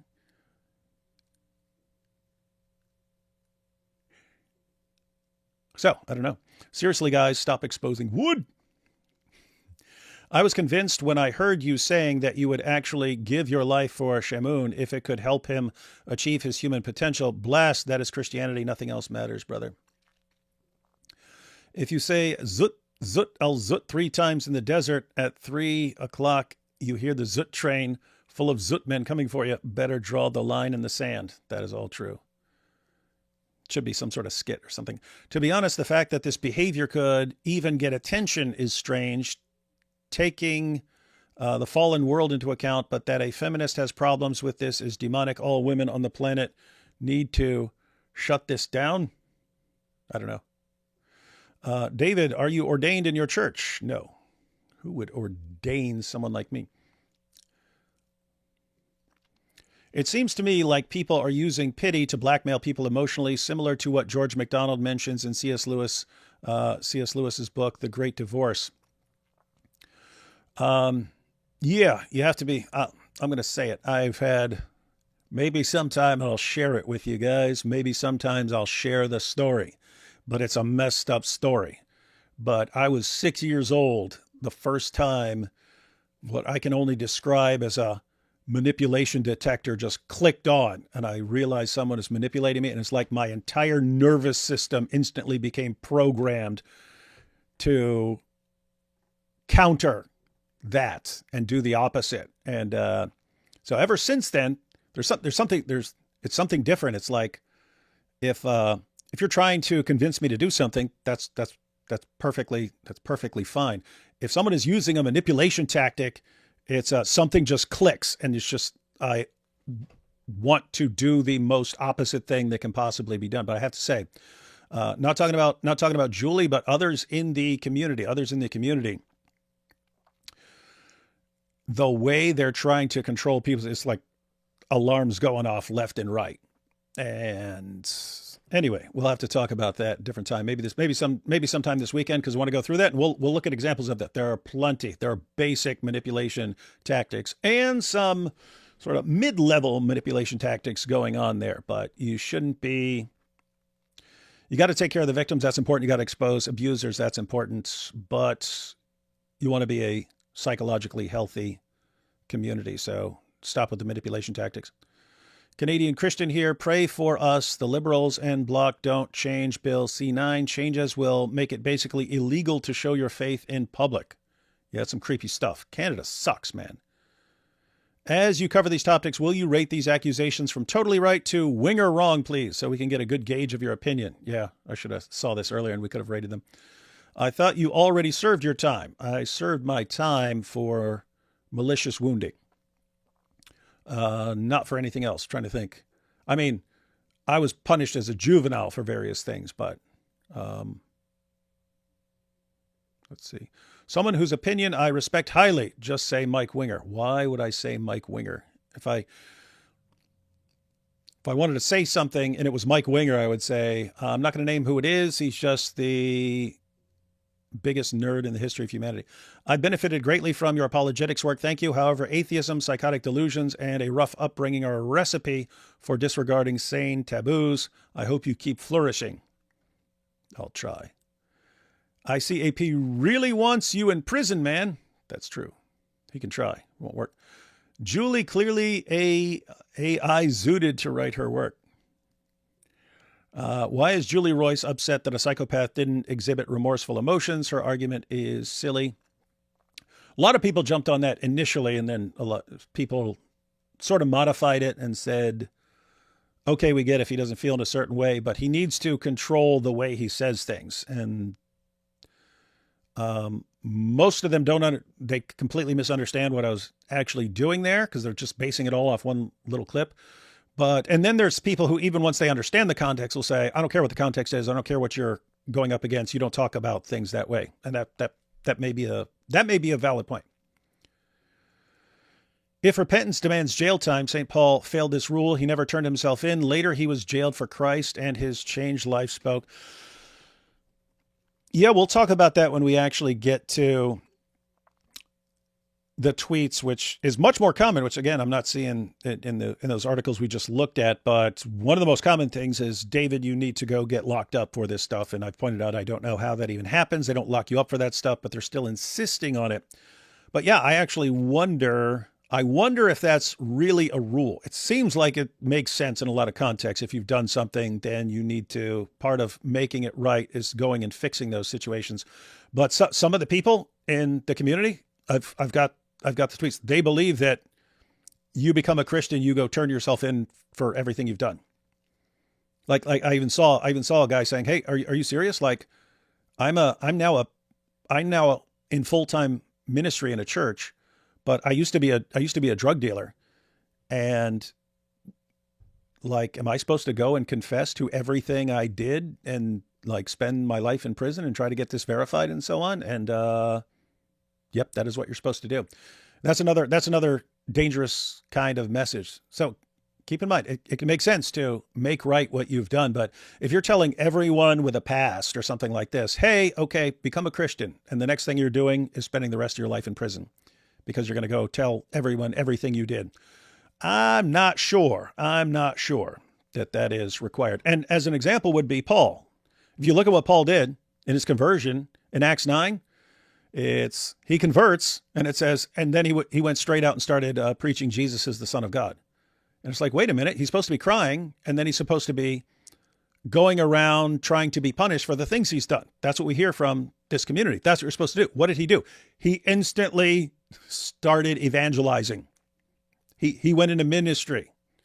So there's that. You know, another weird issue, which I didn't think of. We'll need to bring this up when it comes up more, but I always thought of this in a different context. I always thought of it a way as some evidence for an earlier dating of the Gospels, not particularly strong evidence, but some evidence.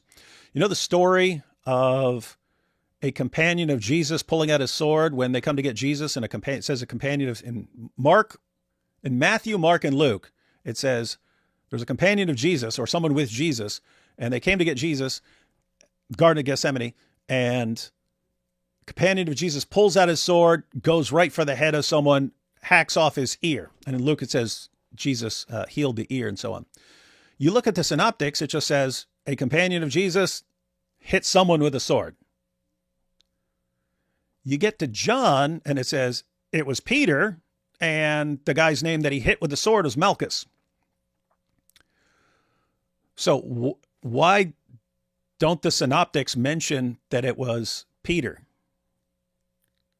Like, they're saying that this violent attack, this crime happened, and they don't mention that it was Peter. And they don't name the actual victim. Yeah, someone said, so he couldn't be prosecuted. I don't know that that's the case. I don't know that, but that's why I said I always thought of it as some sort of evidence for the earlier dating. So here's what you have, guys. You have the critical date. You have the critical dates of the critical scholars who say, well, Mark is the earliest gospel, and in the Gospel of Mark, Jesus predicts that the Romans are going to conquer Jerusalem and stuff and destroy the temple. That happens in AD 70, and so they say, okay, so they don't believe that Jesus could actually prophesy the future, so they say this must have been written after it happened, therefore they'll date Mark from around AD 70. Well, if Mark's the earliest and you're dating it at AD 70, then Matthew and Luke are sometime after that, and then John is after that, and they'll say John is last because it's the most theologically developed. You have other reasons for dating the Gospels earlier, and that usually starts with the book of Acts, because Acts covers all this stuff, and then it just stops at around like 61 or 62. It just stops. And all this other stuff that's really important in Christianity happens right after the book stops. You got the martyrdom of Paul, you got the martyrdom of Peter, you got the fall of Jerusalem. All that stuff would have been really interesting in the book of Acts. It just stops and doesn't include all this stuff. So you have some reason to conclude that it was written before all this stuff happened. Otherwise, why wouldn't you include all of these huge events if they just happen and you're writing it after them? I mean, they make some very important points. You're covering the martyrdom of Stephen and you're covering the martyrdom of James and so on. It's like, what, you're not going to include Paul and Peter and so on? So you have some good reason for dating the book of Acts around like 61 or 62. But Acts is part 2 of Luke Acts. And so Luke would be like, let's say a year earlier or something like that. But then Luke is quoting parts of Mark. And so Mark would be earlier than that. So Mark is now in the 50s and so on. Anyway, if you go with those earlier dates, then here's what you get.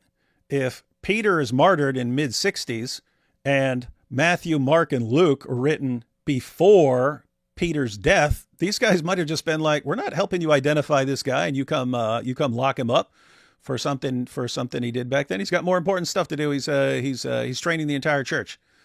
And then he dies, and then John writes the Gospel of John, and I can tell you who that was now. He's not. I don't know that is the case. The point is, I'm not sure that you're supposed to make someone who becomes a Christian go and confess to all the things they've done, so that they can spend their lives being punished for those things and not just do other things that they could be doing.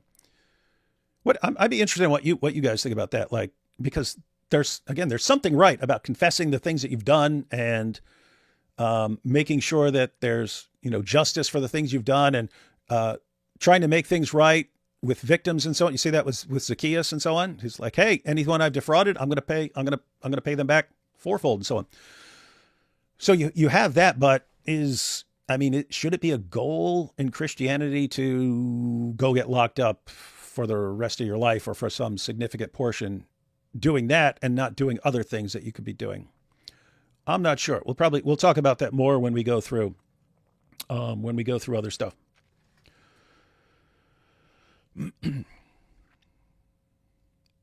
If repentance demands jail time, yep.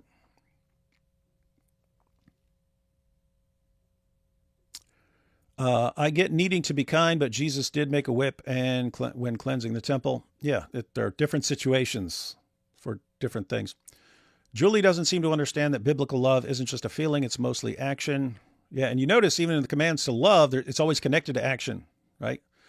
When Jesus says, love your enemies and pray for those who persecute you, is a warm loving feeling about someone. Is that under the control of your will? I guess it could be, but you lots of times no. If you got someone who's done horrible things, you can't just say, okay, I'm gonna feel nothing but loving feelings about him. That may be impossible for some people. Can you pray for him? That is completely under the control of your will. That's completely under the control of your will. So even if this guy's been a horrible person to you your entire life and you just, I can't stand this guy, you know what? I'm going to pray for him. I'm going to pray for him anyway. That's under the control of your will. And you see this in other places. If your enemy is hungry, feed him. If your enemy is thirsty, give him a drink. All right. My enemy, this guy horribly bullied me all my life and he's just tormented me my entire life. Can I conjure up warm feelings about him? Maybe not. Can I feed him when he's hungry? Yes, I can. That's under the control of your will. So yeah, I have to say, love in Christianity is action-based. It's focused on what you're doing. Pretty sure this lady is, come on, man. I'm back on Team D Wood.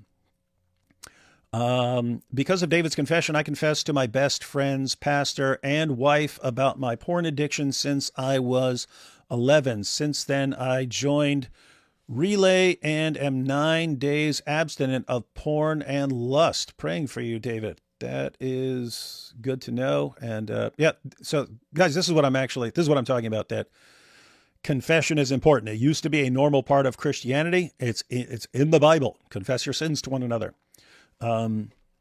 Probably don't want to confess them to someone who's just going to try and destroy you over it. Would Julie say, since Paul was a murderer, he shouldn't be in ministry? I don't know. And when people bring up Paul, I'm like, it's a really different situation. Paul was so obsessed with doing the right thing that he was even willing to kill if he thought he was doing the right thing and serving God. So that's kind of a different from a guy who's, just pretty evil scumbag. But the point would remain that Paul was really violent in what he was doing and then wasn't, and spent the rest of his life serving God. And it's like, is he supposed to be doing that? Or should he have been trying to find ways to be punished for his sins so that he could get this version of justice somehow? Just for comparison, there is an 8-year gap between me and my wife. You pervert. That means when I was 18, my wife was 10.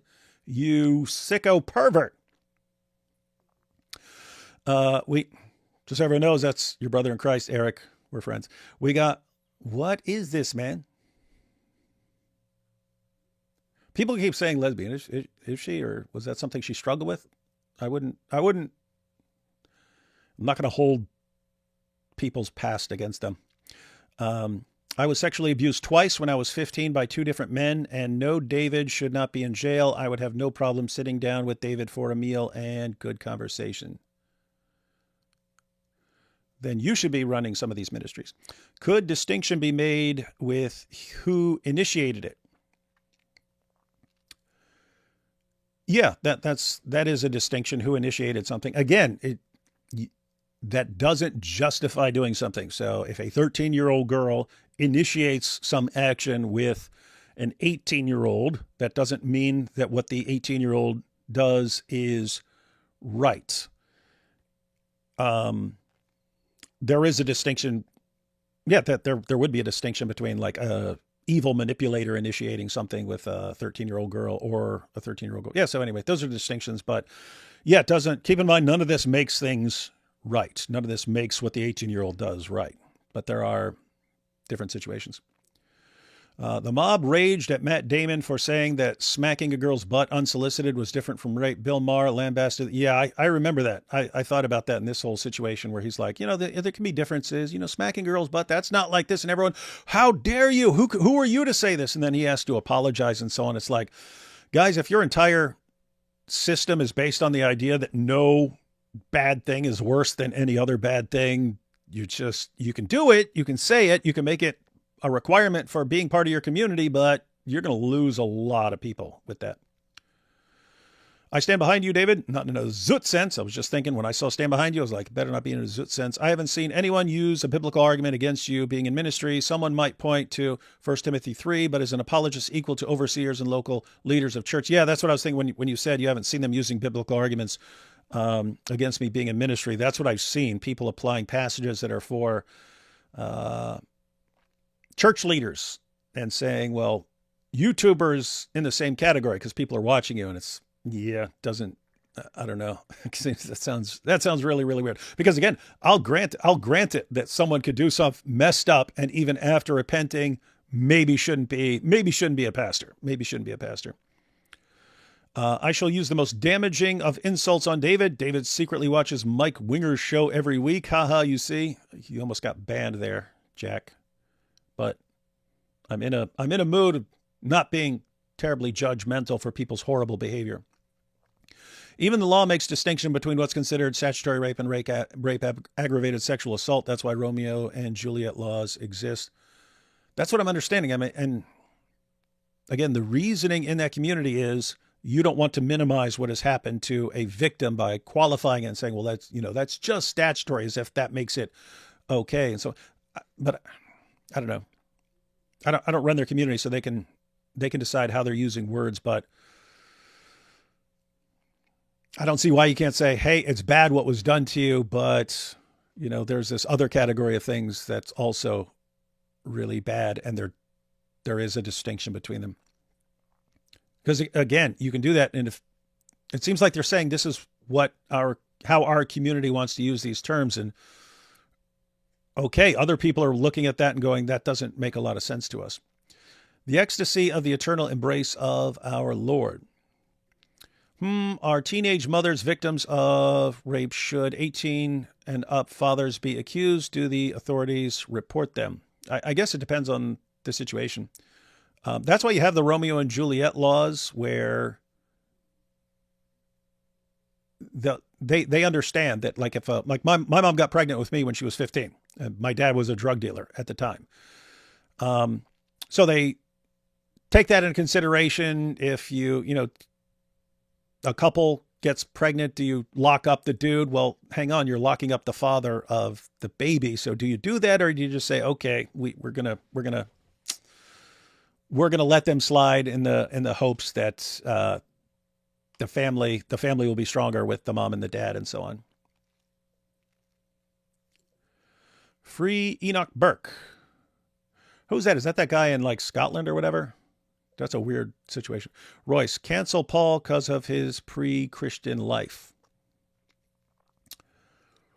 D-Wood, and I have to say, and the people would say, well, Paul's different. I agree. Paul's a different category. But the things they're saying, no, you can't do ministry until you've gone and been punished. That's not what Paul did. He instantly started ministry as soon as he found out he was wrong. So when I mentioned three options that, you can weep and cry and be remorseful, you can figure out ways to be punished, or you can try to do something in the world to change things. Paul instantly went for three. He instantly went for three. The abuse victim advocate community. I'm not saying this about Julie Royce, but the vast majority of people I've seen are in the situation where they say 1 and 2 are the only options. 3 is not an option. You cannot go out and do something in the world. If you've done horrible things, you have to just be doing some combination of 1 or 2. And it's just really, really weird. D-Wood, I've seen your testimony video a dozen times, and it has helped me to do better as a Christian. Why was this part of your life left out of the video? Well, in my testimony video, I only focused on things that were actually relevant to, as part of the story of why I converted. Like attacking my dad was very relevant to the story. That's how I ended up locked up and things like that. So yeah, I was focusing on things. Guys, that video is 34 minutes long. If I just somehow added in everything I ever did wrong, it would have been like 10 hours long. And yeah, so. Did y'all read 1 Corinthians 6:9-11 on the stream yet? Did any of your accusers read it? Seems like they haven't read it before. Yeah, and there are people who have been pointing that out. At the same time, they will also learn to be idle, going from house to house and being not only idle, but also gossips and busybodies, discussing things they should not mention. Wikipedia changed their page on you, quoting Julie. That's interesting. I still have never read my Wikipedia page, so I don't know what changes. High ground lost. Sad day for Christianity. What high ground? What high ground has Christians lost? Unless you're in this, oh, well, you did this messed up thing when you were an atheist. How dare you? Weird stuff. I was a victim, and even I disagree with Julie.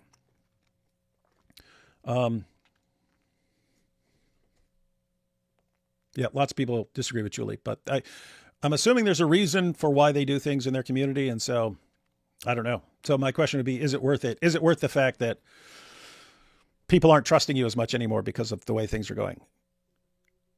Jesus forgives you, David, you repented.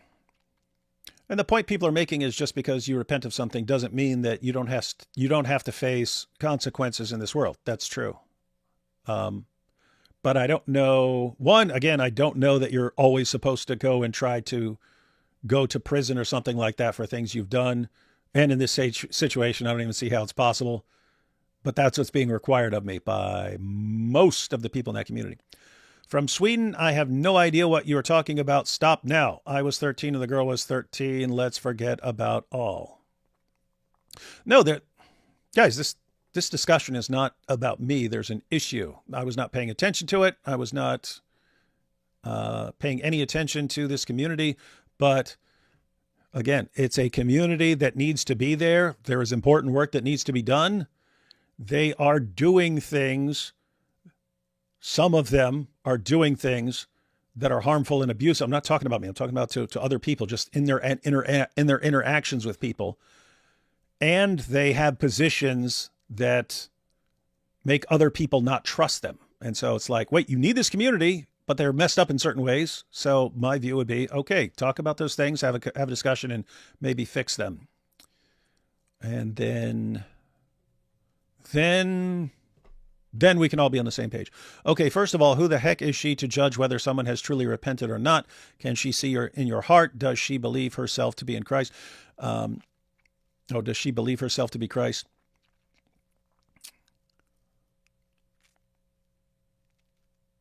Don't know.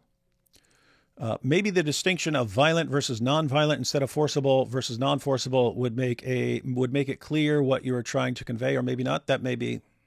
I don't know what would be acceptable to them, because every time anyone tries to make any distinction between any two offenses, it's you're being a rape apologist or something like that. You know, David, I can't help but notice that since that stream, nobody is talking about AP's personal life anymore. Weird, right? Yeah, shocking. Don't know what happened. Meanwhile, Aisha 9, prepube, somehow okay. Well, according to the Dawa guys, but that's been exposed. Praise God, you and AP have really helped in my walk with Christ. God bless you and your families. Thank you. God bless you, D. Wood. Keep spreading the truth. I will. Sewing circle Christians offended when they find out a converted Christian was once a sinner before Christ. Pearl catchers. Yeah, guys, that is, again, I mean, how would I tell anyone I grow up with to become a Christian if the requirement is now you have to go and get locked up for all the stuff we did when we were younger? I don't know. It's really, it's a weird situation. And it needs to be addressed because it's really, really bad. To answer the question in the title, we all deserve death, but are saved by the grace of our Lord Jesus Christ. Paul and David did way worse. Also, I found the Injil. I don't think Paul did way worse than I've done. Not if you're factoring and everything. I found the Injil. No joke. Sent you an email, David. Oh, that's interesting. Found the Injil. Now we'll know what it is. You should ask for a pardon from Trump. Yeah, I'll try that. Julie Royce is holier than thou human. She first went after apologist Ravi Zacharias, then Pastor John MacArthur, and now David Wood.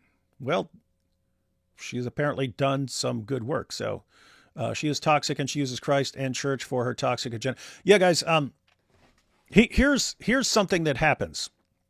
I need to bring this up again because it's an important point. But Pulpit and Pen, guys, remember them? Pulpit and Pen. I think J.D. Hall and Seth Gunn, something like that. I don't remember.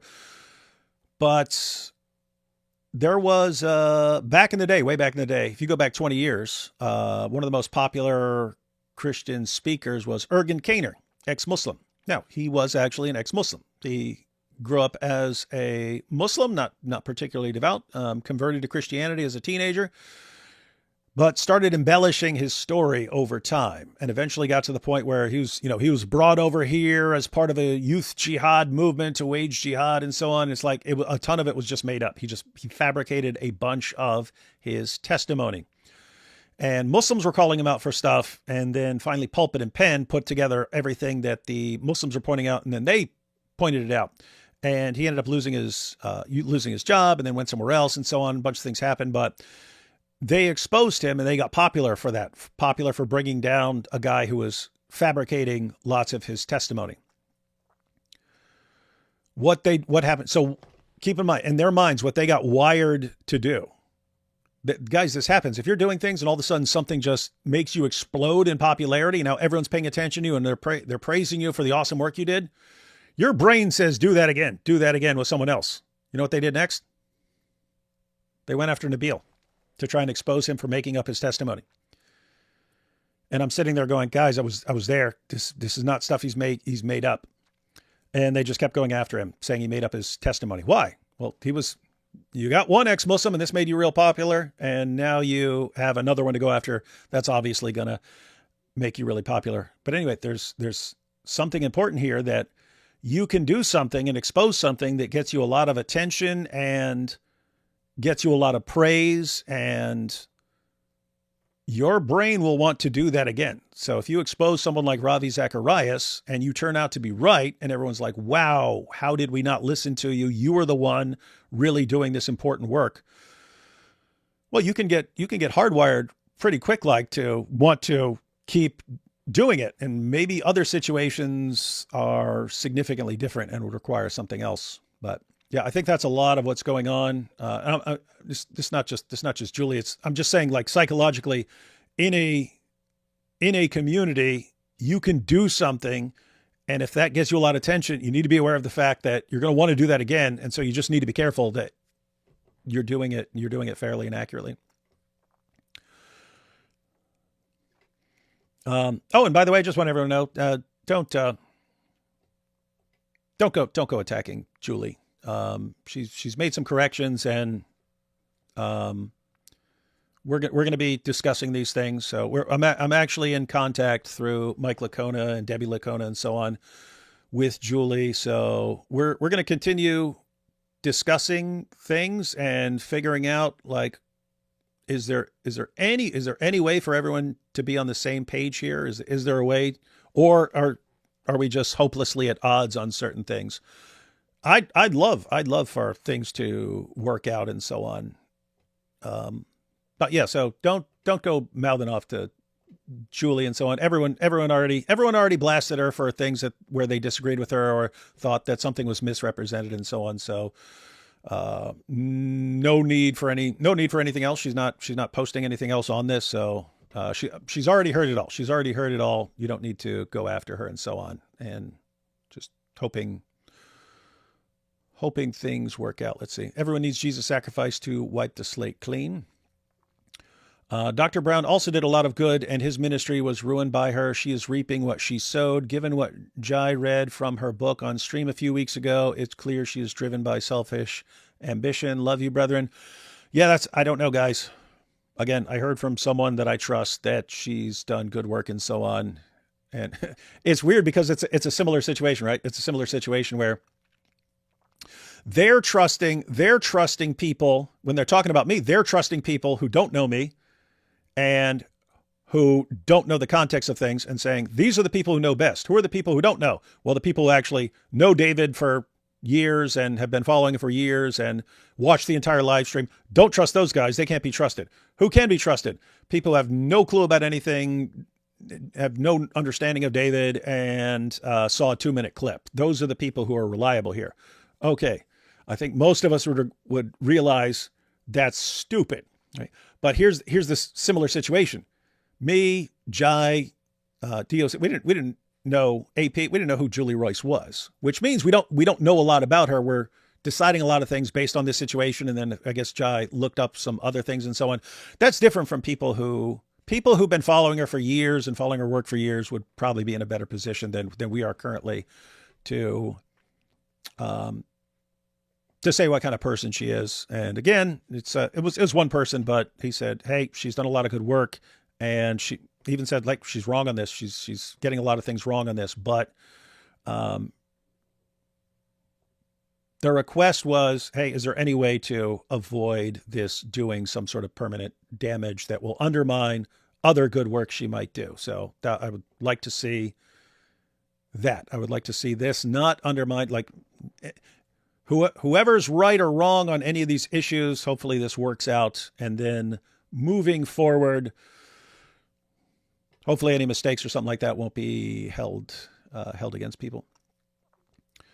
God bless you, David. At least you came back from the void. You have our respect. Yeah, that's kind of like an underlying thing here. It's so think about, like, all right, I hit absolute rock bottom in jail, then spent years in prison, and I've been dealing with jihadis for many, many years, taking care of disabled sons and just all kinds of things. And it's like, you guys are calling me a bunch of names and thinking I'm going to do what you want because you're calling me a bunch of names. It's like, how do you not know that wouldn't work? It's like, okay, I've been dealing with jihad. They're going to slaughter you. They're telling me for years they're going to slaughter me and my entire family for years. Or do what we say. Stop doing this. No, No, I'm going to do what I think I'm supposed to do. And if you don't like it, you can saw my head off, but I'm not backing down just because you're threatening me. And then after basically my entire life, we'll get you to do what we want by calling you names. It's like, oh gosh, we're starting over from the beginning here, guys. It doesn't work. Julie Royce website says restoring the church. What a joke. Termite destroying the church from within. I don't know, guys. I've heard positive things. As an abuse survivor, and there is no way I could possibly live with a psychopath and maintain my sanity, I totally support David's work and goals. He is my second favorite apologist on YouTube. And the first is obviously AP, who's listed as an apologist now. Won't they still need real evidence to arrest you? Yes, that's the point. You've got an entire community. Again, this is not Julie Royce, but a bunch of people in her community are saying the only way that David can be forgiven for any of this and so on is if he goes to prison and does his time for it. They just don't get how the legal system works at all. And it's like, why are you guys talking about things when you have no clue what you're talking about? So yeah, weird situation. It's called virtue signaling.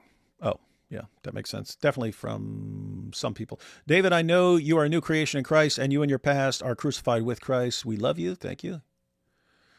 Let the redeemed of the Lord say so. David will continue to be blessed and live a long life destroying Islam because the Lord will fulfill his purpose for him and his steadfast love endures forever. The ironic thing is that in a strange way, as ridiculous Julie has been, both she and David are advocating for the abuse of young girls, Julie by helping victims and David by exposing predatory of Islam. And that's something to think about, guys. I mean, at the end of the day, you've got people who are attacking me. There can be other issues involved. And again, let me put it this way. There's a real significant risk that if you are in a certain position where you are defending abuse victims and responding to abusers, you have to be careful because you're in such a position where that is such a good thing to do that you can end up extremely self-righteous. You can end up like your self-righteousness can grow and grow and grow, but that you can eventually get to the point where no one can even question you because if they're questioning you, they're obviously evil part of the abuser community.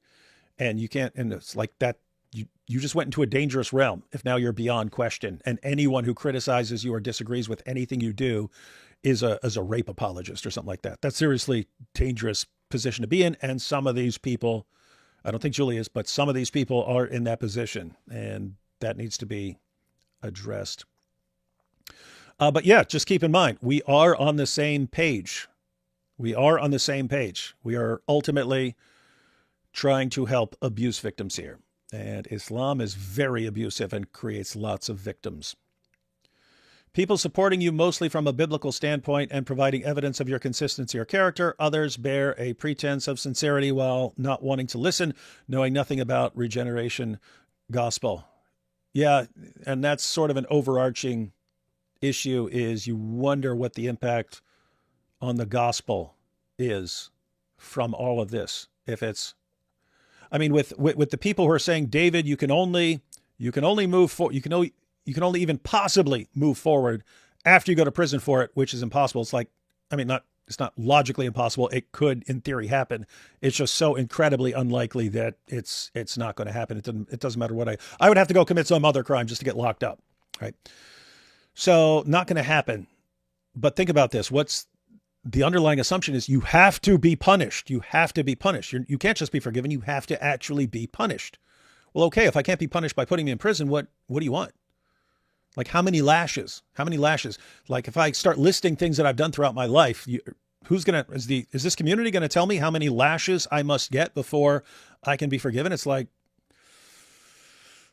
how far are you guys willing to go before you recognize that there are gospel implications in the things that you're saying? D. Wood in the Hood took the heat for brotherhood.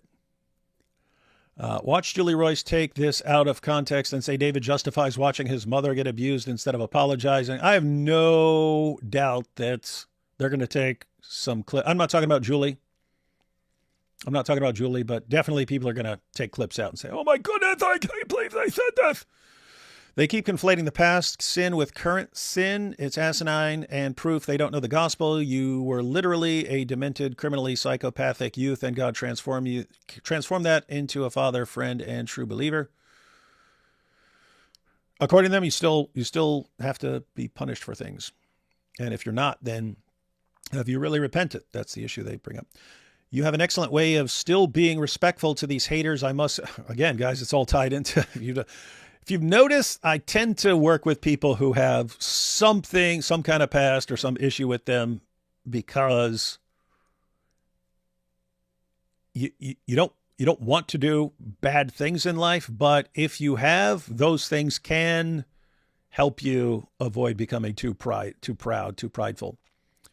And so, yeah, you have in other words, I've only known a few people. Matter of fact, I can only think of two. No, I can think of three. I can think of three people who are really, really good and have just been really, really good Christians their entire lives, who don't end up obviously prideful or condescending towards other people. Keep in mind, I know there are tons more, but as far as people I know who are really, really good, really goody two shoes type guys, most people can't pull it off, because you end up, if you're really, really good and you're just always better than everyone around you, you become super judgmental and looking down on everyone. But guess what? That's also bad. So yeah, it's only been a few people that I've known who can be really good and don't seem to have any issue with pride over it. So it's hard to pull up. I must say your proof of Jesus is the way you handle this. Hats off. Also because I couldn't stand it if I was the victim. Oh, you mean if they're coming after you like that? He responded by poking fun at the request, lol. Yeah, I did do that. The only reason why I knew why Julie Royce reported on David was because Sam Shamoon was posting on it and seemed happy about it. Yeah, Sam was, David destroyed. It's dude. How have I been destroyed, guys? I got a bunch of people calling me names. How is that causing any problems? I mean, I understand it can cause problems and so on, but how does anyone think that stops the dizzle?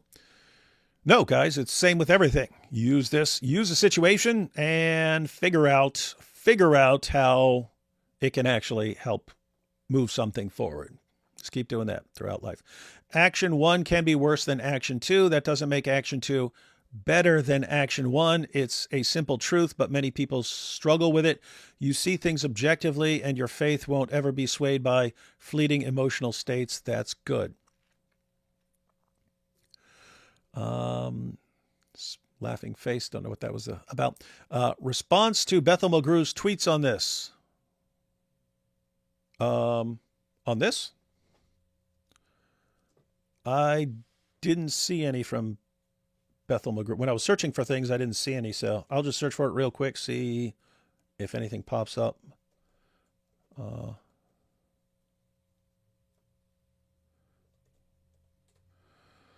you're asking for a response. This will depend on whether I can find it in very quickly, which will depend on how frequently she tweets and how many I have to scroll through.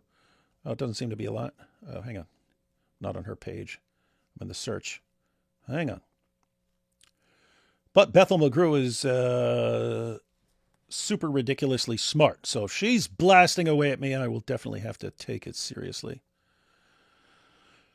What did you say the date was? 21st of November. If it's David Wood must be destroyed, I will trust Bethel Mulgrew that I must be destroyed and humiliated and crushed. Never to show my face again.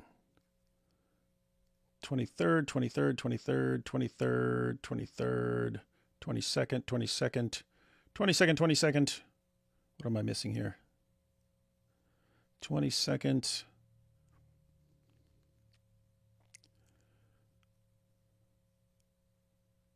Let's see. Kid spells bigwig as bigwig. Must protect him. Not that one.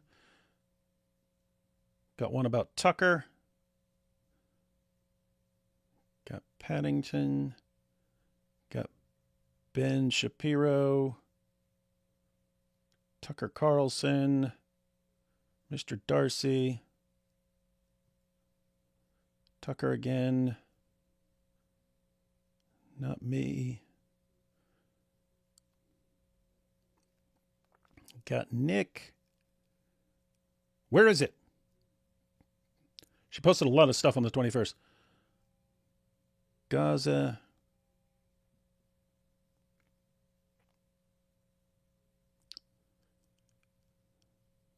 I didn't see anything. I scrolled through her tweets. I don't know what you're talking about. Yeah, you can always tell me if there's a particular tweet. Post it in the comments afterwards. Check it out. Let's see. David. Oh, it might have been in her replies. Yeah, I was just looking at her posts. So yeah, I'll have to check it out afterwards because it'll take longer to go through her replies if she said something. David is so true, brave. Everyone has their skeletons hidden in a closet. David, if everyone in the world was as honest and repentant as you, well, yeah, and I think if more people were just honest about screwed up stuff they did, then other people wouldn't be as scared to come forward. It's like, oh, you mean this guy did some messed up and that guy and that guy? Wait a minute. Has everyone done messed up stuff? Okay, hey guys, I did too. Here's what I did. I think that's actually better, but we're not allowed to do it. They looked at the dislikes and thought people didn't dislike the crime enough, whereas people dislike a video because they dislike a video. Yeah, people weren't voting on whether they approve of sex with 13-year-olds. The words to go with the smiley. Tommy Robinson starts going after Dawa. New video on his channel. Predator Hunter, Ali Dawa, and child marriage. Really? Yeah, I will definitely check that out. That's funny. The people that demand you step away from ministry are nothing but a brood of vipers. Their father, the devil, has them under great delusion. Yeah, I think it is. There were people like instantly, like Carson White now and stuff. He's instantly, David Wood needs to step down. It's like, from what? From making YouTube videos? I can't make YouTube videos. What can I do? You can go figure out a way to be punished. Shameful how Muslims support their prophet after knowing his sinful past. That makes them all guilty per accepted standards. Yep, the standards they're applying. They still don't understand why Christ sacrificed himself for the world, but they want to debate what they don't know and condemn you. They're free to condemn me if you condemn me based on something I've done, then, fair. If you're condemning me for something I didn't do or something you're misrepresenting, I kind of don't care, because even if you're wrong on that, I'm sure I've done worse that you don't know about.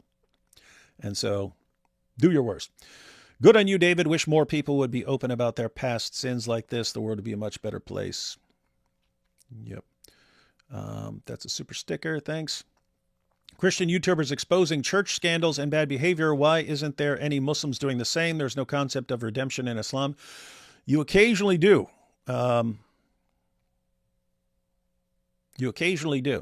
we saw that with Muhammad Hijab's ex-wife, where you had behind veils, and they did a lot of work. But yeah, it's like they get attacked for it in Islam, like hard, for exposing terrible behavior.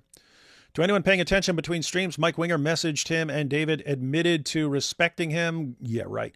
Great. Give your enemies more ammo, David. Not going to happen. What's insane is she'll de facto unknowingly be defending the next person she legit tries to expose, because everyone will think she is crying wolf. That is the concern, guys. That if you're exposing abuse, people need to trust you. Former criminal, former Paul the Apostle was not known as the hunter of Christians forever after salvation, but he should be, apparently. Wait until she learns about Saul of Tarsus. I think some people's point is that, like with your brother, some things remain a permanently dangerous situation. Not that I think that's you. I think some people's point is that with your brother, with some things remain a permanently dangerous situation. Yeah, they can. Free Enoch Burke. Is she going to confront Jesus on Judgment Day and complain why Moses, a murderer, led Israel out of Egypt, why the denier of Jesus, Peter, became the rock on which Jesus built the church on? Yeah, these guys might be unfit, all of them. Julie's a classic example of toxic femininity. She allowed herself to be controlled by emotions to the point where she conflates emotion with repentance. I don't know if it's like toxic femininity, because there are guys in this whole discussion too who are saying something similar. So yeah, I don't know enough about her. Why do we accept murderers and other heinous criminals currently in prison as Christians, but condemn those who are like David and have repented? Who did Christ say needs salvation? The sinless. Yeah, Jesus said that's another consideration. Jesus said he came for sinners. And it looks like we're telling sinners, hey, yeah, Jesus died for you, but get ready because you're spending the rest of your life in prison for your sins. My mom was 15. My dad was 18. When I was born, they were 16 and 19 and married. No one had any issue. No one mentioned pedophilia. Was I born in sin? No, you're basically similar. My dad was 17. My mom was 15 when they got pregnant. And so I was born when mom was 16 and dad was 19. Is the Night of Al-Zut disqualifying from ministry? That would be a tough one. Definitely disqualifies you from being a pastor or a true prophet. Is it not the healthy who need a doctor, but the sick? I have come to call the righteous. I've not come to call the righteous, but sinners to repentance. Mm-hmm. Jai DOC, your thoughts on the cool guy Mike Winger? Ha! Too bad they're gone. They would have nothing but bad things to say about Mike Winger. So you're lucky you're not here to. You're lucky they're not here to say them. The Holy Spirit gets to decide who he uses. People should follow their consciences, but they will be judged the way they judge others. If Dee would babysit my daughter, and if I come home, she would have perfected the Islamic dilemma. That would be funny. She'd be crushing it with the Islamic dilemma. Would you trust a UK convict with children? No. Totally different situation. Totally different situation. Boys as young as 12 or even 10 have been judged as adults for deleting people or even just robbery. Female teachers get no jail time. Pure BS. I don't know. No, they've locked up some of those female teachers. I've seen it. Can we really trust a guy who slew 200 Philistines just to steal their foreskins and use them to purchase a woman to be the king of Israel? No. Not to gossip, but I can't help but laugh at Sam's Faith Bulwark video 2 weeks ago where he defends David and wants to help him through this scandal. Yeah. Yeah, I didn't see that, but yeah, guys, I don't think I'm cooked. Such were some of you, but you're washed clean. David, show off your tats. Well, I can't. I mean, I could, but that'll have to be when I'm sitting up at some point. Karen, Christianity focuses on feeling. Me and other perverts repented. Thank you, David. Article draining so much IQ, I'm about to say shot. Don't get that low. I graduated in forensic psych. I'm confused. This is a professional. What type of psychologist is this? What is the personality Why is the personality assessment generalized? You got to know about that whole situation. Do you have any advice as a young Christian man on how I can get over my sin of lust and stop watching adult videos and masturbate? The only advice I would have is the advice I just gave. So whatever your church is or whoever your friends are, if you have some good Christian friends and so on, get a little group where you're comfortable sharing things. It'll be awkward. It'll be awkward at first, but you'll get used to it. And as you guys share with each other what you're struggling with, you guys can just having another person who knows what you're going through and then being able to talk to that person on a regular basis is massively helpful. So that would be the first step there. An old Doc Francisco song goes, love is not a feeling, it's an act of the will. Jesus didn't die for you because it was fun. He suffered and died because it had to be done. Pretty based. Mean man bed style. Hooty American woman morality is not Christianity. If China ever wipes us off the earth, at least that mistake will go with us. The fact that David is willing to sacrifice himself for his friends is one of the reasons why I admire him. He's a living testimony of God's power. I grew up on witch hunt stories, but it sounded weird. And then I saw what Done to You Now, or to Tyler Bowler from Turning Point USA reply section. Dozens, of women harassing him on X, saying he abused kids, committed adultery, and killed Charlie because Candace said he did without proof. Black pill. Candace is as toxic gets, as far as I mean, can you imagine if she hadn't started in there with that nonsense? You had Turning Point, you had Charlie Kirk get murdered. People saw the reaction of people who were celebrating it, and there was this massive recoiling from evil, and it looks like there's about to be this massive revival, and Candace just wrecked it. I mean, not there's still all kinds of good things that are going on right now, but that was toxic, man. Toxic and evil. Can't wait to see the Double guys use this to continue to shovel snow on the avalanche of apostasy. Yeah, they can't help themselves, guys. They can't help themselves. Veteran investigative reporter. Yeah, sure. And my name is Eve. To be clear, I'm not worshiping David. The fact that God changed an evil criminal into a good person is powerful. Plus, he helps strengthen my faith. Yeah, if you listen to some of the community for the abuse victims, I've done nothing but manipulate you to cover up all the things I'm doing behind the scenes. How come D. Wood isn't a victim with a mental condition? Oh, I could declare myself a victim in like 50 different ways, but I'd rather not be a victim. Keep in mind, I'm not dismissing like actual victims of horrible things. But I really have to wonder, like, if you could not view yourself as a victim and I don't know what's better. I don't know what's better, viewing yourself as a victim because you are. Keep in mind, if you are an actual victim, is it better viewing yourself as a victim or getting to the point where you don't view yourself as a victim? I don't know. I don't know these things. That's why I would not comment on it. All I can do is wonder certain things. New dilemma. If David is a rapist, then their prophet is too. Yes. If David is not a rapist, then the Dawa people are liars, i.e. not the best of people. For some people, being nice just doesn't work, including me. I got interested in Christianity only after being mocked by people like you. Before that, I thought Christians were punching bags. Yeah, I have to say, people wouldn't. When I was an atheist, Christians didn't want to argue over stuff. And it's like, no, we don't want to cause a scene here. I was actually in jail before I found a Christian who was willing to argue over stuff. And that actually interested me. You self-confessed, so why wouldn't this community applaud that instead of churning out slop content? I think they needed to go after someone. We're all 30 al-zut, not minors. Oh, minors. When you end, send people to Apostate of Allah and I talking about the Bible harassing Sam.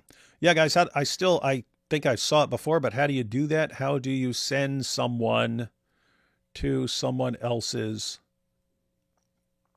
channel? We'll try it at the end. I think I just share the link and then everyone clicks on it or something like that. We'll see. When you end, send people to Apostate of Allah and I talking about the Bible harassing Sam. Oh, yeah, interesting. Yeah, so guys, that's Apostate of Allah. She was on my channel a while back. Fatties has been on my channel a bunch of times, so they're going to be live there. I have to go back and find that.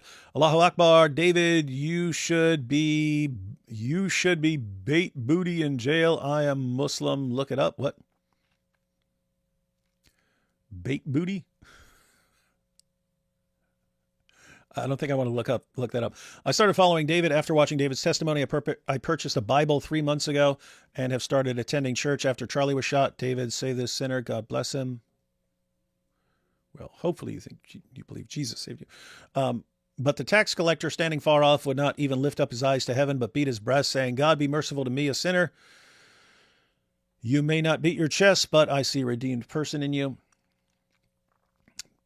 Then you are a rape advocate, apparently. Having zero grace is super biblical, too, I've heard.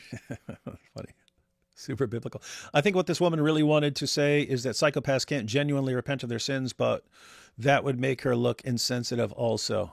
No, I don't know what she thinks about any of that, but I know there are people in that community who think that. This lady is jumping to an erroneous conclusion based on faulty evidence, then using that conclusion to come to many other conclusions. Seems like the old computer science statement, GIGO, garbage in, garbage out. Did you ever listen to Akon's Locked Up in Jail? Not that I know of. Wow, I am hating D. Wood. This is just awful. Good.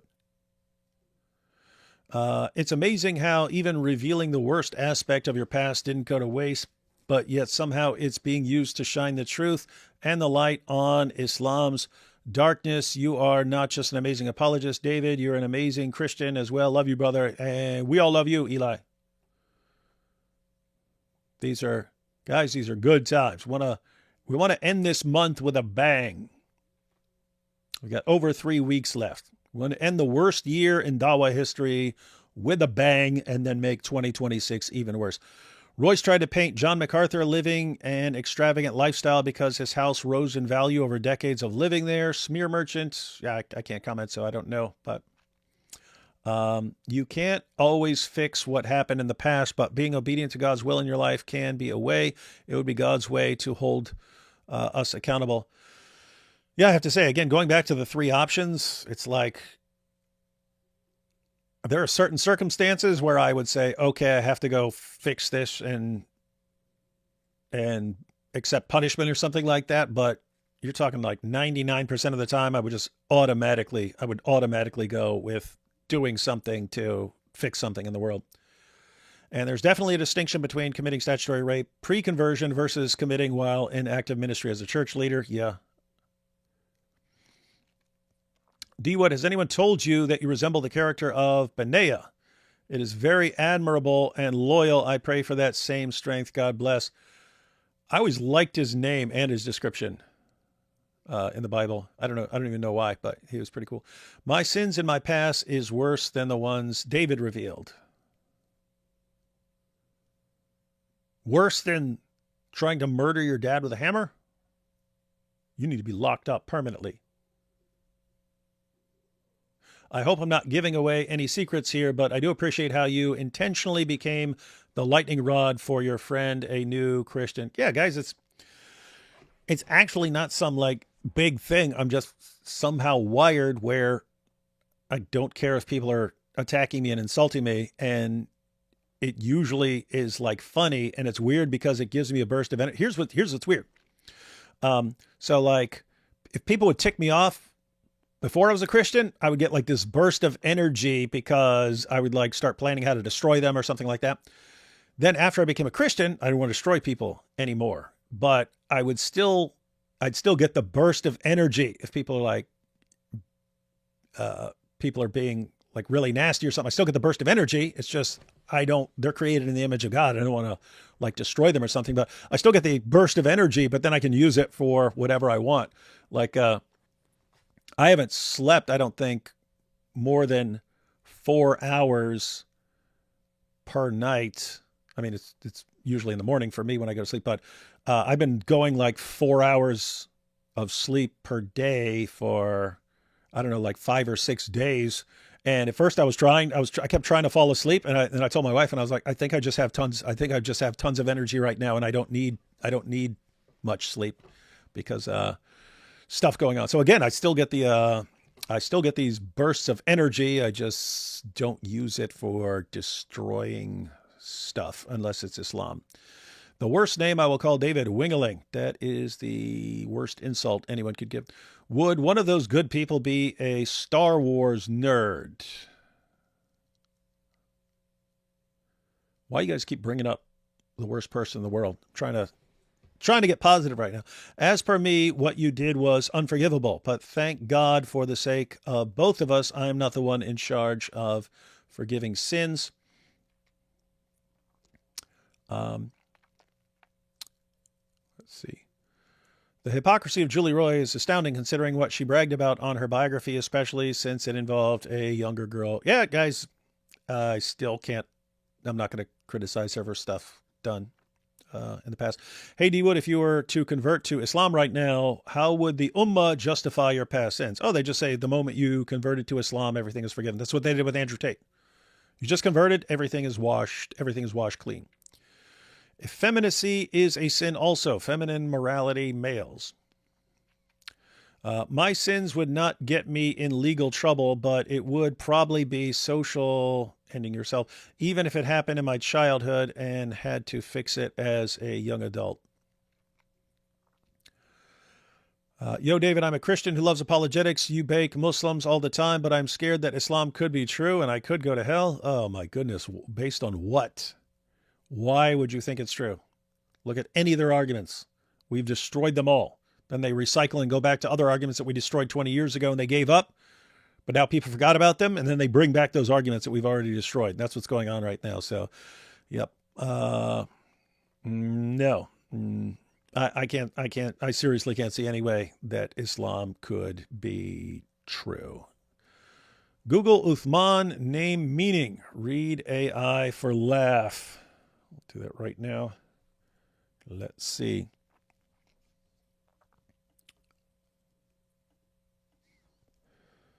Uthman name meaning.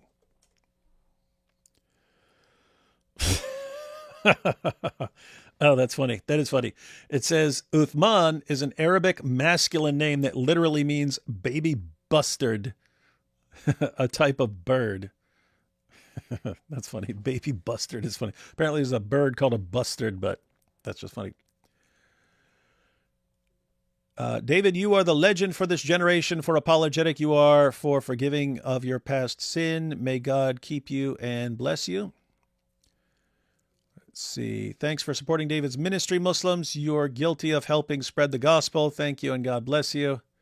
And then last one here. David should go to jail and repent for mocking Mike Winger. That's probably the only valid point. All right, so I wanted to look for that. Guys, we're going to go check out after this. Especially if you're still want something to look at, go check out. Gosh, why can't I get the link? Go check out Apostate of Allah over on Reason Answer. She's there with Thaddeus. I'm still not entirely sure on how to do this. I think I just share the link and people click on it and then it connects them and so on somehow. So let me find that. Okay, Reason Answer's here. Okay, looks like they're already live, guys. Looks like they're already live. So I'll share the link to that. Let's see. Go back. Did want to just get a picture of the poll so we can see how many rape apologists there are. 80% are, according to that community, rape apologists. Again, guys, don't harass Julie over anything. People have already mentioned things where they disagree with her, and we'll be talking here in the near future. So we'll see where things go. We'll keep you all updated. I will be back to cover some of the other stuff from other people probably this weekend. We'll see what happens. But all right, so here's a link, guys. That's the link to Reason Answers, where we've got. Is this working?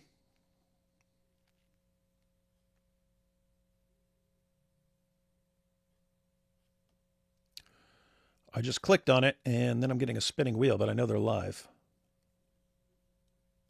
Oh, there we go. All right, guys, check that link out. I think that's all you have to do it.